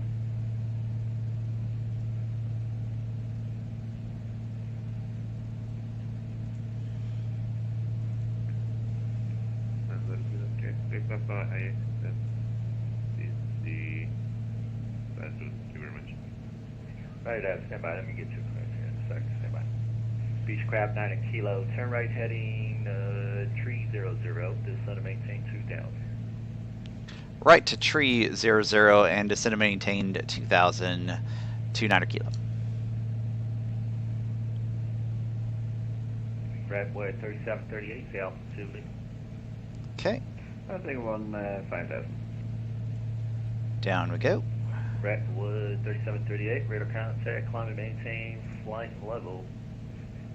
Climb and maintain flight level 340, turn right heading 190. All right, so, 340, right 190. so that Delta flight is in like Flynn. And we're on our way to intercept.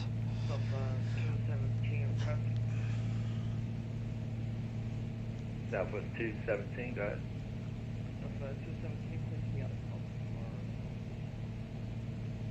This is approved, let me know when you're back. All right, we catch that glide slope. I'm going to switch us over to the other fuel tank, and then we'll start configuring the aircraft for landing with prop mixture settings. Delta 3682, runway 13 right, line up and wait. Runway 13 right, line up and wait. Delta 3682.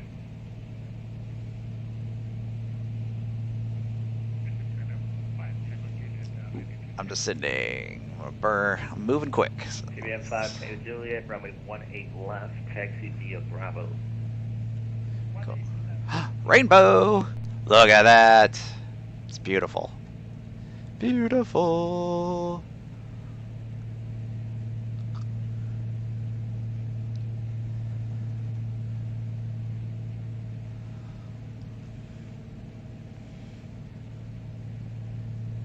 Beechcraft 90 Kilo, you are 6 miles from Putney, turn right, heading 350, maintain 2000 to establish localizer, clear for the ILS, runway 2 approach.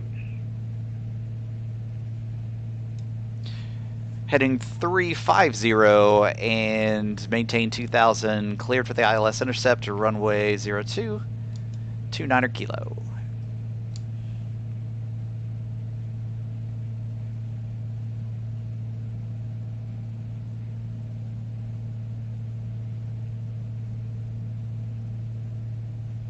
Delta 3682, wind calm, fly runway heading, runway 13 right, clear for takeoff. Okay, so we'll go ahead, Runway 13 pitch right, adjust, 632, and we're gonna go ahead full rich.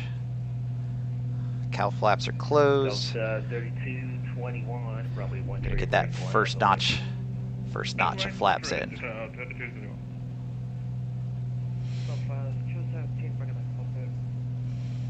Okay. Southwest 217, roger. Amazingly enough, this does have an approach autopilot, so we're gonna pop that bad boy in. And we're gonna switch tanks over.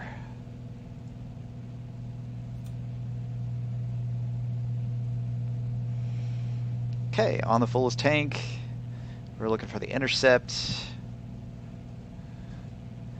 And looking visual too.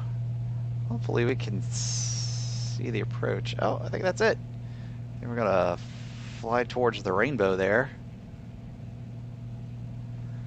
Be alright.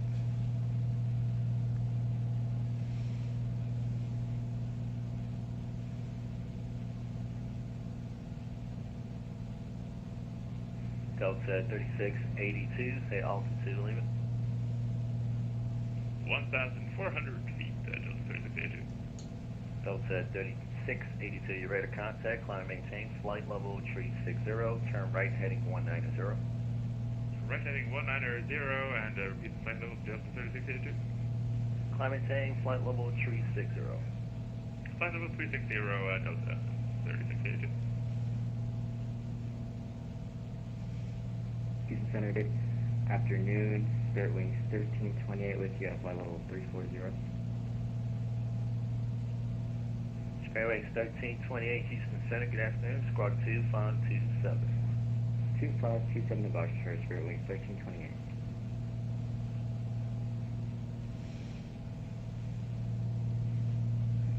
Alright, almost Delta there. 3682, Chris, clear direct Laredo, Lima, Romeo Delta. Clear direct Laredo, Lima, Romeo Delta, Delta 3682. Beechcraft 90 Kilo, wind 3204, runway 2, cleared to land. Cleared to land, runway 2, beach 2, 9er Kilo. Alright, that's our clearance. Yes, and Houston, could you just confirm the flight level for Redwood 4758? Alright, we've got 38, climate tank, flight level 34. we've got a good glide slope. 340. Yeah, Redwood 4758. Okay, we're going to maintain our approach speed of 90. Delta 3221, wind calm, fly runway heading, runway 13 right, clear for takeoff. Runway heading 13 right, clear for takeoff, Delta 3221.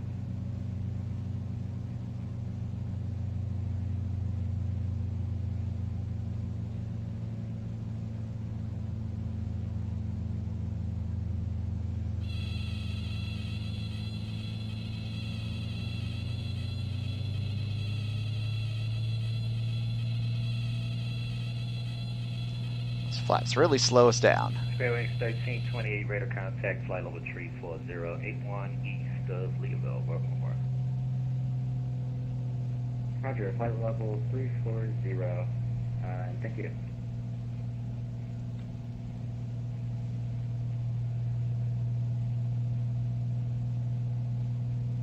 Oh, autopilot's fight. So it's going off. TBM 5 Tango Juliet, wind 1706, fly runway heading, runway 18 left, clear for takeoff. Okay, let's get reestablished here. So, yep, not trusting the autopilot at the moment.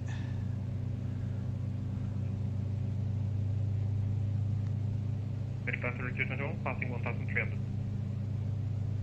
Delta 3221, radar contact, climb and maintain flight level 340, turn right heading 190. Right 190, climb feather 340, Texas 31 today.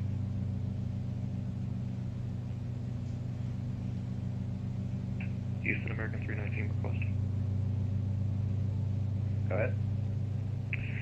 American 319 if possible, we'd like to request direct junction VOR. American 319, sure, it's clear direct junction. Direct junction, American 319.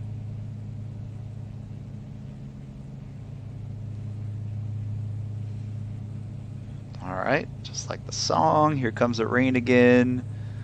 Something, something, something, something, something, rain again. 17, check your altitude, I show you climbing through flight level 321 now. Now, we are at the 17 flight level 310. Right now, this is 310. Okay. Delta 3221, clear direct Laredo. Clear direct Laredo, Delta 3221. Okay, we're a little high on the glide slope, so. Oh.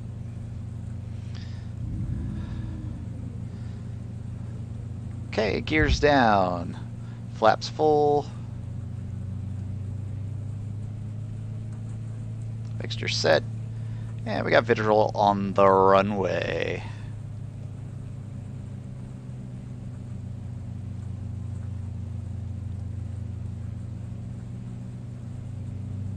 Okay. Slow it up a bit here.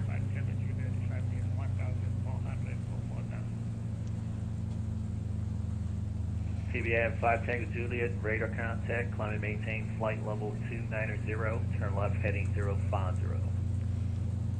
Left 10, 050, climb and maintain flight level 290. Okay, we're slightly above glide path. November 7 Charlie Bravo, Houston altimeter 2992.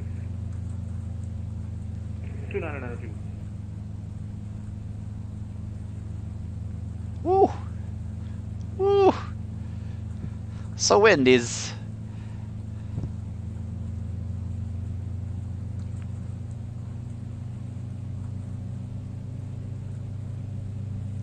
Power's coming in. Get back on glide path. Back on glide path.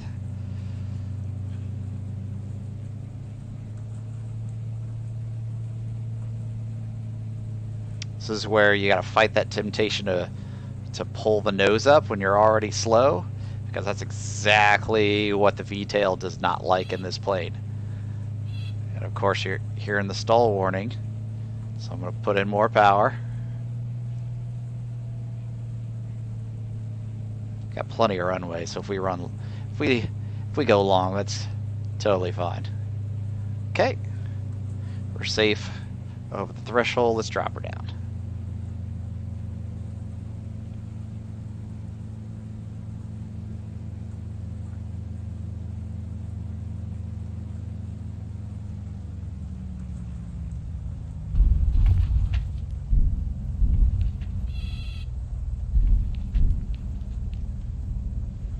And on the deck.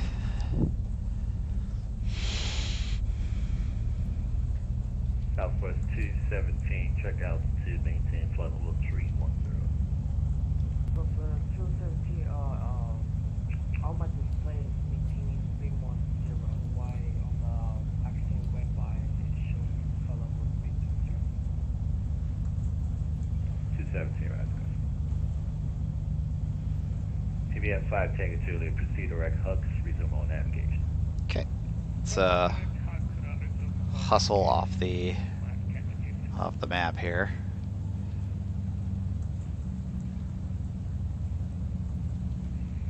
Houston Center, Southwest 601. Southwest 601, Houston. Yes, sir. Can we get direct Vomar, if that's possible, 601? That was 601. Terminated your services a while ago. Not controller Houston Oceanic. He was on navigation. Free to change crew. Copy that. Free to change crew. You have a good night. Thanks for your chatter. 601. See ya.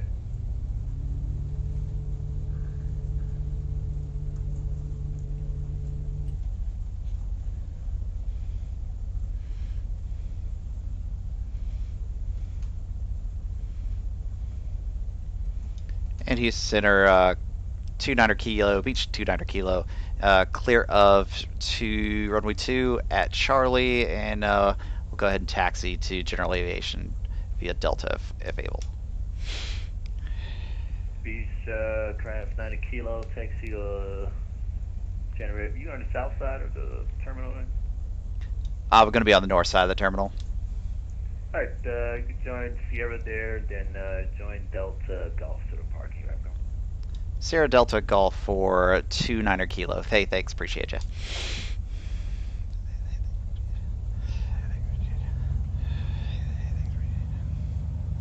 Okay, so we'll do after landing checklist.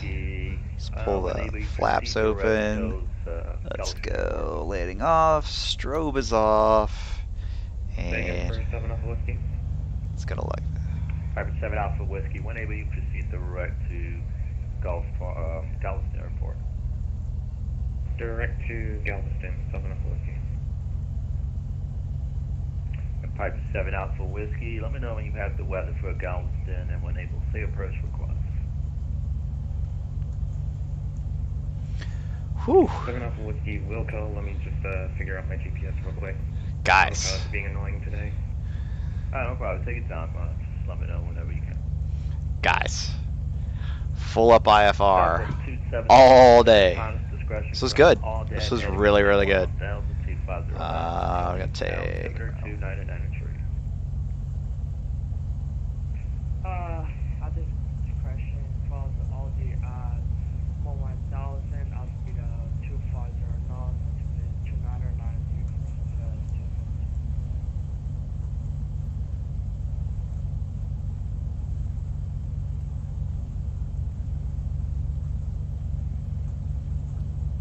Number 7 Charlie Bravo, clear direct Victoria Airport.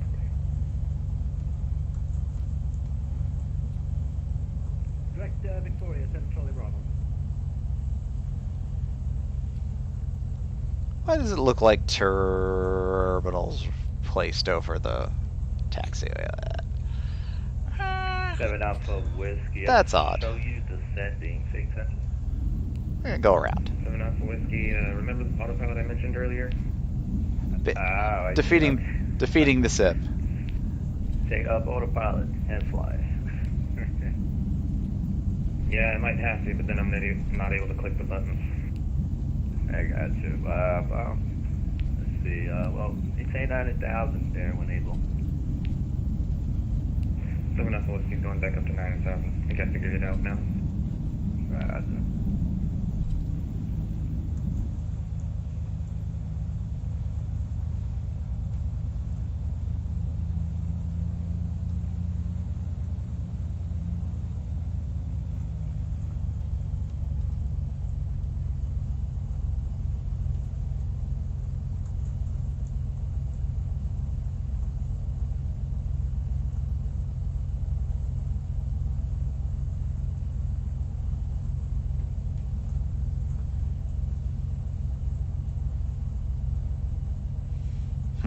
That's super weird why that terminal building's there.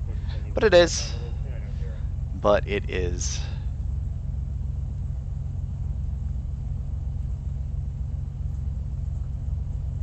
American 1478 Houston Center, good afternoon, squawk 2554.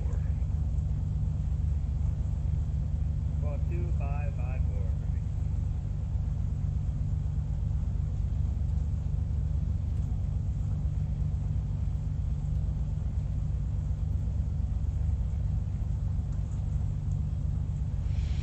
target flight 78, radar contact, flight level 290, 35 miles northwest of Leona Ville Bar. Descent via the Gusher Tree arrival, runway 8 right, Houston altimeter 2992. Descent via the Gusher 3 arrival, runway 08 right, 2992. Okay. I doubt they've got anyone to meet us out here. Look. Definitely come this way and we'll look, but if I got nobody, I'll just wedge myself here in one of the parking spots. Runway 3738, part of my airspace to the south, Monterey Center offline, base service terminated, frequency changes approved, have a good flight. Frequency change approved, have a nice day, Redwood 3738.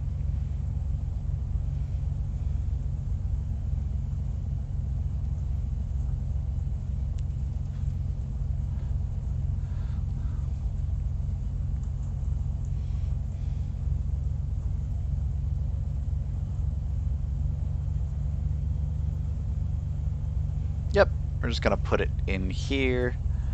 Let's see. Parking 7-5. How do you hear? 505. Thank you. Just going to radio check.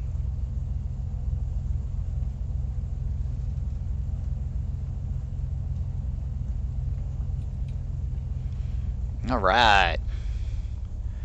Get that parking brake set there. And let's run through our after landing checklist.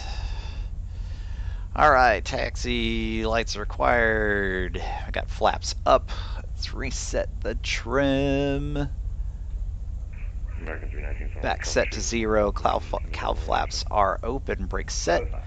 Let's set the radio off. Great job, ATC. I can only imagine the chaos. All right, the throttle is closed. We're going to pull the mixture.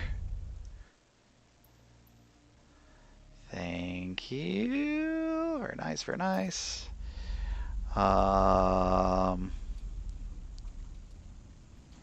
Shaky, shaky. All right. Mission's coming off. Maybe if I can get in there. There we go. And lights coming off. Pitot heat's off. Altimeter. Battery alts. Good to go. Guys. this was good. This was really fun. A little nerve-wracking. I think I'm gonna need to take a pretty significant break because, yeah, I'm sweating over here. So yeah, overall, pretty well. Tell you what, we'll leave this up because that's fun and exciting. Bloop. And then let's just take a look at a little nav map. So we can look at the flight plan as a whole. Let's grab this over here. All right, to recap. And we'll even go. I'll change what our overlay is. Let me get out of full screen just a moment. Let's change this to Google. The Googs.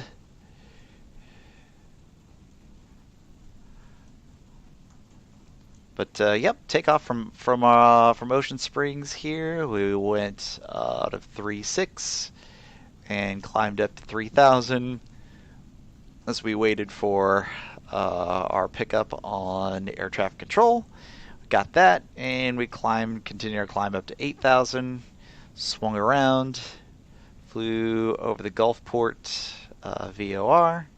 We tracked that very solidly across Gulfport, Long Beach, past Christian, Bay of St. Louis, Waveland, and then we crossed over Mississippi to Louisiana, over here to Slidell, hit the Slidell marker. And this is where it got a little wonky because This is where he started giving me some vectors to come into runway 2, but I was expecting coming in on 11 as per our flight plan. But that's okay, because the wind was coming from that direction, and it was better anyway for us. But we were able to get radar vectors here until he turned us around over Lake Salvador and Lake, oh my gosh, I'm going to screw this up, Catahoulahuche? Sure. It's beautiful over here. We were able to see some rainbow. Just go back up to full screen. Able to see some rainbow. And then we were able to catch our ILS approach. And we're seeing a couple other of the airliners coming in here direct as they kind of fill in. But yeah, ILS landing. Didn't get visibility till at least a half mile out. Maybe a mile, but clear visibility about an hour out. And then that was it for us as we came in and was able to get stopped. And over here on the north side, general aviation. Yeah, you can't really see exactly what it's called. But yeah, guys, I'm a little pooped. So here's the game plan. I will go ahead and bring us back over to our BRB. We probably don't need this browser capture anymore. Just turn on our chat box.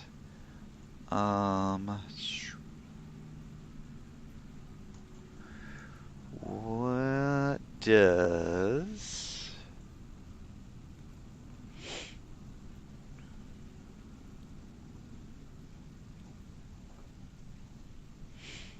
close that up real quick.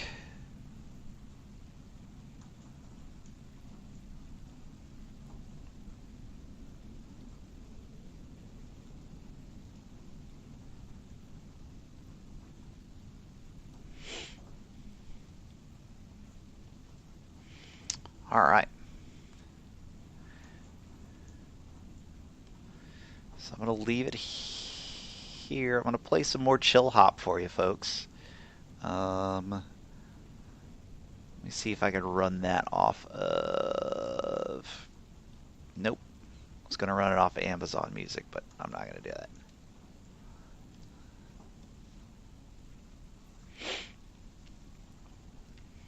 So we'll take a break. I will go find out what some of the other streamers are doing out there, like SK Wright Games, what Kitty Azul is doing, see if Tamar is out doing any streaming.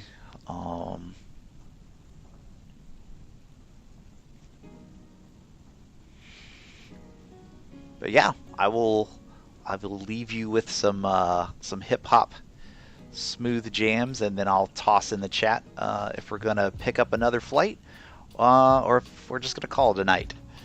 We shall see. All right, thanks everybody for watching. Thank you much for the streams. I do have a correction to make.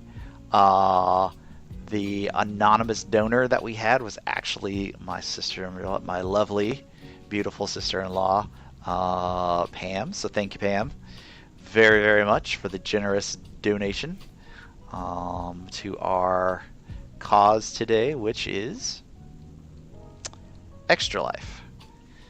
That's right, I timed it to the music. Raising money for kids. Before we completely cut the stream, we'll be sure to talk about what we'll continue to do for Extra Life here in the future, and before we wrap up the stream for the day, and then we'll talk about what we might be getting into tomorrow. So thank you so much, and as you listen to the sweet rain sounds, here. It would be awesome if we could get like a rainbow.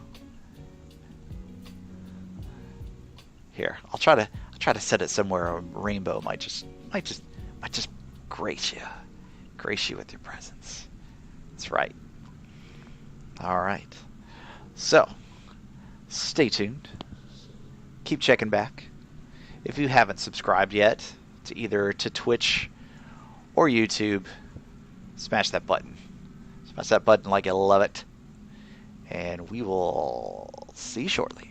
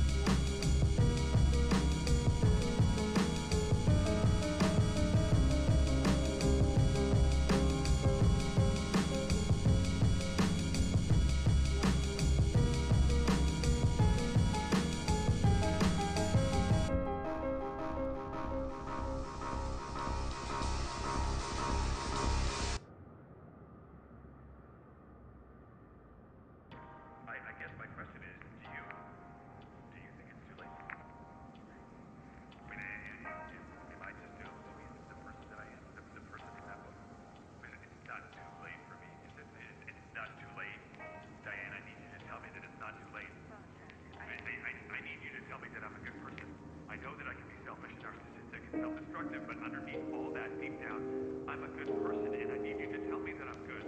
Diane? Tell me, please.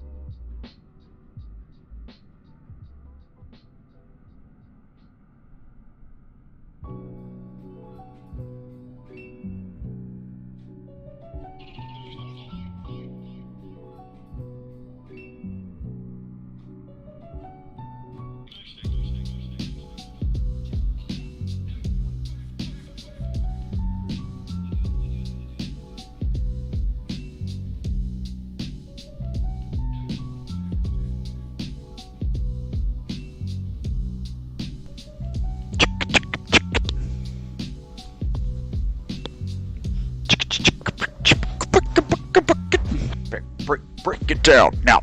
Break it down now. Break it down now. Break it down now. Break it down now. Break it down now. Little freestyle. You know how I do. Holy cow. We're back. Back for more.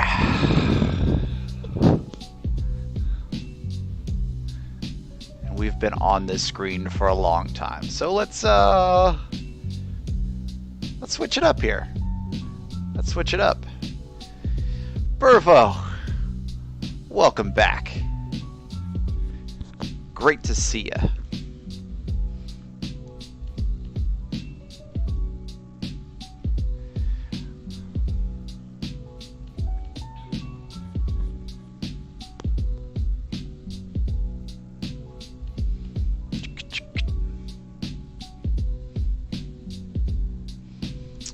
Aw, sweet, sweet beats.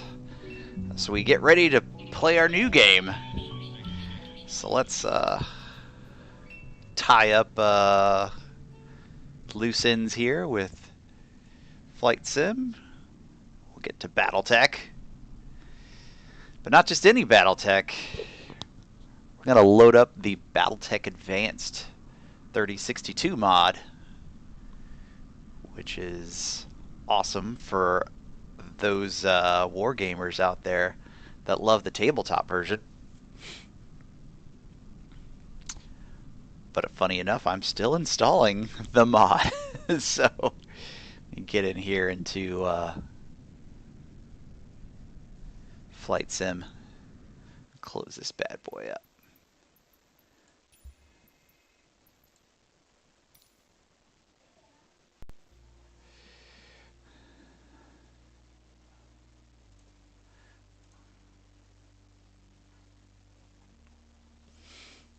So yeah, so what is Battlefield or BattleTech Advanced? Let me just pop it here in the browser real quick.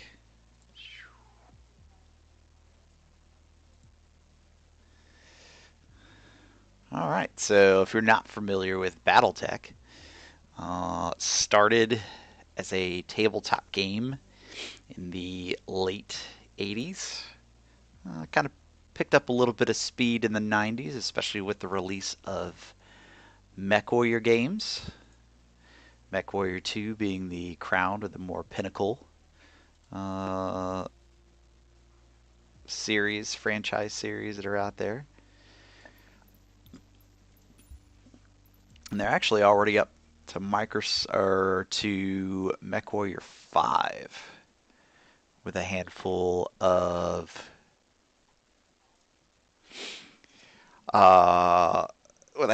DLCs to go along with that one. But in 2019, I think I'm close in there. Harebrained Schemes Studios in the UK came up with, 2018, bam, came up with a strategy PC game, which followed up from the tabletop game. And it's actually kind of kickstarted a little bit of a revival of the tabletop game itself. So I am a wargamer, and BattleTech is my game of choice. But at the same time, I didn't even really fall into the love and joy of BattleTech until I played the PC game. So we're gonna give a little homage, but we still got a little bit of installing to do. So I'm gonna babble for a little bit.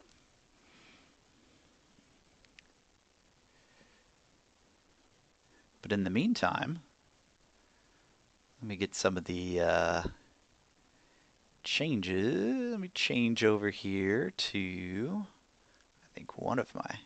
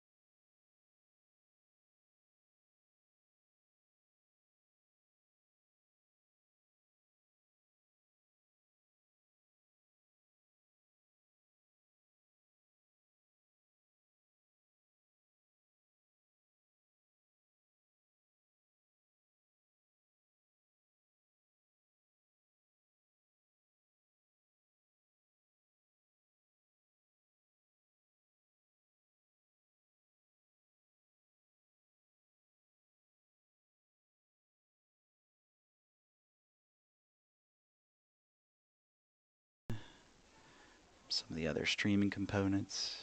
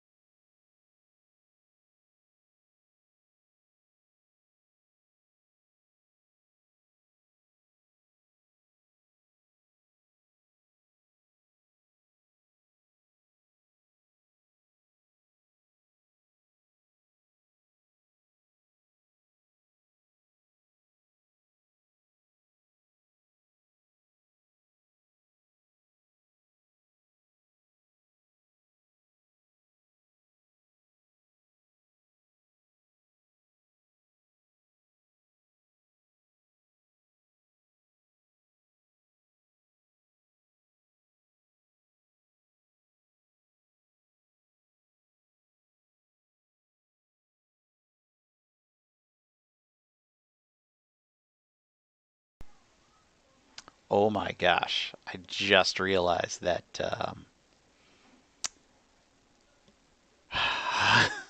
apparently these other settings, the audios were all off, so you didn't hear anything that I said earlier. I think at this point we're just going to restart a stream. I have to trim all the rest of this out because, oh, ridiculous. All right, so we're gonna cut the stream here and we're gonna start over because this is ridiculous. So, all right, 10 hours, 11 minutes, not bad. Yeah, well.